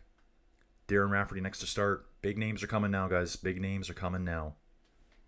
I'll see if I can catch everyone's name here. I really don't want to miss any of the riders. I want to talk about every rider here in one way or another. Where they're from. I think I'm covering most of them. Edwin Ndungu. Maybe that's Kenya. I can't tell. Guys, I'm horrible with African flags. Horrible. Zeocrates. Yeah, Swirl Bull was not excited about today's Luxembourg stage. Raining all day. Dude, yeah. Zeocrates, I got your message yesterday. So, dude, repeat to everyone here. So, I think Keegan doesn't even have a TT bike. So, whose bike did they give him then? Did they just give him like a random team bike and say, here's your bike? Zeocrates, I read your message yesterday. I just didn't respond to it yet. I think I saw it late last night. Partner, I have live streamed the 79th Grand Prix de Issy-Bourges, Pas de Calais, Matty Brennan racing again. Dude, I know, right? It's insanity. Guys, let's jump over here. Matthew Brennan racing again today. And don't forget, we also... The big race today, guys, outside of this one, is Guxi Pijil. I asked earlier, what does Pijil mean? It must mean race or tour. Slaughter yourself. I don't know what it means, but I've seen that at a lot of other races. It's obviously a Dutch word or a Belgian word that I don't understand. Grand Prix Issy-Bourges Pas de Calais. Yeah, here we go. Gianni Vermeesch, Dries de Bont, Axel van der Toek in the break. 17 seconds back to the peloton, guys. Insane. Let's see the start list here. Here's Elpison de Koenig, Eddie Plankert's here, Gianni Vermeesch, Brian Cocard's racing again. A lot of the same guys. Visma Lisa bike. Here's Olav Koy racing again. Matthew Brennan, Edward. The same team as yesterday. Pretty much the same team as yesterday. Intermarché, no Biniam. No Biniam today. Arnaud Demar's racing again. Like back-to-back race days. Pro Series teams. Lots of pro teams here. Then they bring us some continental teams. Unibet Tita Rockets is here. Davide Bomboy. Wow. Insane, guys. Absolutely insane. How much racing can I cover? Ooh. Yeah, Zacchaeus, right here, guys. Yeah, random team bike. So, it's not a bike that's fitted for them, guys. You know how much effort they put into these World Tour teams. And that's probably can be reflected to a lot of these riders from these smaller countries, less developed cycling countries. They're not getting professional bike fits. They're not. They don't have wind tunnels. They got none of that stuff. So, tough for them. Red Walters from Grenada is 5th place at checkpoint 1. Nice job, dude. So this guy used to ride for X-Speed United Conti team based out of Canada. So, love seeing that. Second checkpoint, still Florian Vermeesch. Third checkpoint, Shimo. Vermeesch is going to come through and just shatter all these times here. At the finish line now, look at the gaps. Shimo at 56 minutes. 4th place rider, 15 minutes back. You know, some of this is equipment, some of this is form. I'm pretty sure Ibrahim Jallo, and Siriki Dart were both on road bikes. How much of that is the bike? How much of that is conditioning? AB Weiss comes through. 2nd place, 8 minutes, 21 seconds back. So his is probably form. He's on full-blown kit. Actually, his jersey says UCI refugee, so I'm sure he's being supported by the UCI. Shimu just looking cool in the hot seat here. Now that's a proper hot seat. Nice big padded chair, kind of like a king's chair to me. You know, when you got to sit with your arms up this high, you're like in a king's chair. Yeah, dude, I saw that too. Just comment on yesterday's video. Note that the mainstream to click on your video. I know. Stage 4, I know. I didn't fix that. I was going to change it to something completely different, not to throw... I know. People are going to see stage 3 and go, huh? There's 2 stage 3s that show up. The riders who live in Portugal have access to the TT bikes, but since he lives in Girona, he doesn't. I got you, dude. Yeah. But I think the team is so small, they basically can borrow the TT bikes for a bit, but it's not their own. Yeah, it's never the same if it's not your own bike. Polynesian dip from Chick-fil-A is real good. That's from Papa Marino. Yep, we're talking about chicken strips, nuggets, dipping sauces, guys. Right, check this out, guys. So, yeah, Zacchaeus said this yesterday. He did 400 watts for 34 minutes at 67 kg and still loses 4 minutes. Like, the bike doesn't fit him. You know, you're never going to get right into that aero tuck. This must be Florian Vermeesch just flying here. Florian Vermeesch flying. Oh, I saw a name I want to talk about here. Where'd it go? Edwin Ndungu. We haven't looked at him yet. He's from Kenya. Okay.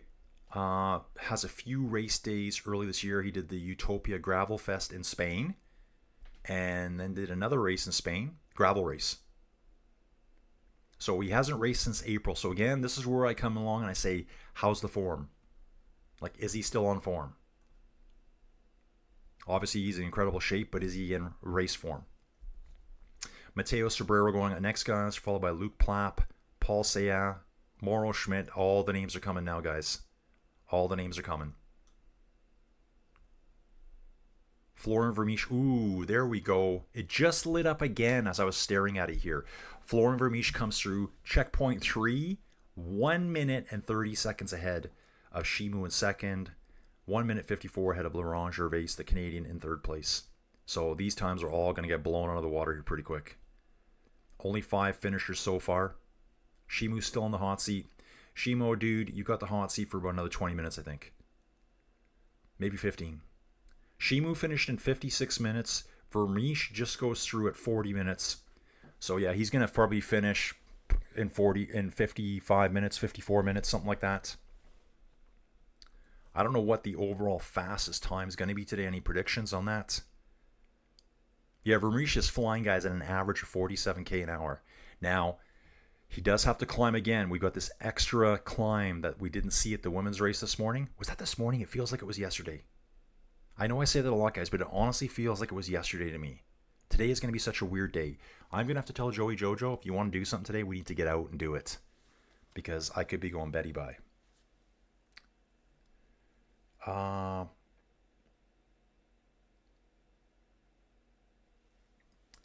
Colin, on your thoughts about being able to bring whatever equipment you want, do you think it might be a better test of who is best by having a standard bike? Yeah, dude. Yeah, totally.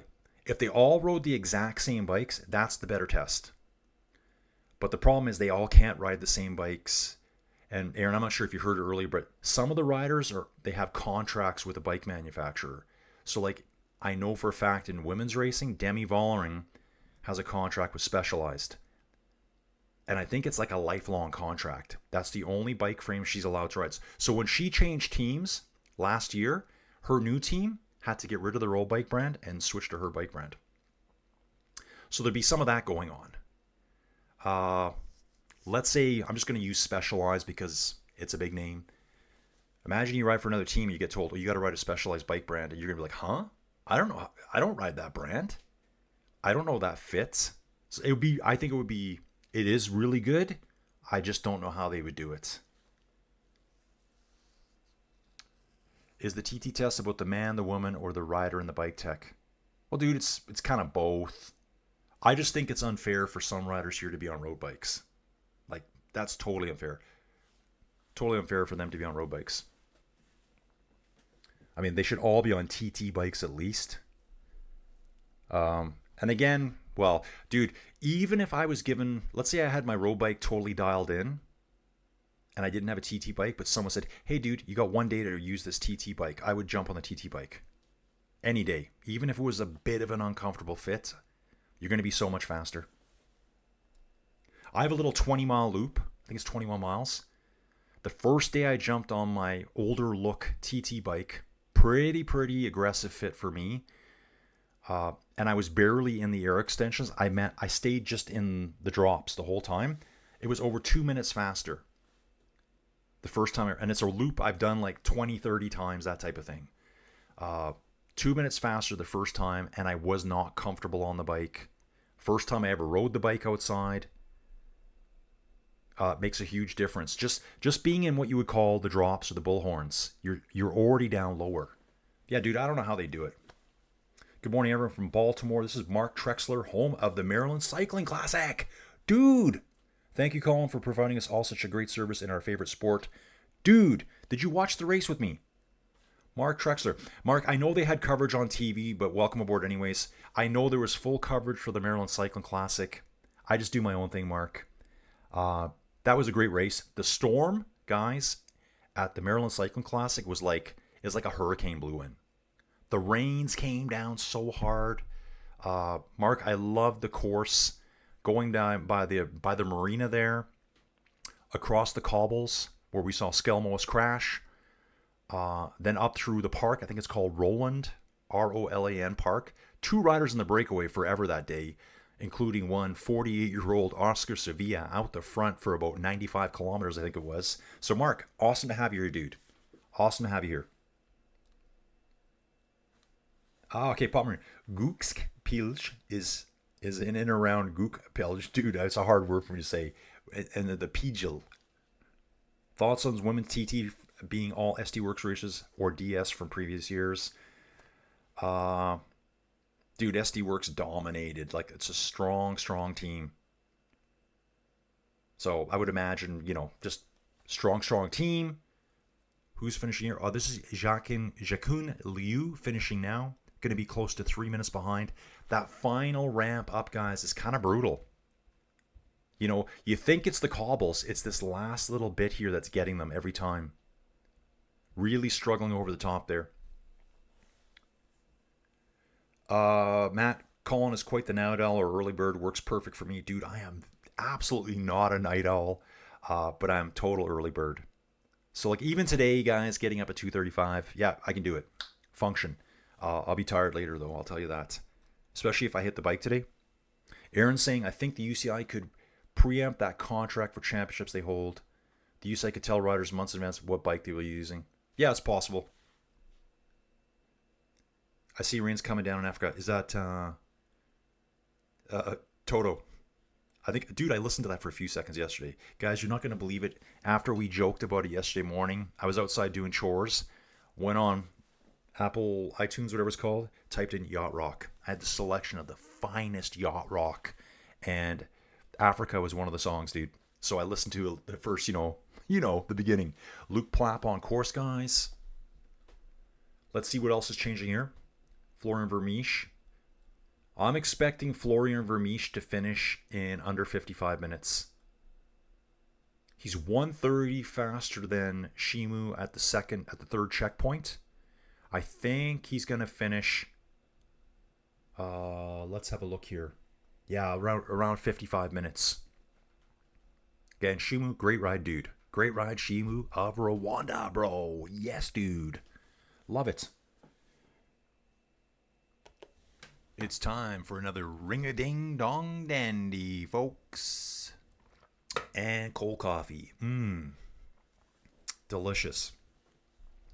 So Shimu's going to enjoy his last few minutes in the hot seat. Awesome job by him. Awesome job.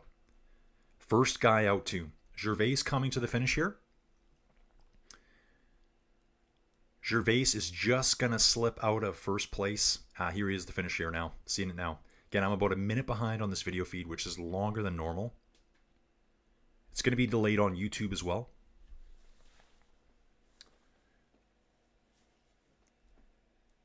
Yeah, Fab Cycling. Anyone else missed the rains down in Africa?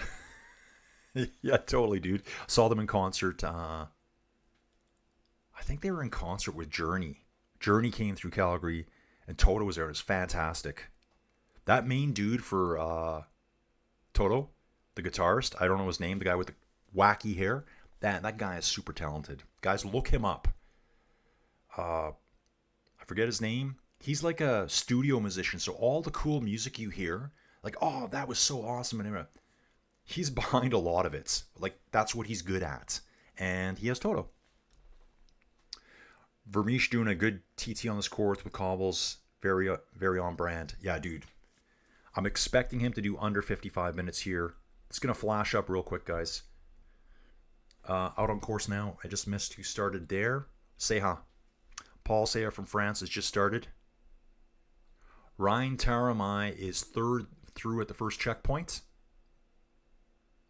Byron Munton in fourth. Shimu now in fifth place. Here's another rider we haven't seen yet. Sue. I'm going to look for his name over here, guys, because any of these links will take me nowhere. So I kind of have to do some digging around for names. Paul Seha is the youngest competitor here, skipping the under 23 time trial for this event. Or is this Bless the Rains down in Africa? Which, yeah, how long have you screwed up the lyrics? That's the question from Fab Cycling. Yeah, Toto were all great studio musicians that formed the band. Okay, Dave, perfect. Yeah, dude, they're really good. I think the lead guitarist, dude, I think he played some Michael Jackson music. Yeah, he was in Beat It. Yeah, he was. I know Eddie Van Halen did part of it, and this dude did the rest. And their drummer's really good too. The drummer for Toto, I think, played a lot of Michael Jackson's music too. Positive, like the studio stuff. The best version of the song. And then obviously on the road, maybe toured with them a bit. I don't know. I think sometimes they do, and then they go do other stuff. Toto, definitely yacht rock. Okay, dude, we got it. Every day I screw up all the lyrics. Me too. Yeah, they were really good. And Journey was fantastic with the Filipino guy. Like, fantastic. I mean, it's pretty hard to beat Steve Perry, though. Like, when you listen to him sing when he was younger, no auto-tune. For all you youngsters, zero auto-tune, perfection of a voice, Steve Perry. This first section of the Côte de Kimihurura on the cobbles, Vermeesch is on now. It's 11% at the beginning, guys. 1.3 kilometers at 6.3. The back half is probably like more 3 to 4%. The first part is really steep.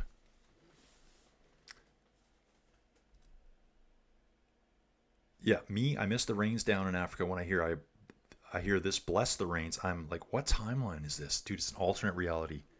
Alternate reality altogether. Checkpoint 3. We're waiting for Vermeersch's finish time. Again, we got big names coming, guys. Big names coming. And I will find some of these riders who I haven't looked at yet. Oh yeah, grinding 14k an hour up this hill. A lot of this going on right now for Vermeersch. That's what I'd be doing too. Climbing up here. He's inside the Mapei banners, guys. Mapei. Again, great crowds here. I don't think I've seen a flag yet. Not one flag, any countries, no one. So I think flags were told, no waving your flags in front of the riders. Okay, I am seeing a couple. No idea what countries I'm looking at. Maybe that's blue, yellow, and red. I don't know. Maybe Romania? Who knows? Oh, I did. Okay, so yeah, guys. The most flags I've seen, I think I've seen Basque flags for some reason. Yeah, look at this at the end. Vermeersch looks like he just passed someone here on the cobbles I missed. There's another rider right behind him there, or maybe he's catching someone right now. 2 riders just hitting the finish. We're gonna see a bunch of new times pop up here. Bunch of new times. These gaps back here are going to be very interesting to watch. This Plap Sobrero gap is going to be really interesting. See how fast Plap is on today. Plap is like, I can see Plap being top 5 very easy. Very easy. Mauro Schmidt here is Swiss national time trial champion. Yeah, Vermeersch has passed someone here on the cobbles, I believe. Sharif is coming up the cobbles now.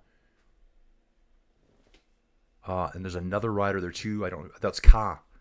Apollinario Ka, I think is his name.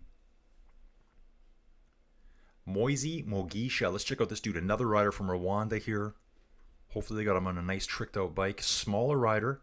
58 kgs, 1.68 meters tall from Busogo, Rwanda. Got some nice results here. Has he been riding much this year? Yep, he's got recently did the Tour of Rwanda. 18th in the GC at Rwanda. The route to Vendee. Oh, this is Rwanda as well. Really? The flag that's shown there is not Rwanda. Tour of Sharjah. I gotta look this up. No, that's not Rwanda. But yeah, it does have some good race days in this year. It's been a while since he's raced though. Last event would have been National Road Race Championships in Rwanda. So again, form might be a factor here. Is a smaller rider. So just my quick, off the cuff, smaller, bigger for these events. These hills aren't hard enough to hurt the big guys. It's going to hurt them a little bit. That's why I'm leaning towards Remco over Poggi for this event. If I were to record my ride singing, it would be very disturbing to music fan. Me too. Thoughts on men's road race? Ecuador only getting 1 spot when they clearly have 2 world-class cyclists. Yeah, Aaron, I don't even know how they pick the teams out. You know, and what's funny here too is that someone said that, guys, I need to jump out of here for a second and look at this. Races tomorrow. So tomorrow is going to be the under 23 championships tomorrow. I'll take a look at all that stuff. Let's look at the calendar for the men's road race elite. That's not until next Sunday. Like Australia has 8 riders. Same with Belgium. Belgium's team is incredible. Good luck. That team right there. So for Ecuador here, dude, I'm seeing Carapaz. Yeah. Jefferson Alvaro Cepeda, Jefferson Alexander Cepeda, Harold Lopez. These are names we should know.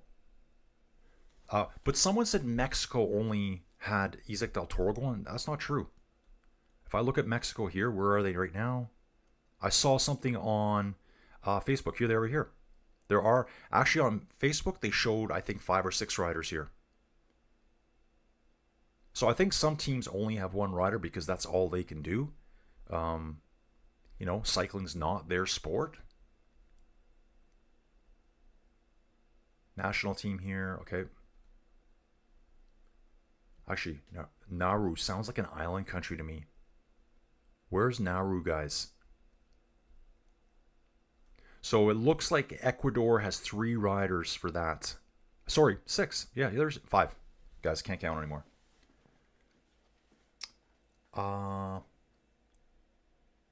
Okay, so Aaron's saying even Mexico. Okay, where are we going? Backing up. Where's Benny? Exactly, Drew, you won there. So Aaron was asking. Yeah, Aaron, so I'm seeing 5 riders showing up here for Ecuador. So jump in there and check out the start list. Like, I mean, all the big teams, Denmark, Belgium, Australia, they all have 8 riders per team. So if I scroll down here to find Mr. Poggy, they have a full team here. Look at this team. Poggy, Primos, Matty Mahoric, Dalman Novak, Luka Mezget. Okay, Florian's finished. I just missed his time, guys. Yeah, that's a huge team too. The Spanish team here. Oh, wow. All these names here, guys. Juan Ayuso, Balderstone. This guy writes for Cahuruel. Mark Soler. Obviously, you know him. Ivan Romeo. He's a great time trialist. That dude. Carlos Verona. This is a great team here. That's a superstar team right there. Switzerland's got 5 riders. Turkey 1. I think we saw this guy today. Maybe we did. Have we seen this guy today? Yeah, this guy's riding in the time trial right now, Amat Orkan. So obviously, Turkey, it's not their thing, and they don't have many cyclists that come and do this. We've got a refugee team. That's the dude we're watching in the time trial right now. He's finished. I think he was in 3rd place. And then we have the individual neutral athletes. That's the Russian dude. He's in the individual time trial as well right now. And I'm going to jump back here and see Florian Vermeersch's time. 55 minutes for me. I'm guessing 55 minutes. Wow. Faster. Florian Vermeersch, guys, finished in 54 minutes. Sorry, 54 minutes, 49 seconds. So 11 seconds under the 55-minute mark. You know there's faster dudes coming. Faster dudes coming, guys. Go back to checkpoint 3 here, see what's going on. Okay, none of the other fast movers are coming yet. Through 3, what about checkpoint 2? Just been updated now. We just see Ahmet Orkan, the dude we were just talking about from Turkey, comes through in 13th. And Majid Abu Hara. I'm going to find his name over here and we'll have a look at this dude. Just got to find his name over here somewhere. It'll probably show up on the timeline here right away, guys. They're going to give something about him. Yeah, where's Benny? He should be here. Oh, I think we're going to see him. Are we going to see him? Guys, are we going to see him?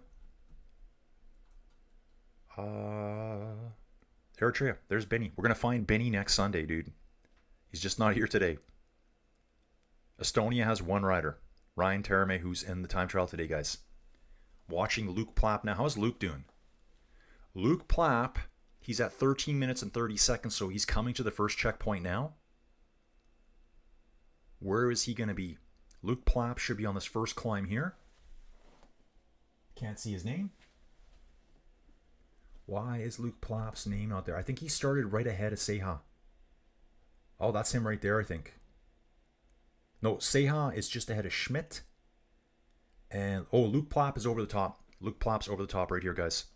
So he is through the first checkpoint. We should have a time here. Luke Plapp. And his time doesn't look good. Oh, Raul Garcia Pernia is through 46 seconds down. Ilan van Wilder goes through, guys. 14 seconds ahead of Florian Vermeersch. It's a hard name. Mateo Sobrero goes through at 24 down. Everyone's getting shuffled down, guys. Shimu, still top 10. Shimu, dude, you were great to watch today. Awesome form, dude. You're killing it. Shimu will be pushed out of the top 10 eventually. Luke Plapp is kind of struggling here, I think, guys. I'm looking for Luke Plapp's time. Why don't I see his time? Where is Luke Plapp? It says he's through the first checkpoint. Okay, so 19 seconds down. It's finally showing up now, guys. He's well through the checkpoint. Shows up now. He's 20 seconds down at the first checkpoint. There it is now. Okay, that makes sense now. Like, okay, did he vanish? Van Wilder here, though. Looking really good. Yeah, Renee, exactly. Let's do a prediction for the winning time. Like, is Poggy going to show? Is Remco going to show up in 50 minutes? 52 minutes? Like, could they be that much faster? I doubt it. Even Mexico has multiple riders, and it's unlikely we know anyone except Del Toro. Maybe all nations should have minimum of 2 riders. Dude, I think they do. So Ecuador, as far as I can see, has 5 riders. Bonjour, anyone else catch a promoter for these championships hosted by a striking African woman in blue dress? It was very well done. Dude, missed that? Didn't see it? Striking. I like that. I'm coming around for 709er. Yeah. Love it. Okay, I got 2 riders side by side here. This looks like Munton. I got to figure out who's catching who here. Munton looks like he's got a pretty good time here at checkpoint. He does have a good time. Only 7 seconds off. Munton is speeding up here, guys. This is really cool to see this. Munton from South Africa. He just caught a rider ahead of him. I think it's a Spanish rider. I got to figure that out. So Munton was 48 seconds back at the first checkpoint. I'll be able to figure it out right away. Who else shows up? At the second checkpoint, he's 7 seconds down. He's pulled back 41 seconds on Florian Vermeersch. And I need to figure out who the other rider is there. Ooh, timing point 3, Artem Nick.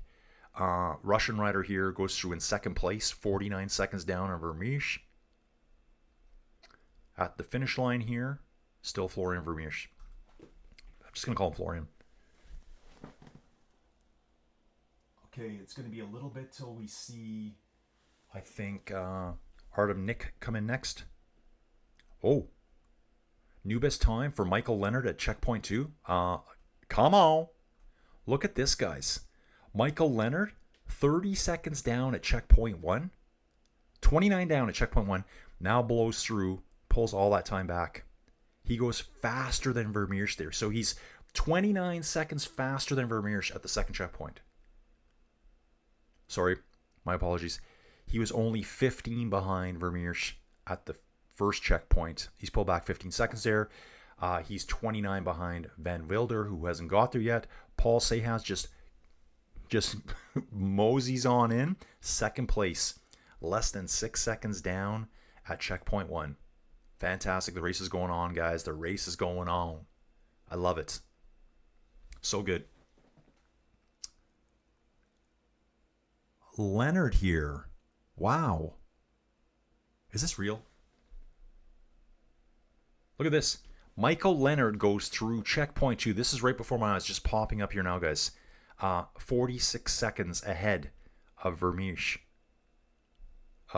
Yeah. So, Michael Leonard was... Okay, it is Leonard there. Yeah, it's Leonard. That's the one I was talking about. Okay, got you figured out. I'm just figuring this all out now, guys. Wow. Huge flip-flop there. So at checkpoint 1, Leonard was at 29. Vermeersch was at 14. So 15 seconds difference there. Now it's gone 46 seconds in the other direction. So Leonard is liking this segment of the course better. He's got his head buried on his arms right now. You know, he's like this right now, looking up, doing quick looks. Spectacular, guys. I love this. Where did that come from? Michael Leonard. This dude here. Well, races for Ineos Grenadiers. We did see him in Montreal. I remember him there. Renewy Tour, ADAC Classics, Tour of Poland, Tour of Austria. And right here, guys, this is why. Right here. Individual time trial championships in Canada this year. He was number 1 on a 34-kilometer long time trial. So this guy's got wheels. This guy's got some wheels under him, boys. But yeah, we got Ilan Van Wilder coming. Paul Sehas only 6 seconds down. Yeah, the Wonder Kid. Getting an image here of Van Wilder now. Yep, dude, I did see that. Bonjour. Okay, so that's Drew. Fab Cycling, some Belgian flags here. Belgian Congo notwithstanding. Yeah. Aaron, maybe Colin can do yacht rock playlists, singing while riding bike around Greater Alberta to post content. Yeah, dude, I know. I got to make more content this week. I really got to get my camera figured out. I'm going to walk around the yard with it on. So it's got a small SD card on it. Okay, I could upgrade the SD card cheap. But it's also designed so that you can just transfer off your SD card straight to your phone. I got like 512 gigs on my phone. Although, what's a 512 gig SD card going to cost me? $20? So I'll just get another one of those. Slap it in there. Dave saying today Poggy will crush the cobble climbs. Yeah, Poggy will do really well on that steep climb at the end. Renee's guessing 51-23. Renee, Pop Renee's going 50-59. Drew, 49-34. Dave, why do I always forget about the great Abraham Alano chasing and beating Big Mig back in the day? I said Big Mac. I'm obviously hungry, guys. Can I get a Big Mac? Big Macs are not Big Macs anymore. No bike tier for the world. Dude, there's none. I asked, but couldn't get it. I remember that maybe Big Mig was tired from winning all those tours. That's from Matt. Finn Knudsen, you were doing so good, sir. Finn, thank you so much, dude. I know there's other comments here at the guys, so thanks for supporting me here. I know there's the pros that are doing it, and those guys get paid to do it. That's why they're doing it. They're getting paid to do it. Think about that, guys. The commentators on the other channels, they're doing it because they're getting paid. They're not doing it for fun. I'm doing it for fun. But we got to survive somehow. We got to survive somehow, guys. Florian's still sitting first at the third checkpoint here. Michael Leonard's coming though, guys, and he's on a heater right now. Rolling along at 70k an hour right now. Where is Leonard on course, guys? Here he is. Leonard's right here. He's catching a rider right now. A rider called Comarand. Who is Comarand? Aurelien de Comarand. So sounds like a French background to me, but I'm not sure where he's from here. Oh, this guy is from Mauritius, I think. I think that's the Mauritius flag there. I think. So I have to find his name over here now, guys, because if I come over here, you know what? Maybe I can. I'll try here. See, page not found. I don't know why it does that. Artem Nick coming to the finish now. Behind Florian Vermeesch. It's going to be close. And he almost caught a rider ahead of him. So there's a rider that just hit the finish here. It would have been at the finish. There's Nick finishing. It would have been Victor Akpabli, who I don't think I've discussed right now. 11th place overall at 15 minutes down. Huge spread here in the rides. Nick is wearing the Visma Spaceballs helmet. If you know, you know. Byron Munton. Dude, check this bro out. Byron Munton second at the third checkpoint. Are you kidding me? So Byron Munton, has it flip-flopped again? No, he's pulling back more time. So at the first checkpoint, Munton at 48 seconds, Vermeesch was at 14. That's the difference, 34 seconds. At the second checkpoint, Munton at 135, Vermeesch at 128. 7 seconds difference. At the third checkpoint, it flip-flopped the other way again. Munton's in second place here. All the early riders. Now he's 35 seconds behind Vermeesch. So he's lost time here, but moved up. Watching Luke Plapp here, trying to figure out where he is. He's on course right now at just under 24 minutes. So he's obviously between checkpoint 1 and 2. We can find him here. Luke Plapp now climbing again. Sejas hot on his heels. Sobrero ahead of Plapp. I think Plapp's not on a good one today, guys. I don't think Plapp's on a good one. Not yet, anyways. Luke Plapp, 5th place right now at checkpoint 1. Ilan Van Wilder here. Ooh, intermediate 2. Van Wilder's going to set a nice time, guys. Oh, here it is right now. I've already seen it. 32.06 for Van Wilder here. Pushes Michael Leonard out of first place. And substantially. Leonard 42 seconds behind Van Wilder there. Vermeesch now in third place. Terramai in 4th. Byron Munton in 5th place. Gadoosh, folks. Super gadoosh. Let's get it on Chaka Khan. Yeah. Oh. Guess who's starting, guys? Guess who's starting next? Isaac Del Toro. Isaac Del Toro is on the start line, guys. On the start line.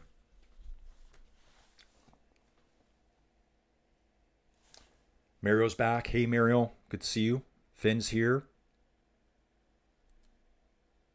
Okay, here's Mario. Guys, check out Mario's days. Sunday started with a 112-kilometer ride outdoor with 2,020 meters of climbing. D+. Mario, what do you mean by D+? Are you rating your own climbs? Like, it was 2,000 meters and I did it at about a D effort with mountain bike friends. Quite windy with gusts. Shower taken. Lunch eating. Now on the kayak. Yeah, kick it up. Kick those legs back, Mario, watching the ITT. Dude, it's been awesome. Can't believe UK have no riders in the men's TT and no women in a road race. Really, they don't? Star list. Really? Yeah, you're right. UK does not have a rider here. Like, how is that? I know some riders have said it's the course, the profile doesn't suit them. I think there was security issues too. I think there was a lot of hype that we may not, whatever. That's all I'm going to say. Dave, I feel so lazy now. I haven't done nothing. Guys, Miro, yeah, I haven't done nothing. I need to go ride like 500 kilometers today to get any conditioning back.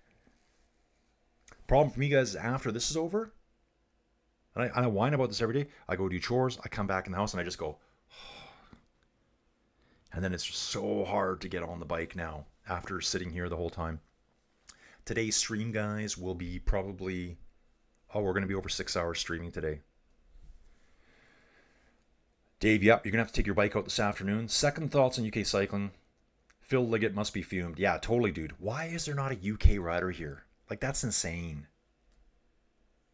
Yet we have not one UK rider here, but we have 3 from Rwanda.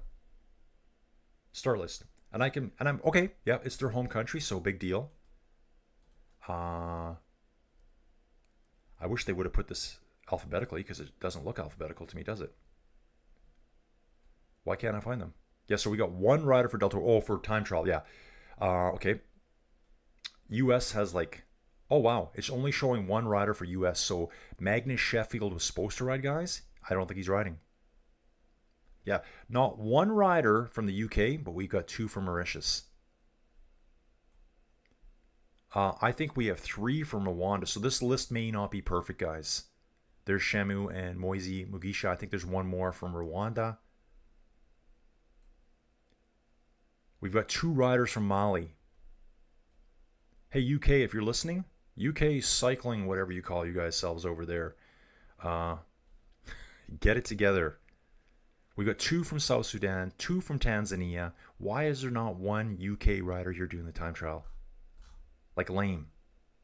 Your little old Commonwealth brothers, Canada, sent 2 riders. Yeah. Oh, this is the dude with the real... This guy has a great jersey. Red Walters. Great jersey. Love it. It's got the jersey win for me so far. And checking some times out here, guys. This is Raul Garcia Pernia here at second check. Okay. Second check, he's going to be down. Not having superstar rider, 6th place, 137 back. Just gone through there now. Terramized looking good there. 3rd check. Ooh. Leonard comes through in 1st place, but remember, he's being chased by Van Wilder all the way. So I think Leonard is riding directly ahead of Van Wilder here. We will be getting a time for Luke Plapp here in the next few minutes. At the finish, Gervais is finished at 2:34 down for Canada. And top 20 results, what do we got? We've only had 19 riders finish here. Look at the time gaps, guys. Jalal Edward finished 1 hour and 33 minutes, 38 minutes back. Definitely, this was a road bike dude. I'm pretty sure Apollinario K on road bike. Just very tough to compete. Mira, I did this TT 4 days ago on Bike Terror, 1 hour and 10 minutes, quite hard. Today is Poggy's birthday. That's right, he turns 27 today. He's got legs and he knows how to use them. I think we're talking about ZZ Top. Is that what that is, Dave? Good morning. It is the unofficial Like a Canadian Day, so hit the darn like button. Yep. Thanks, Tony. McNuggets win today means UAE Team Emirates The outright record hold for the most professional wins by a team in a single season. What is it, like 89 or something? Poggy's girlfriend, Urska Zigert, has a fantastic attitude. Yeah, we saw her race earlier today. Picture being out with your girlfriend, wife, and he drops you. Wait a minute, that might be a touchy subject on this site. Nah, dude, it's all good. Just drop them. Just launch a sprint. I wonder if Spaceball producers thought that their parody helmet would be a real thing in the future. Yeah, could you imagine? Sobrero here looks like he's gone third through the intermediate checkpoint. Second checkpoint, I mean. Yeah, third through. 49 seconds down. Van Wilder is having a great ride here. Warming up, Jay Vine. Jay Vine sitting there warming up on a Colnago road bike. I'm sure he's got his TT bike somewhere. At least I hope so. I think Byron Munton was third in last year's Volta of Portugal. He is a great rider. Yeah, totally. He looks really good. He's getting faster as he goes. Kind of been flip-flopping with Vermeer a bit.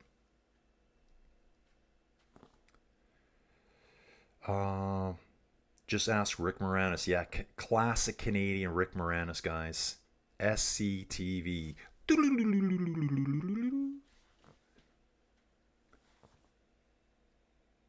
Yeah, Colin after stream has to be really careful with words to clarify. Remco in the starting area, guys. Warming up on a gold S-Works tarmac. Just jumping on now. Dropping Joey Jojo off today. Dropping Joey Jojo today, that's right. I don't even know what we're doing today. Colin make me feel guilty. Woke up at 8 a.m. Had French toast with strawberries and coffee. Strolled to my computer. Hopped on 9:30. Dude, I'm trying, Tony. I'm trying. Doing everything I can. The UK could have sent the GCN crew to compete, and they would have been the superstars. Totally, man. Like, why are countries not sending riders? Like, what's the deal? Ooh, Ivan Romeo starting. This dude here. I'm pretty sure this guy has the double last name. No, it's not. But he is under 23 time trial champion for Spain. Where was it? Oh, 2024. World champion last year. This dude, Ivan Romeo, who rides for Movistar. Seen him a lot this year, all through the Tour de France. Luke Plapp here will be down at the second checkpoint, guys. Is he through? Luke Plapp is into second place at the second checkpoint. I think it might be just Luke's pedaling style. It seems to me he's pushing a bigger gear than some of the other riders, so it looks like he's kind of bogging. Obviously, it's working though, guys. He's second place at the second checkpoint. Love it. Yeah, guys, my breakfast, I don't know what it's going to be today. We'll find out.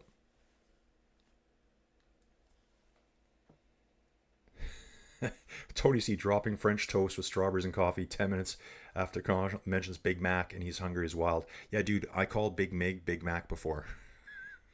Because I've been thinking about food. Yeah, no GB riders a scandal. It totally is, dude. Yeah, you guys should feel so guilty. So guilty. Ollie on a TT bike. Sayat faster than Plapp at the first checkpoint. Yep, definitely. Sayat is flying. Guys, ooh, but look at this. Checkpoint 1, guys. It shuffles again. Andreas Leknesen comes through. Norwegian rider for Team Uno X Mobility comes through. It sets the fastest time at checkpoint 1, guys. Fastest time. Guys, I'm going to take a quick break right now. Nature break coming up. No attacking me. Keep the chat going, guys. Likes, all that fun stuff. We'll be right back. This should be... I can also finish this dried out piece of bread with peanut butter that's too thick on it. Still eyeballing me over here. I'm starving. So I'm going to eat that on the way up the stairs. Grab another coffee. Only on the second coffee right now. Let's go.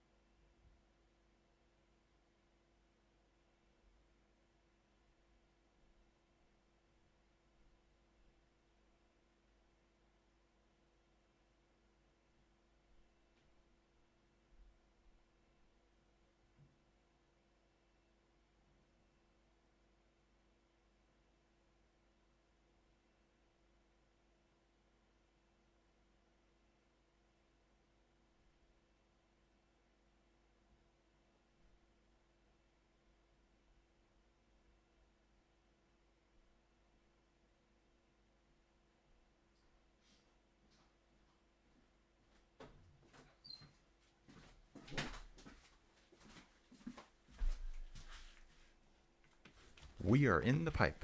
5x5. And we're back, dudes.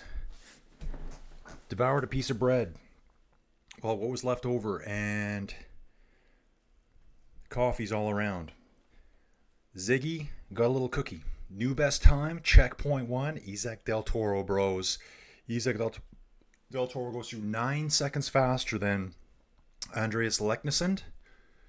Then it's Van Wilder, Seha, Aaronsman. Nice time for Aaronsman.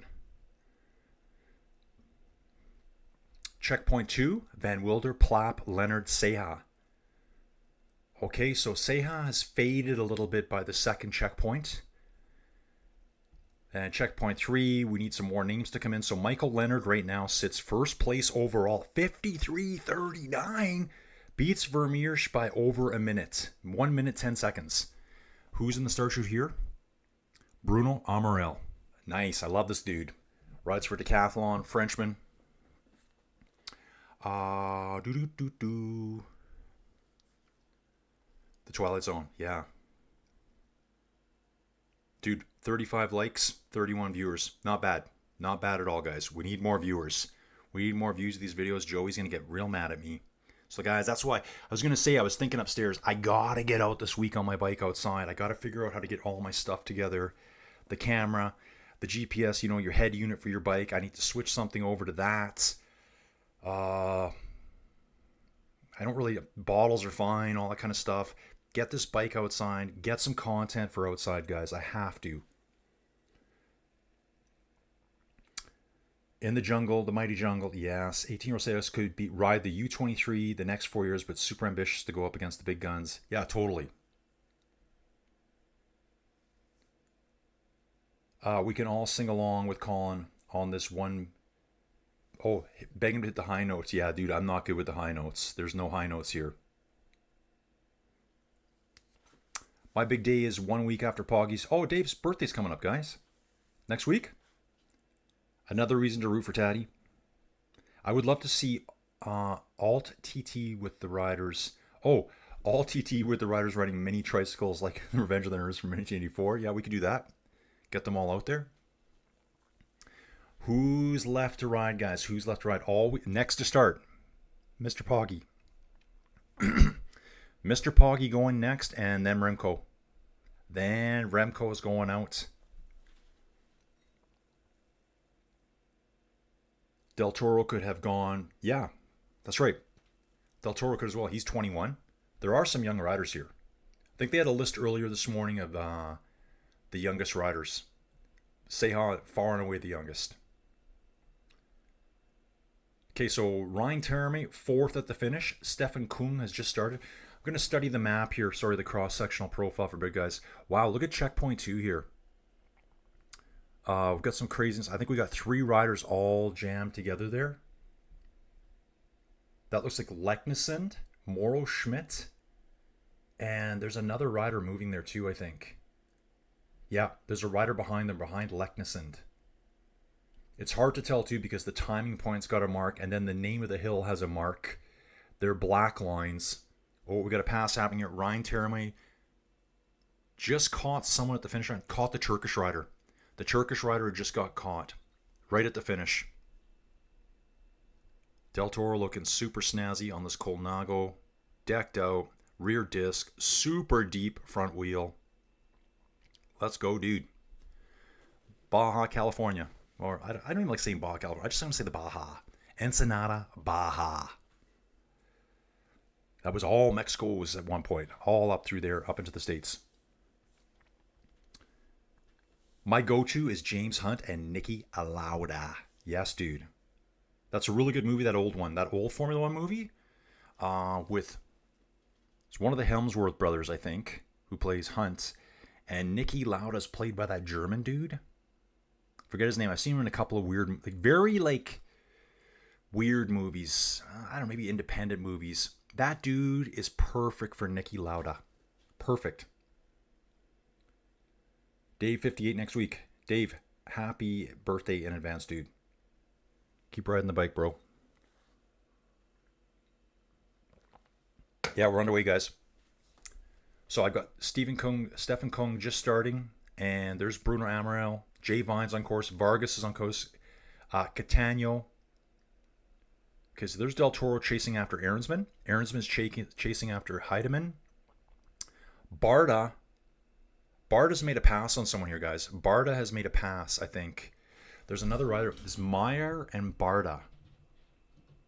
So through checkpoint 1, where's Barda on here? Yep, Poggy's off. I don't see Barda's time through checkpoint 1 yet. I'll get caught up with this in a sec. Oh, checkpoint 1, Barda through at 40 seconds back in 10th place. Whoever he's caught here, you can just see it, guys. Meyer. Who is Meyer? Why don't I know who this is? I gotta figure this out. Nothing's showing up yet. So Poggy's underway. Illum Van Wilder finishes in first place, guys. 52-22. Yeah, dudes. That's getting low now. It's getting low. It's only going to go lower. Just going lower. Okay, Pog. Yep, there he is. Poggy is on the course, guys. Brady riding the exact same equipment as Del Toro. Next to start, Remco. So Remco starts in 30-something seconds apparently here.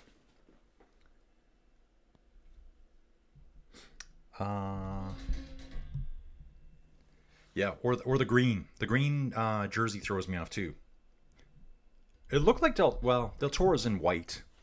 Probably like a national jersey champion, so it looks more like UAE to me, but this really throws me off. Poggy and green. Anna number 2 on his back. Some people think living to a ripe old age is a curse. It certainly beats the alternative. I want to be that old dude who rides bikes when he's like 90.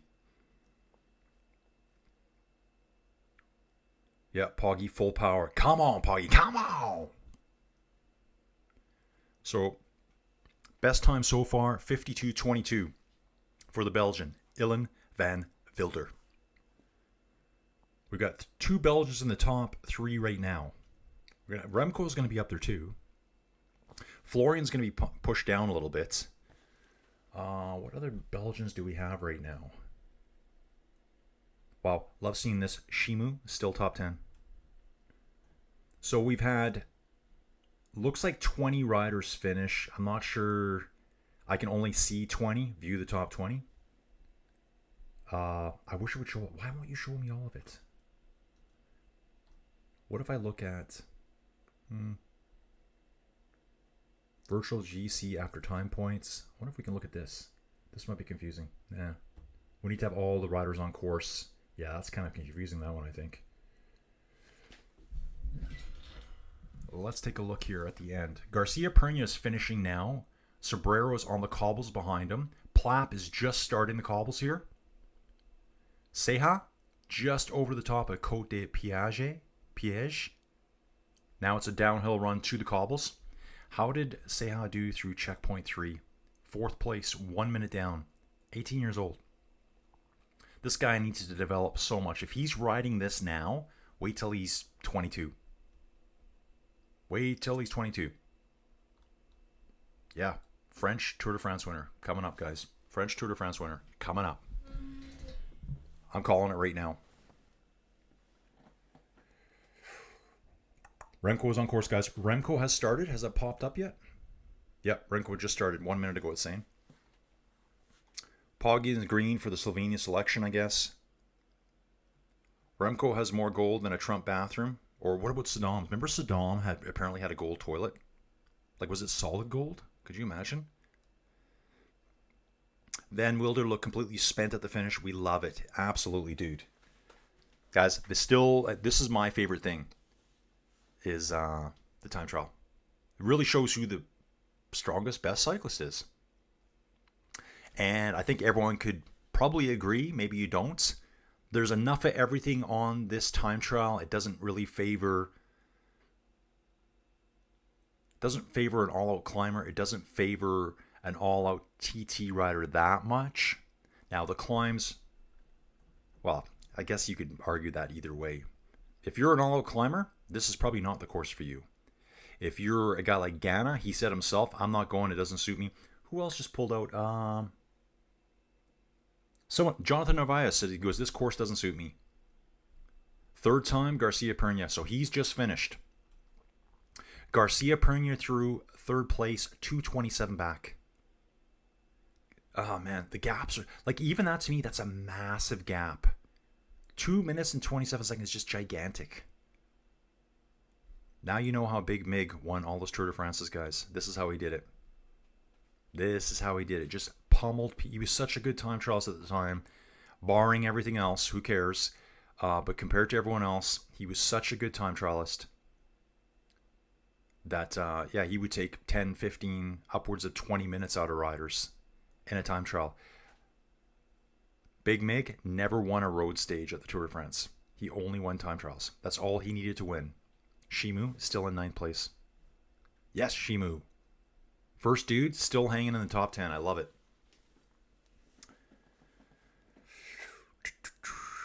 Chasing Steve Belko. He currently the oldest working bike. Oh!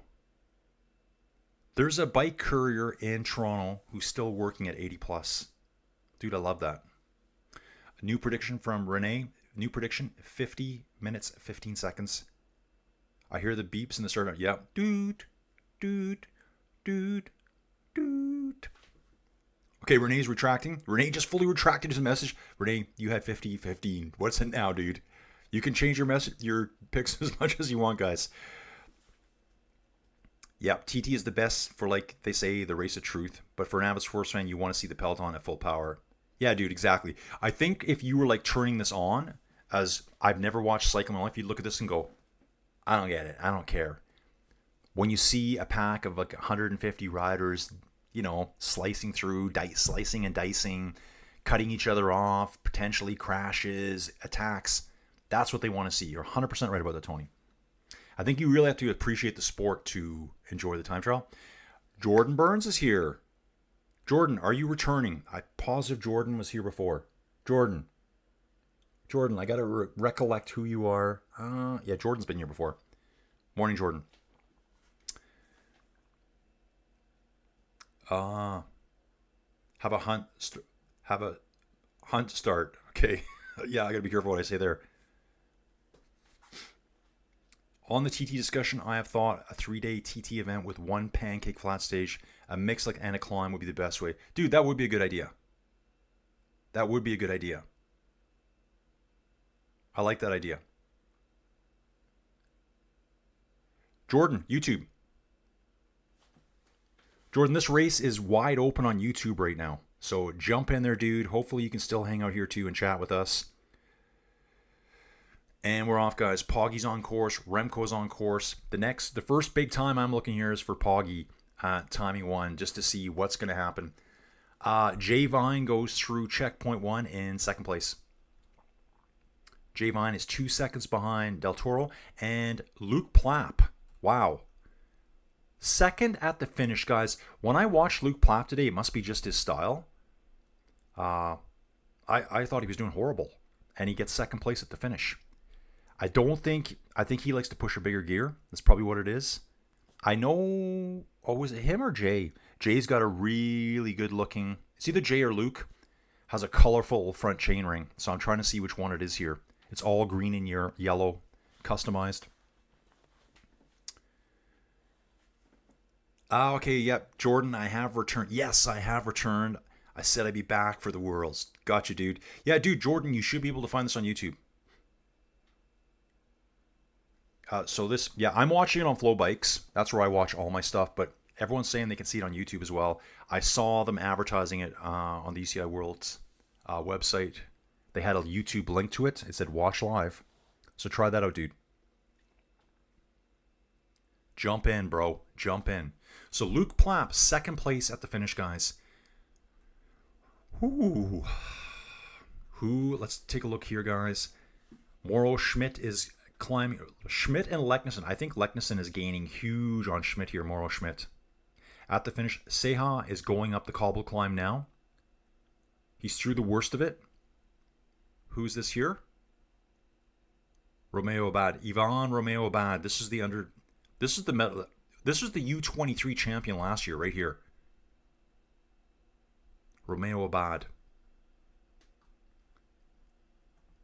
Ivan Romeo, it only shows that there. He's 22 years. I guess he could have raced under 23 as well. Right? He's 22 right now. Yeah, he just turned 22 a month ago. Let's see what's going to happen, you guys. Bruno Amaral threw the first checkpoint 7 seconds down, so that's really good for him. Leknessem was 9 down. Yeah, getting faster and faster, guys. Faster and faster. No one was able to ever drop Megan the Mounts. Yeah, he just hung on. Yeah, found the race, watching Evenepoel. Dude, Jordan, nice to have you back, bro. Nice to be back. Let's see how Remco does today. I think he's got some kind of funky helmet on. It's not that bad. It's not the Spaceballs helmet, but it's got that big, wide visor around it. Remco is looking good. Here's Timon Ahrensman coming to the second checkpoint. Remco definitely on the biggest ring. Absolutely, dude. Absolutely.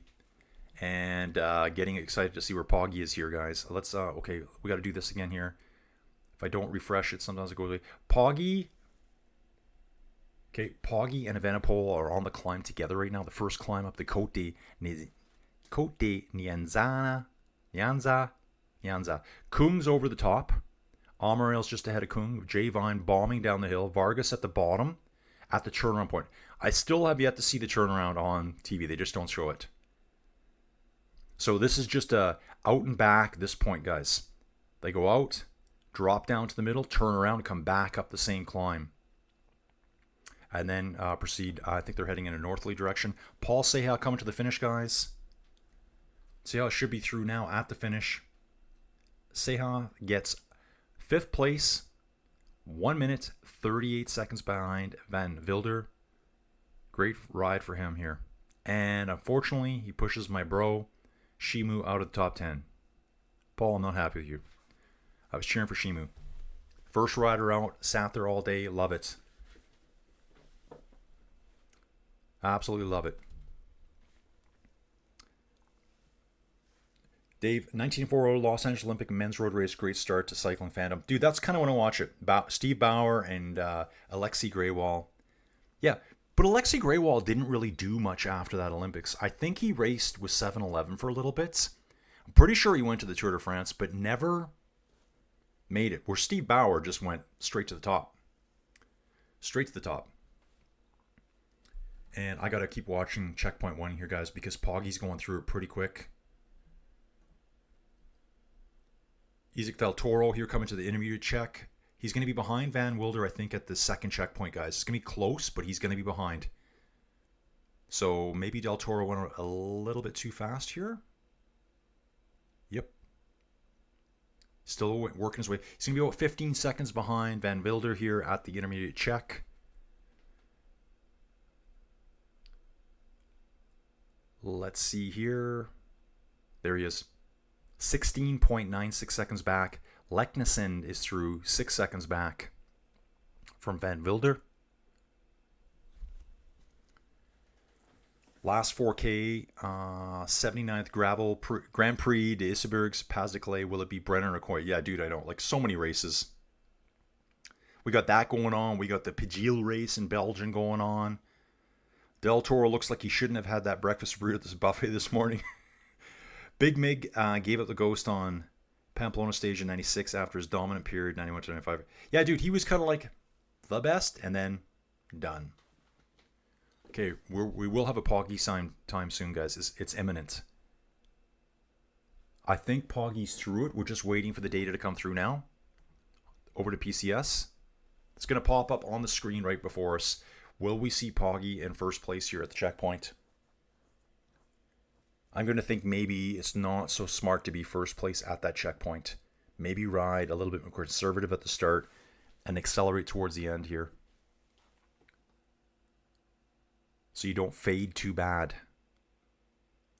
I mean, Del Toro looks like he's already fading. First at the first checkpoint, third at the second checkpoint, loses 17 seconds. Poggy through. Poggy is second at the first checkpoint, guys. Less than 1 second behind Del Toro. So everything's looking good there for Poggy. Let's hope he maintains it. Now the big test will be for Remco here. He is climbing here. So this is part of the course favors Poggy. Remco's climbing seated all the way. Poggy's climbing different. Remco's climbing in the aero extensions. Poggy's not. Poggy's climbing on the drops. Just looking at the video here. Switches back to the extensions. Remco's completely in the extensions all the way. So let's see what Remco gets. And again, you got to hold it all the way. This is a long time trial. It's like the good old days of cycling where actually in the good old days, 40.6 kilometers would have been a short time trial. They were doing more like 60, 65, 70K time trials, individual. Dave's cheering for Coy over at that sprint race. Poggy isn't number one on Team Slovenia. He's number 2 at this race. Remco's number 1 at this race, dude. Just their start orders. And again, yeah, so you can tell the race has decided who the favorites are with their numbers. But the bookies still had Poggy as the favorite. I don't know. I didn't look at the odds this morning. New best time. New best time, Gus. New best time. What? Guys, how can this be?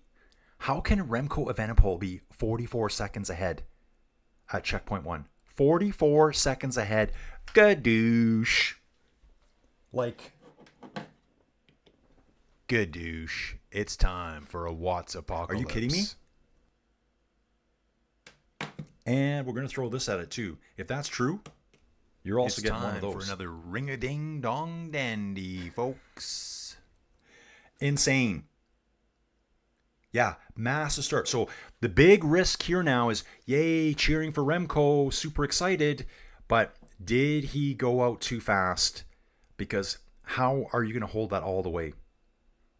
I mean, Poggy's speed at the start, 42.8. Isaac Del Toro's speed at the start, 42.9. Remco's over 45.2 kilometers an hour already average. So there's a very good chance that Remco could have just blown this race up, either for the win or he will completely implode. Like, that's going to be so hard to hold. That is going to be so hard to hold all the way. What are you guys thinking? What's your guess? Remco just completely smashes Poggy to pieces.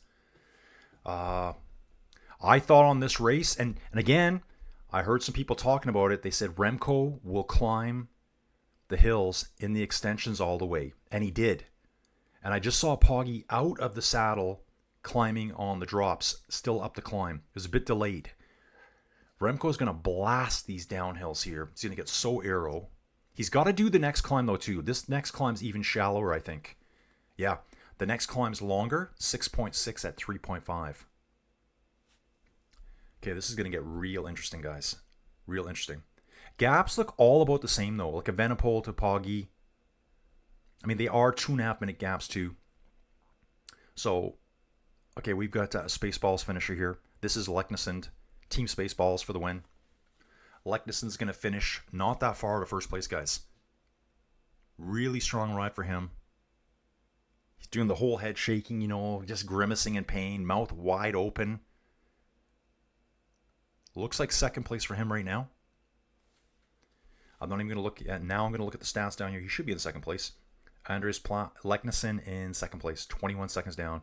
Plapp at 27 down. Wow.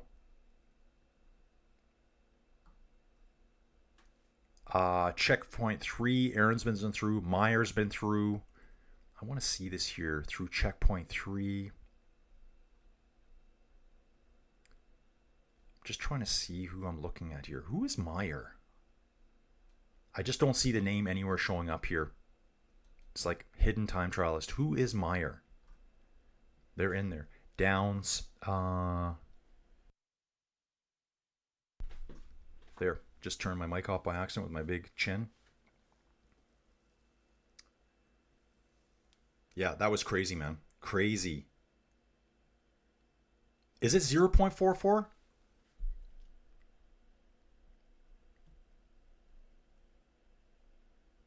Dude, I don't know if it is.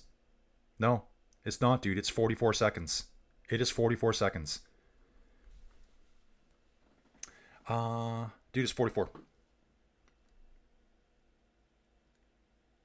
Mountain bike. Alexi's brothers are in the Mountain Bike Hall of Fame. Yeah, what happened to Alexi Graywall? Yeah, right here. Remco ahead 44 seconds in the first intermediate. Holy moly. I know, dude. Did he go up too fast? Yeah, dude, if you look at the start, someone who said it's not 44, you can see here it's 44, and then they have a little apostrophe, or comma, I should say, 60. 44.60 seconds. That's insane. Paul Seha went through fast as well. He's at 1 minute, 1 second, 0.61 seconds back. I know I'm not saying that very right, but look at the finish times. 32.06. It's 44 seconds. Insane. Now, I'm a little bit worried that he's going to blow himself up. Like, that's way too hard. And guys, I just said the same thing about Poggy right before that. I said, if Poggy goes through real close, is he pacing himself right?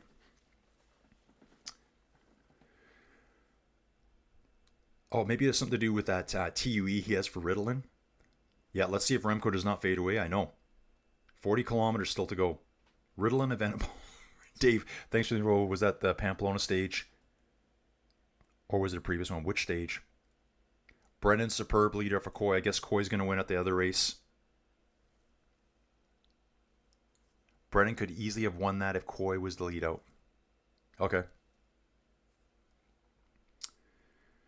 I'm going to catch up, guys. Yeah, Mario saying here, not 0.44 seconds, really 44 seconds. Remco's raging.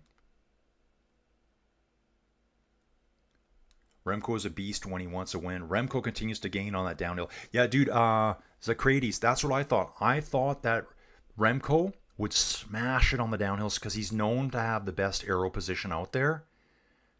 Poggy needs steep hills. Poggy needs Paragoods.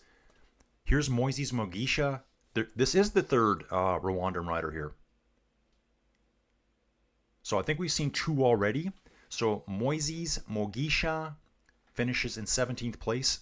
6 minutes and 18 seconds back. Not bad, dude. Not bad at all. Out of the saddle at the finish here. Looking good, dude. Looking solid. Like that. Yeah, that's insane, that time.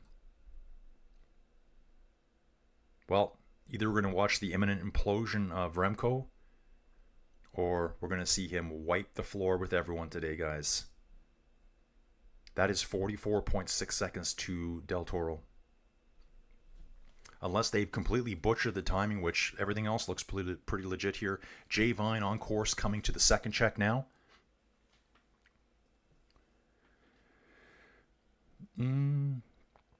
Yeah, Brennan versus Coy.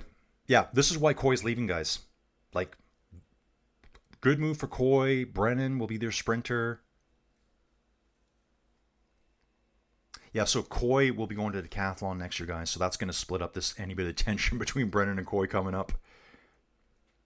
Remco in the huge ring is putting out the watts. Yeah, if Remco can go a season without crashing, he wins more.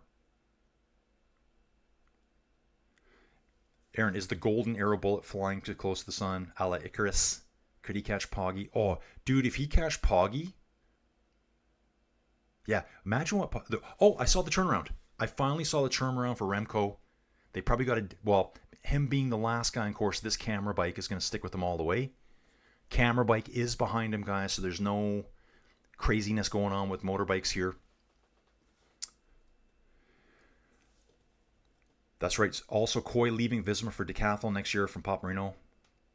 Visma still ride for him. That's right. Yeah, Soudal Quickstep should have stationed fans at side of the road yelling Erskine to distract them. Yeah, could you imagine if Remco passed Poggy? What would you do? What would Poggy do? I'd be like, I'm done. I pull the pin right there. I'd be like, whatever. Whatever. Remco is a guy that has to learn to save his energy in long stages with top talent. He just can't hammer the competition as he did as a junior. Yeah, Remco, yeah, he's won La Volta, but I don't think he's really a 3-week guy. Okay, watching Jay Vine here at Intermediate 2, guys, he might come ahead in first place. Actually, he has. I'm looking at here now. That's delayed. Jay Vine comes through. 26 seconds ahead of him? Okay, that makes sense. He's at 40 here. Okay. J Vine through. J Vine would have been a good pick for today, guys, as well. And J Vine's now averaging 45K an hour. Wow, this is going to be a hunt all the way to the finish, guys. I got to start looking at the lines here a little bit more. Just look at the lines. Yeah. It's hard to tell on some of these downhill ones because they're going to stretch out right away when they're over the top. Poggy to Kung is coming down. So Kung is not on a good time trial from what I can tell. He's not in the top 10 at checkpoint 1. Where was Stephen Kung was 112 down. Okay, so that tells me that the gap between Kung and Poggy should be coming down. This gap here is shorter than the Poggy to Evenepoel gap. But Evenepoel is pulling back time. Oh, and the Giro della Romagna also finished. Guys, I'd need to have about 8 monitors open on days like today. So Poggy is slowly working his way up.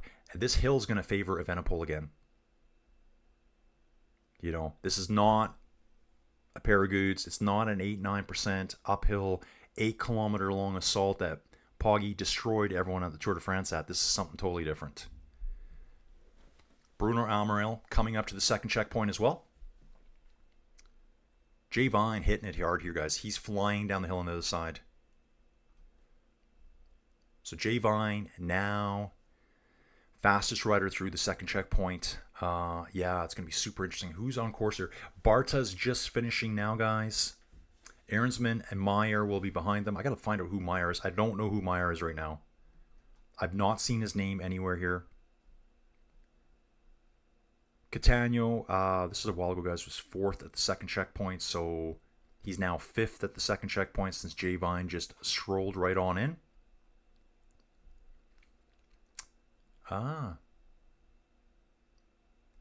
This is a good stat right here, guys. Poggy and Remco have started 10 times in the same individual time trial. In 8 of them, Remco outperformed Poggy. The only ones that Poggy won, Tour de France time trial up that hill, that super steep Périgou's hill climb. Remember, it was one day, I think it was stage 11 or something. It was like a 10-kilometer stage. That's all it was. Poggy blew everyone out of the water with that one. And stage a first place over Remco's third place at the Tour de France in 2024, which I can't offhand remember that one. Last year, okay, 8 out of 10 times, yeah, Remco's your man. Remco's your man here. Waiting for more time checks, and I'm looking at the front here. Almirel's through checkpoint 2. We're looking for Poggy's time and then Evenepoel's time. That's all we got left out there, guys. Actually, no, we got another rider there. Who is the rider that's ahead of Poggy but behind Almirel? I think I just mentioned his name. I've already forgotten it. Okay, back to the chat, guys.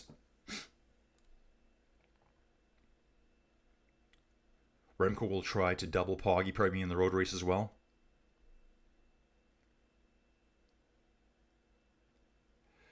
Greywall never got comfortable in the pro peloton. Yeah, dude, I remember like he just kind of like gold medal and then Remco won't implode but could crash. Almirel's seat needs adjusting. He's been sliding forward the whole TT. What's wrong with the sleeve of Poggy's? I saw that too, dude.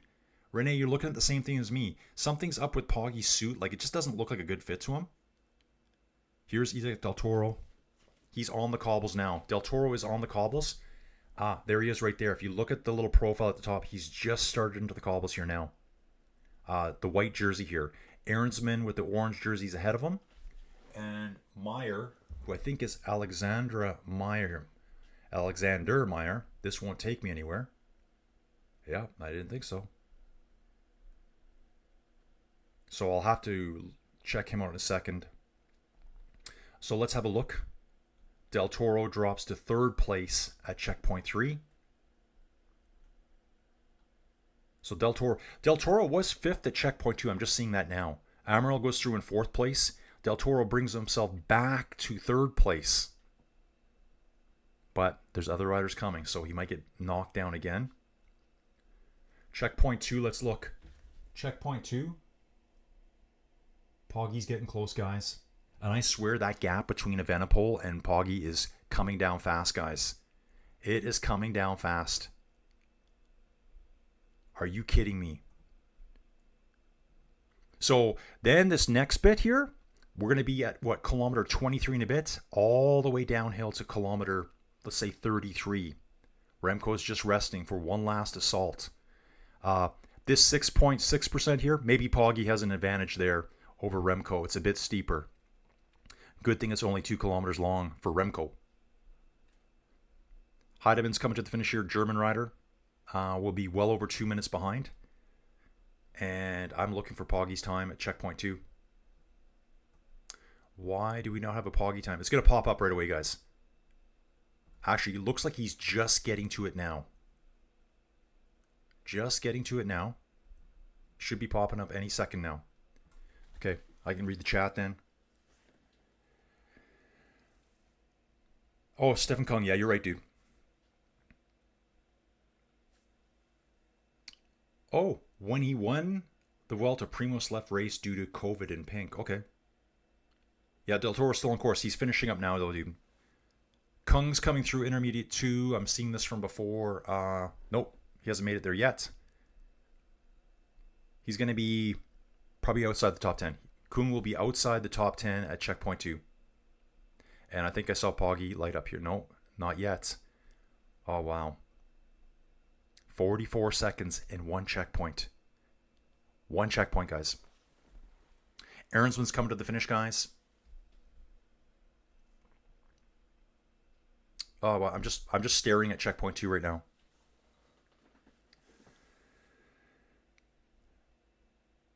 Thanks, Renee and Colin. I must have missed it. Excuse for Remco to beat him.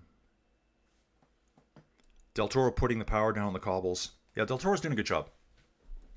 So he was 5th. Del Toro is now 6th. He's been pushed back again. He got pushed back by Bruno Amaral here. Now looking at Jay Vine. Jay Vine first at the 3rd checkpoint, guys. Smashing it. 27 seconds up on Ilan van Wilder. But to be honest, I'm looking for Poggi. Poggi time at checkpoint 2. 25 seconds behind Jay Vine, guys.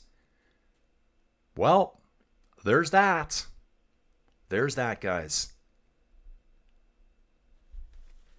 As long as Remco, well, maybe we have Jay Vine as winner today. If Remco blows up, Jay Vine's going to win today's race.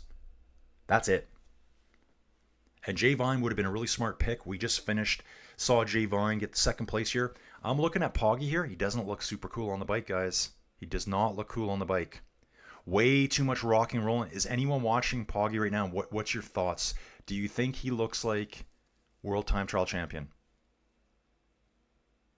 I don't think so. I'm not seeing it there. I mean, I would be dead on the bike. I'm just saying, guys. But compared to other people, Del Toro coming to the finish now, guys, is going to miss 1st place. Very close, though. How far is he out? He's still in the green. Still in the green. Still out in the red. Meaning he's behind now. Del Toro missed the finish by 5 seconds, guys. Del Toro, amazing ride there. Checkpoint 3, he was 4th place. At the finish, he's 4 seconds back. Look at this. At checkpoint 3, it was 48 seconds compared to 27. I'm comparing directly to Van Wilder. That's a 21-second difference. At the finish line, he had it down to under 5. Ooh, Remco, Evenepoel. Sweetness right here, guys. Can I call him sweetness today? 1 minute, 17 seconds ahead of everyone else. I'm seeing that right now at checkpoint 2. Here it is. 1 minute, 17. Chaka Khan. Like, oh my. Wow. Let's get it on Chaka Khan. That is amazing. Woo! Yeah, Mario, those edges don't seem aerodynamic. Yeah, they seem a little bit loose or something.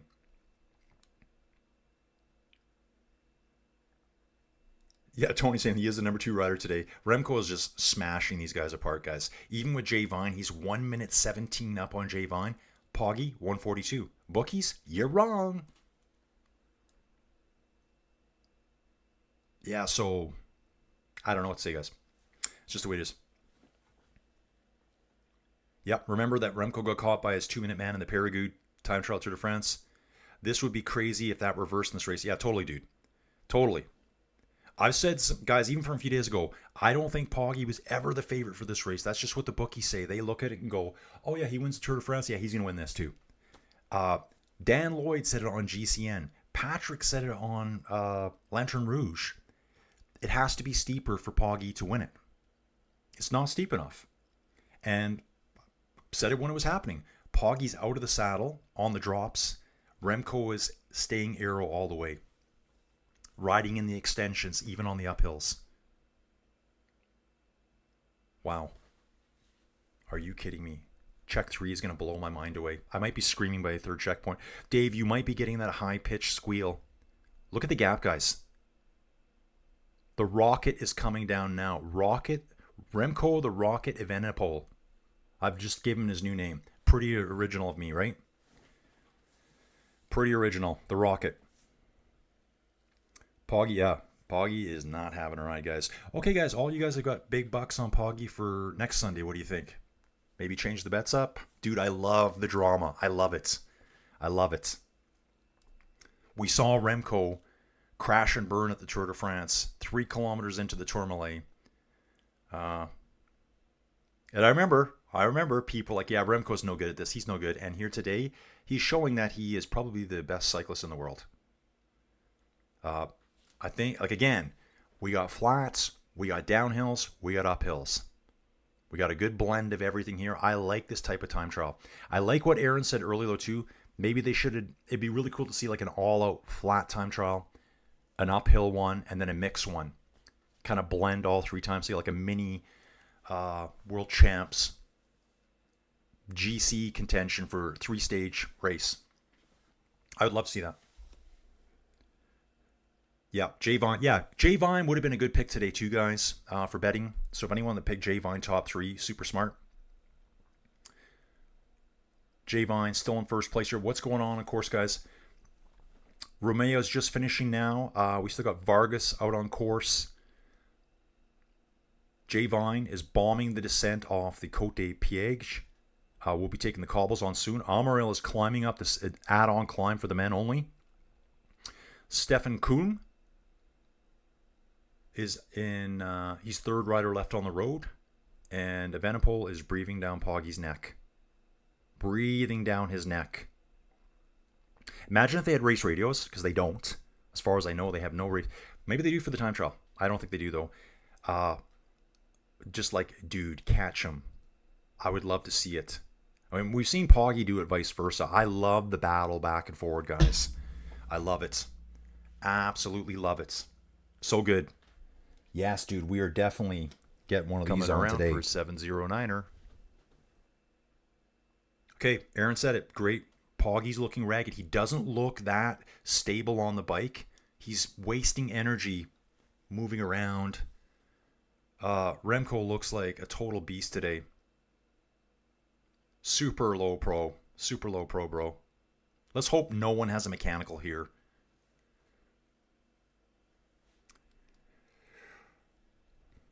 Remco is looking to catch Poggy before the finish. I think he's going to be like right on his wheels. Would that trip to Canada break Poggy up today? Lots of traveling, not enough rest in between. Yeah, I mean, I don't know, dude. I think they can do it. I think, maybe it's just, who knows, maybe his time off after the Tour de France, that would hurt him more, I think. He took 6 weeks off where he just, trained at home. Maybe he's not on race form right now. Still at the finish, Ilan van Wilder, Del Toro second, Leknessem in third. I'm watching Romeo, bad finisher. He's going to finish. He's just in the barriers here now at the top. So a bad there. He's crossed the finish line now. He's going to be over a minute down. Oh, 1:16 down puts him into 6th place. Time and Aaron's been great here. This guy won 2 stages at the Tour de France. 1:03. Really good ride for him. When I saw him sign up, I'm like, dude, you're a climber. 5th place overall. Miguel Heidemann, I never saw enough of this guy out there. The more checks are coming, guys. More checks. Oh, I just saw it again there, guys. At the 3rd checkpoint here, Poggy has lost 2 minutes. So right now, Poggy is only 30 seconds up the road from Remco. Remco goes through 1 minute 24 ahead of Jay Vine. So it's kind of stabilizing a bit there more now between Jay Vine and Remco. Those are our two big hitters here. Poggy slipped down even more. At checkpoint 2, Poggy was in 3rd place. Checkpoint 3, Poggy's in 4th place. I think Poggy's going to lose more time. Wow. Impressive. Yeah, Remco, these hills, he's just eating them up. Just absolutely eating them up. Yeah, dude, I know. Poggy may have started his birthday celebrations a day early and maybe having an off day. Yeah. Mm-hmm. Catching the road race world champs is in the cards, dude. He's going to see him. He's going to see him at some point. I've got a nice overhead shot here, so obviously there'll be like a car and a motorbike following each rider, so I'm waiting to see that. Yeah, this is an absolute smash fest by Remco, and he probably needs it too. I mean, think about him stepping off at the Tour de France when he was a huge favorite, quitting 3 kilometers into the Tourmalet, just giving up. Jay Vine on the cobbles now, guys. We can see him here. Okay, got to refresh this for you guys. Jay Vine. Yeah, he's in the cobbles here. Just about done the cobble section. I believe there's a rider, Vargas, ahead of him. I think Jay Vine had a little bit of a moment there on the cobbles. I don't know if it was an abrupt moment or he slipped on his handlebars a little bit. I think I just saw that out of the corner of my eye. So yeah, Jay Vine is coming out of the cobbles now. It's tough. 11% in the first section of those cobbles. Ooh, look at this. Evenepoel. Guys, look at the lines. I wish I could zoom in on that for you. Wish I could just like zoom right in. I'm going to get that set up for next. I'm going to find out a way how to do that. Jay Vine passes that rider. Blows right by him. Catania coming to the finish will be outside the top 10. It's already at 111 down. I think 115 puts you outside the top 10 right now. 138 to Seha. Seha's sitting at 138. Catania's going to be close. But look at this. Wow. Evenepoel is just destroying Poggy. I'm going to say it, guys. Evenepoel's destroying Poggy right now. Poggy implosion imminent. This is going to be a wake-up call for Poggy for the next weekend. Look how close they are. The lines are almost going to overlap, guys. The lines are almost going to overlap. I'm so excited by this. Here's Remco. I can see the car and the motorbike ahead. Poggy is right around the corner. They're on the same section. Drop an extra 100 watts, man. Extra 100 watts. Gadoosh. Love it, dudes. And again, it's time for another ring-a-ding-dong dandy, folks. Wow. Yeah, this is an ITT masterclass mirror. You're right. And it is not a flat one. Yeah, Remco, upper body, not moving. Not moving. In the extensions, they're on the same climb, dudes. Poggy is out of the saddle. No, he's not out of the saddle. He's riding the drops. He's not even riding the extensions. And he's really rocking back and forward. And he's got a real cheap-looking aero suit on. Come on, Team Slovenia. You could have given him a better one than that. They should have used his... That's the excuse. He didn't use his UAE team time trial suit. Jay Vine come to the finish, you guys. He will be in first place. He's in the flat section now. He's got to bump up one more. And Greasy Stash in action here, guys. Greasy Stash. I think it always looks greasy to me just because it's the only thing I'm looking at their faces. Just that stash. New best time for Jay Vine at the finish here. 51 minutes. Almost flat. Almost at 48 kilometers an hour, guys. I think Poggy is going to get passed by Evenepoel. Crushing. Crushing. Yep, you're right, Jordan. This TT is not made for Poggy. I've been saying that since day one. I already knew Evenepoel was going to be the favorite. Yeah, totally, Jordan. We've been saying that. I've talked about it for the last week or so. The bookies had this totally flipped. They probably just look, well, he won the Tour de France. This hill was not, these hills weren't big enough, steep enough for Poggy to win. If this would have been 10 kilometers at 8-9%, that favors Poggy. So, yeah. Pop Marino, Chad all agreed. The last couple days we were all in on Remco. Yeah, okay, Remco's climbing here now. He's out. Actually, Remco's out of his extensions too, chasing Poggy. Poggy is probably 100 meters up the road. Maybe 100 meters up the road from him. And, you know, as much as I'm excited about the pass, guys, I will feel bad for Poggy when he gets past here. I will. Promise. Because the descent's coming and we got one more climb. I think Evenepoel will drop some watts on the cobbles. He's from Belgium. Cobble King. And he's going to pass him on the cobbles. They're barely separated right now, guys. This will help the Poggy odds for road race. That's a good one. So this is good if you want to bet on him, but have not pulled the trigger yet. All it takes is one bad ice cube to throw off the gastro. Yes. Adios, Drew. Off to work. Bro, we'll see you later. Thanks for being here, Drew. The name Remco reminds me of old late-night TV commercials. It slices, it dices. Poggy pierogies, new from Remco. Yeah, the Ronco. Ron Popeil, dude. Dave, your time is coming close, man. Yeah, someone guessed under 50 minutes. Someone guessed 49:34. Okay, so just trying to see the gap here now. So I'm watching Remco. I'm leaning down, trying to see further up the road. Camera bike's doing the same thing. Remco has a drink. Slams that bottle back in there. Must be held on by magnets or something because I didn't even see him jam it in. Okay, I can't actually see Poggy right now, but he's not. Yeah, I can. It's probably out to a couple hundred meters right now. They are on the descent, guys, so it kind of stretched out a little bit when Poggy went over the top of Côte de Piaget and Remco was still just coming up the other side. Poggy does not want to get caught. Aaron, whatever Remco ate for breakfast, we should all want it. Of course, there were hours of training as well, but not as fun as a narrative. That's right. Right now, Poggy's not even top 3. Yeah, very disappointing for Poggy here. This could be, yeah, guys, these are pro athletes too. He'll take it in stride. Yeah, he's fourth at the third checkpoint. 7 seconds out of third place here. So Poggy could podium if he pulls it back together here. It's possible. He's 7 seconds out of third. That was Ilan van Wilder. But there was a lot of other riders that did better in that final chunk of the road there. I mean, guys, they're virtually on top of each other here. I think... Okay, there's Kung. Nope, that's not Kung. That's Amaral. Amaral's just finishing up now, guys. He's number 4. Kung will be number 3. Poggy number 2. Evenepoel number 1. Sorry.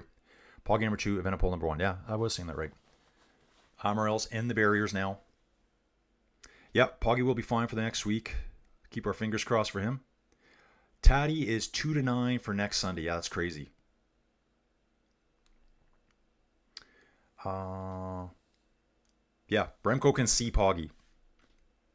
So, yeah, you know, I'll be fine. If Remco destroys him on this one and Poggy wins next weekend, I'm okay with that too. Aaron saying, can we just blame Erskine for this? Dude, I already thought about that. The first time I saw Remco as a junior, he won the road race, the TT at U23s.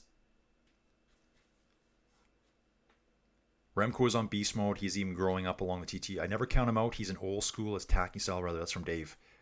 I saw Remco when he was at the Tour of Britain. He looks like he's carved out of stone. And what's crazy is, guys, he breaks the mold that I always talk about. Like Bruno Amaral here, great time trials, big guy. Remco is a little dude. Remco is not tall. 63 kilograms. He's passing Poggy, guys. He's got him on the cobble. He's got him on the cobbles. Wow, are you guys watching this? This is unbelievable to me. I never would have thought this would happen. And he passes him. They don't even look at each other. There's no need to. Let's see what Poggy's going to do. He is following Remco's wheel. He's got gives Poggy a little bit of something to follow here. Get him back on track. I wouldn't hang around there too long, Poggy. You need to move over just a little bit. Slide over, Poggy. Imagine him getting disqualified. Yeah, crazy. A lot of rock and rolling going up this hill, guys. They're both in the drops, both rocking. Remco looks determined. I bet you he's listening to the sound of the bikes behind, and he's pushing harder. I can just watch it happening.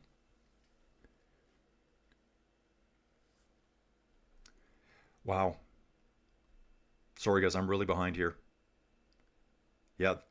Pop Marcino. Well, yeah, guys, let's let Remco win this one. We'll let Poggy win next week. How about that? No pillow talk from Urska tonight for Poggy.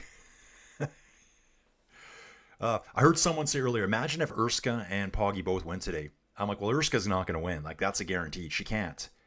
She's 50 kilograms. The catch is, it's honest, guys. It's happened. This is absolute drama here. And Poggy's pushing a small gear. Remco is just pushing a big gear. You can see the difference in their pedal stroke. It's only 10, 15 meters, guys. It's not like Poggy's life's over. But it is exciting to see this. Yeah, when you ride hard every day, it just takes one off feeling physically or mentally for it all to fall apart. Yeah, Remco's enjoying this as he's had a lot of adversity. Yeah, he has. Dude, just take a look back a few years ago. Just type in Remco crash. You'll see him laying virtually at the bottom of a ravine, curled up in the fetus position. Like, insane. He was humiliated this year at the time trial at the Tour de France. He got passed by Jonas. And he went into that time trial as a favorite. Yeah, it happened, dude. It's over. On the cobbles, goodbye, Poggy. And that's where I thought it would happen. I thought on the downhill, he's just going to relax on the downhill, catch his breath, knows Poggy's suffering, blow past him on the cobbles. Yeah, Remco is out climbing. Well, the thing here too, dude, it's not steep enough. This is not really Poggy's domain. The 6%, these little short ones, it's not his thing. It has to be really, really steep for Poggy to really excel.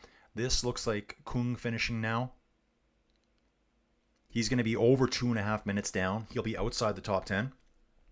Oh, he's 8th place. Wow. I guess that was the old top 10. Kung, 9th place.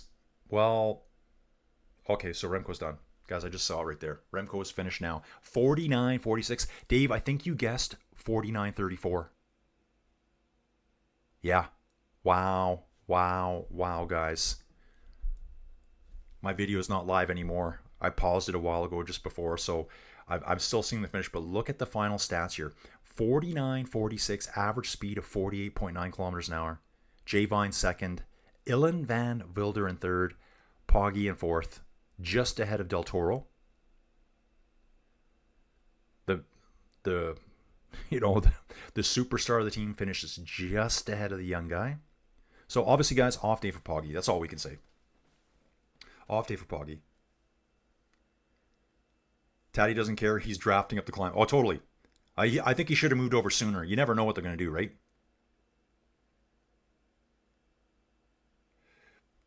Yeah, has Poggy... I think what you're saying here, has Poggy ever been passed? Oh, yeah. Remco... Guys, I'm watching the replay here. Remco is like...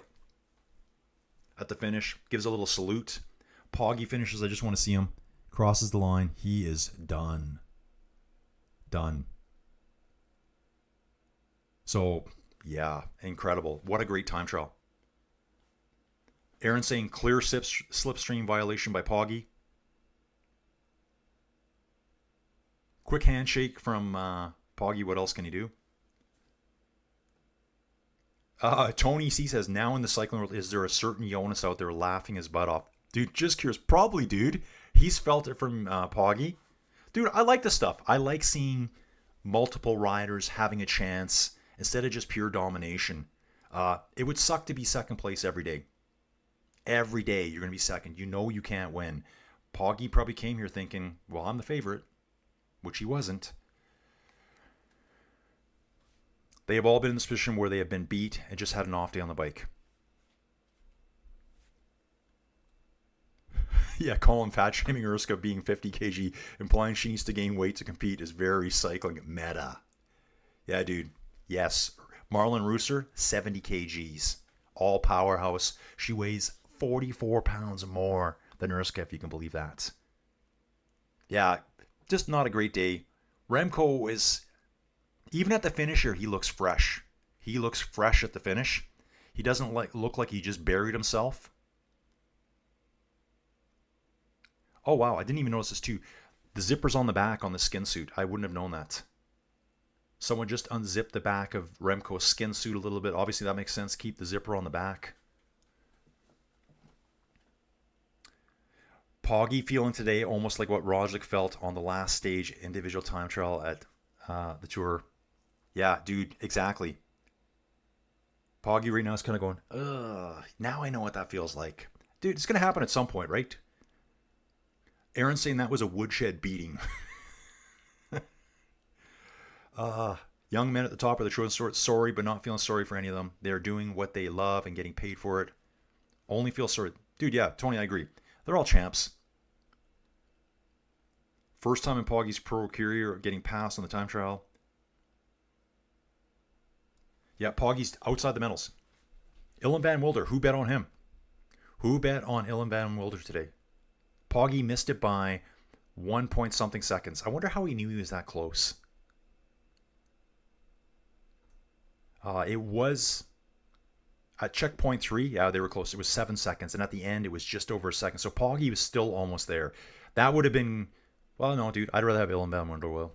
This guy gets to stand on the podium. Poggy's done it before. Like, come on. Come on. He can't get everything. 3 UAE riders in the top 5. Strongest team in cycling, no doubt. Absolutely, dude. Yeah, I thought Roglic would have rode this LMF. I thought he would have. This would have been a good course for Primoz as well. It's not the steep climbs. It's more like a Remco ride that we just saw there. Remco still would have won it. Oh, it was Drew. Drew's not here. Drew's not here, so he doesn't win. Congrats, Drew Schaefer. He wins the TT finish time. Drew was only off the prediction by 12 seconds. Dude, I would have said 51, 52. I wouldn't have known. Yeah, let's go into the road race and use this as motivation for that race. Yeah, Drew was really close. He just jumped out to work too. The top riders were strong, but Remco made them look like an old bunch of disabled men. This comes from Mario. Poggy can't win every... This is from Jordan. Poggy can't win every race, especially TT, that never suited him. But, I mean, he just looked off halfway through. Yeah, dude, I think, Jordan, I agree. This race wasn't perfectly suited for him. But Perigoods was never suited for Remco, too. Like, it's just... It depends on the ride. There's just so much hype and pressure behind Poggy to win right now. That's why he just vanished for 6 weeks. He's like, I'm done. He probably just hates the pressure. This wasn't the ideal course for him. Dude, he still finished 4th place. Poggy still finished 4th place. Still has a very good chance of winning the road race. So, but yeah, dude, Jordan, he did look kind of finished by checkpoint 2. He just didn't look right. He didn't look fresh and comfortable. Now, here's the hard part. And as much as I'm happy to see Remco win, now Poggy's going to be trying to escape and avoid questions because everyone's going to ask him, so, what happened out there today? And in his head, he's thinking, what do you think happened? I didn't have a good day. Like, leave me alone. But now he's going to have to answer all those questions. Dave's saying downhills can be harder than climbs, higher speed, more chance for hard crashes. Yeah, UCI will not penalize Poggy for getting beat. Yeah, when I see what the pros do to each other, I don't feel so bad when I drop a minute to a winner on Zwift. Yeah, dude, I feel you. I feel you there. Poggy was very close to 3rd place, guys. 1.66 seconds apparently here from LAMF. That's right, dude, Aaron. This race plus Paragood TT shows how much horses for courses and current form matter in a TT. Remco caught by Jonas while in Rainbow Stripes, and here Remco catches maybe the best rider ever. Yeah, totally, dude. If they build these races, if they built every Tour de France and all they're going to have is climbs that are 15 kilometers long, 12 to 15 kilometers long at 8% gradient, then Poggy's going to win every time. You got to throw some time trials in to give the other rounded riders a chance.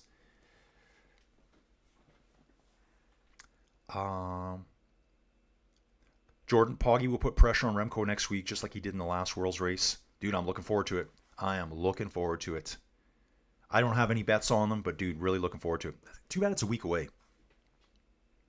UAE now the most winning team in a season. Yeah, that would have been with Brandon McNulty earlier today because it wasn't with Poggy. I'm like, oh yeah. Brandon McNulty won this morning, guys, at Tour of Luxembourg. Yeah. Roslik probably thinking maybe we should go for me now in the road race. Oh, yeah, please don't. Imagine if you did. Remco, 3 in a row. Has anyone not had that happen to them on a local climb? Yeah, I know what happens to me. Guys, I suck climbing. I just do climbs myself, but I suck at them. Guys, I thought the time trial here was spectacular. I thought the fans were awesome. Zero protests whatsoever. And I knew we would not see one protest here. Because you know why? It wouldn't be allowed. It would not be allowed. All those protesters that want to sit there and disturb the race, hurt riders. You know what I heard this morning? I think it was Cofidis talking about it. Cofidis riders said people were spitting on them at La Vuelta. But in reality too, though, guys, that's uncool. That's happened for years at the races. I don't know why they were spitting on the Cofidis guys. I'm not sure. But no protests here. Fans super chill. All watching. View the top 20 here. I want to have a look. Byron Munton from South Africa. I'm trying to look to see how all the Africans finished up. Florian Raoul. That'll be our best place. Michael Leonard for Canada in 12th place overall. Stefan Kung in 10th. Great ride for Del Toro, really. Leknison, great ride. Plapp. Great stuff, guys. Awesome. Wow, I don't even know what time it is. 8:59 in the morning. I think we're almost on 6 hours now, guys. Remco needs to lobby Grand Tours, bring back more 100K time trials. Yeah. Surprised Fishboy wasn't here. Yeah, he said he's just going to focus on Europeans. You know what? Jonas might be thinking, man, I don't want to get beat by Poggy again. It must get demoralizing day after day, no matter what you do. You get beat by him day after day. So just stay away. Go to a different race. Okay, seeing you going to Zone 2 even right now. Okay, Renee, take it easy, dude. Thanks for being here. Guys, I will be back on tomorrow. Don't forget about that. What is going on tomorrow in my world? Let's see races tomorrow. Races tomorrow, guys. We got World Champions Men under 23 individual time trial. I will look at that. The women's as well. That's about our only races tomorrow, guys. Then on the 20th, so that's the 22nd, 24th, we got Omloop van het Houtland. Yeah, there's lots coming up, guys. Lots of stuff coming up. Getting it through the chat here. Yes, Remco. Yes. Okay, so Remco must be dead certain for more individual time trial titles for Cancelar and Martin. Okay, sorry, guys. I'm just stumbling over words. Mario. Protesters in Rwanda would spend some months watching the sun with squares. Yeah, dude, that's what I'm saying too. Absolutely not allowed here. I barely saw flags on course. There was a few. I think I saw a Basque flag. I saw a few Belgian flags. I'm seeing Belgian flags waving right now at the presentation. No smoke bombs. No fans on the road. It's very controlled, very safe. And I think that's what people wanted to see. This is a definite way to get the road worlds to come back here. Safe races for the riders.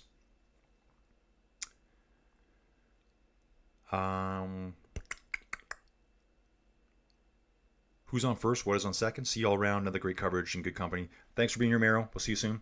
Classic Abbott and Costello. Got to love where the chat goes sometimes. Dude, it's all over the place here, guys. Don't forget, guys, I'm going to leave a random comment in the videos. If you can all maybe spend 5 seconds today. And, oh, wow, look at this. Yeah. Guys, I didn't see this. Rider for Israel Premier Tech won 22nd Gusk Pijil 1.1 race. Beat Dylan Groenewegen in a sprint there. Jordi Moose, Pavel Bittner, Soren Verenskold, Milan Fretten. Another race we didn't really catch today. So I'll leave that there. If you guys can all drop a comment, just drop something goofy in there. Like I said, maybe it's your favorite chicken McNugget dipping sauce, more yacht rock, anything you guys want. Definitely gets the channel out to other people. So guys, I'm going to jump now and we'll see you all.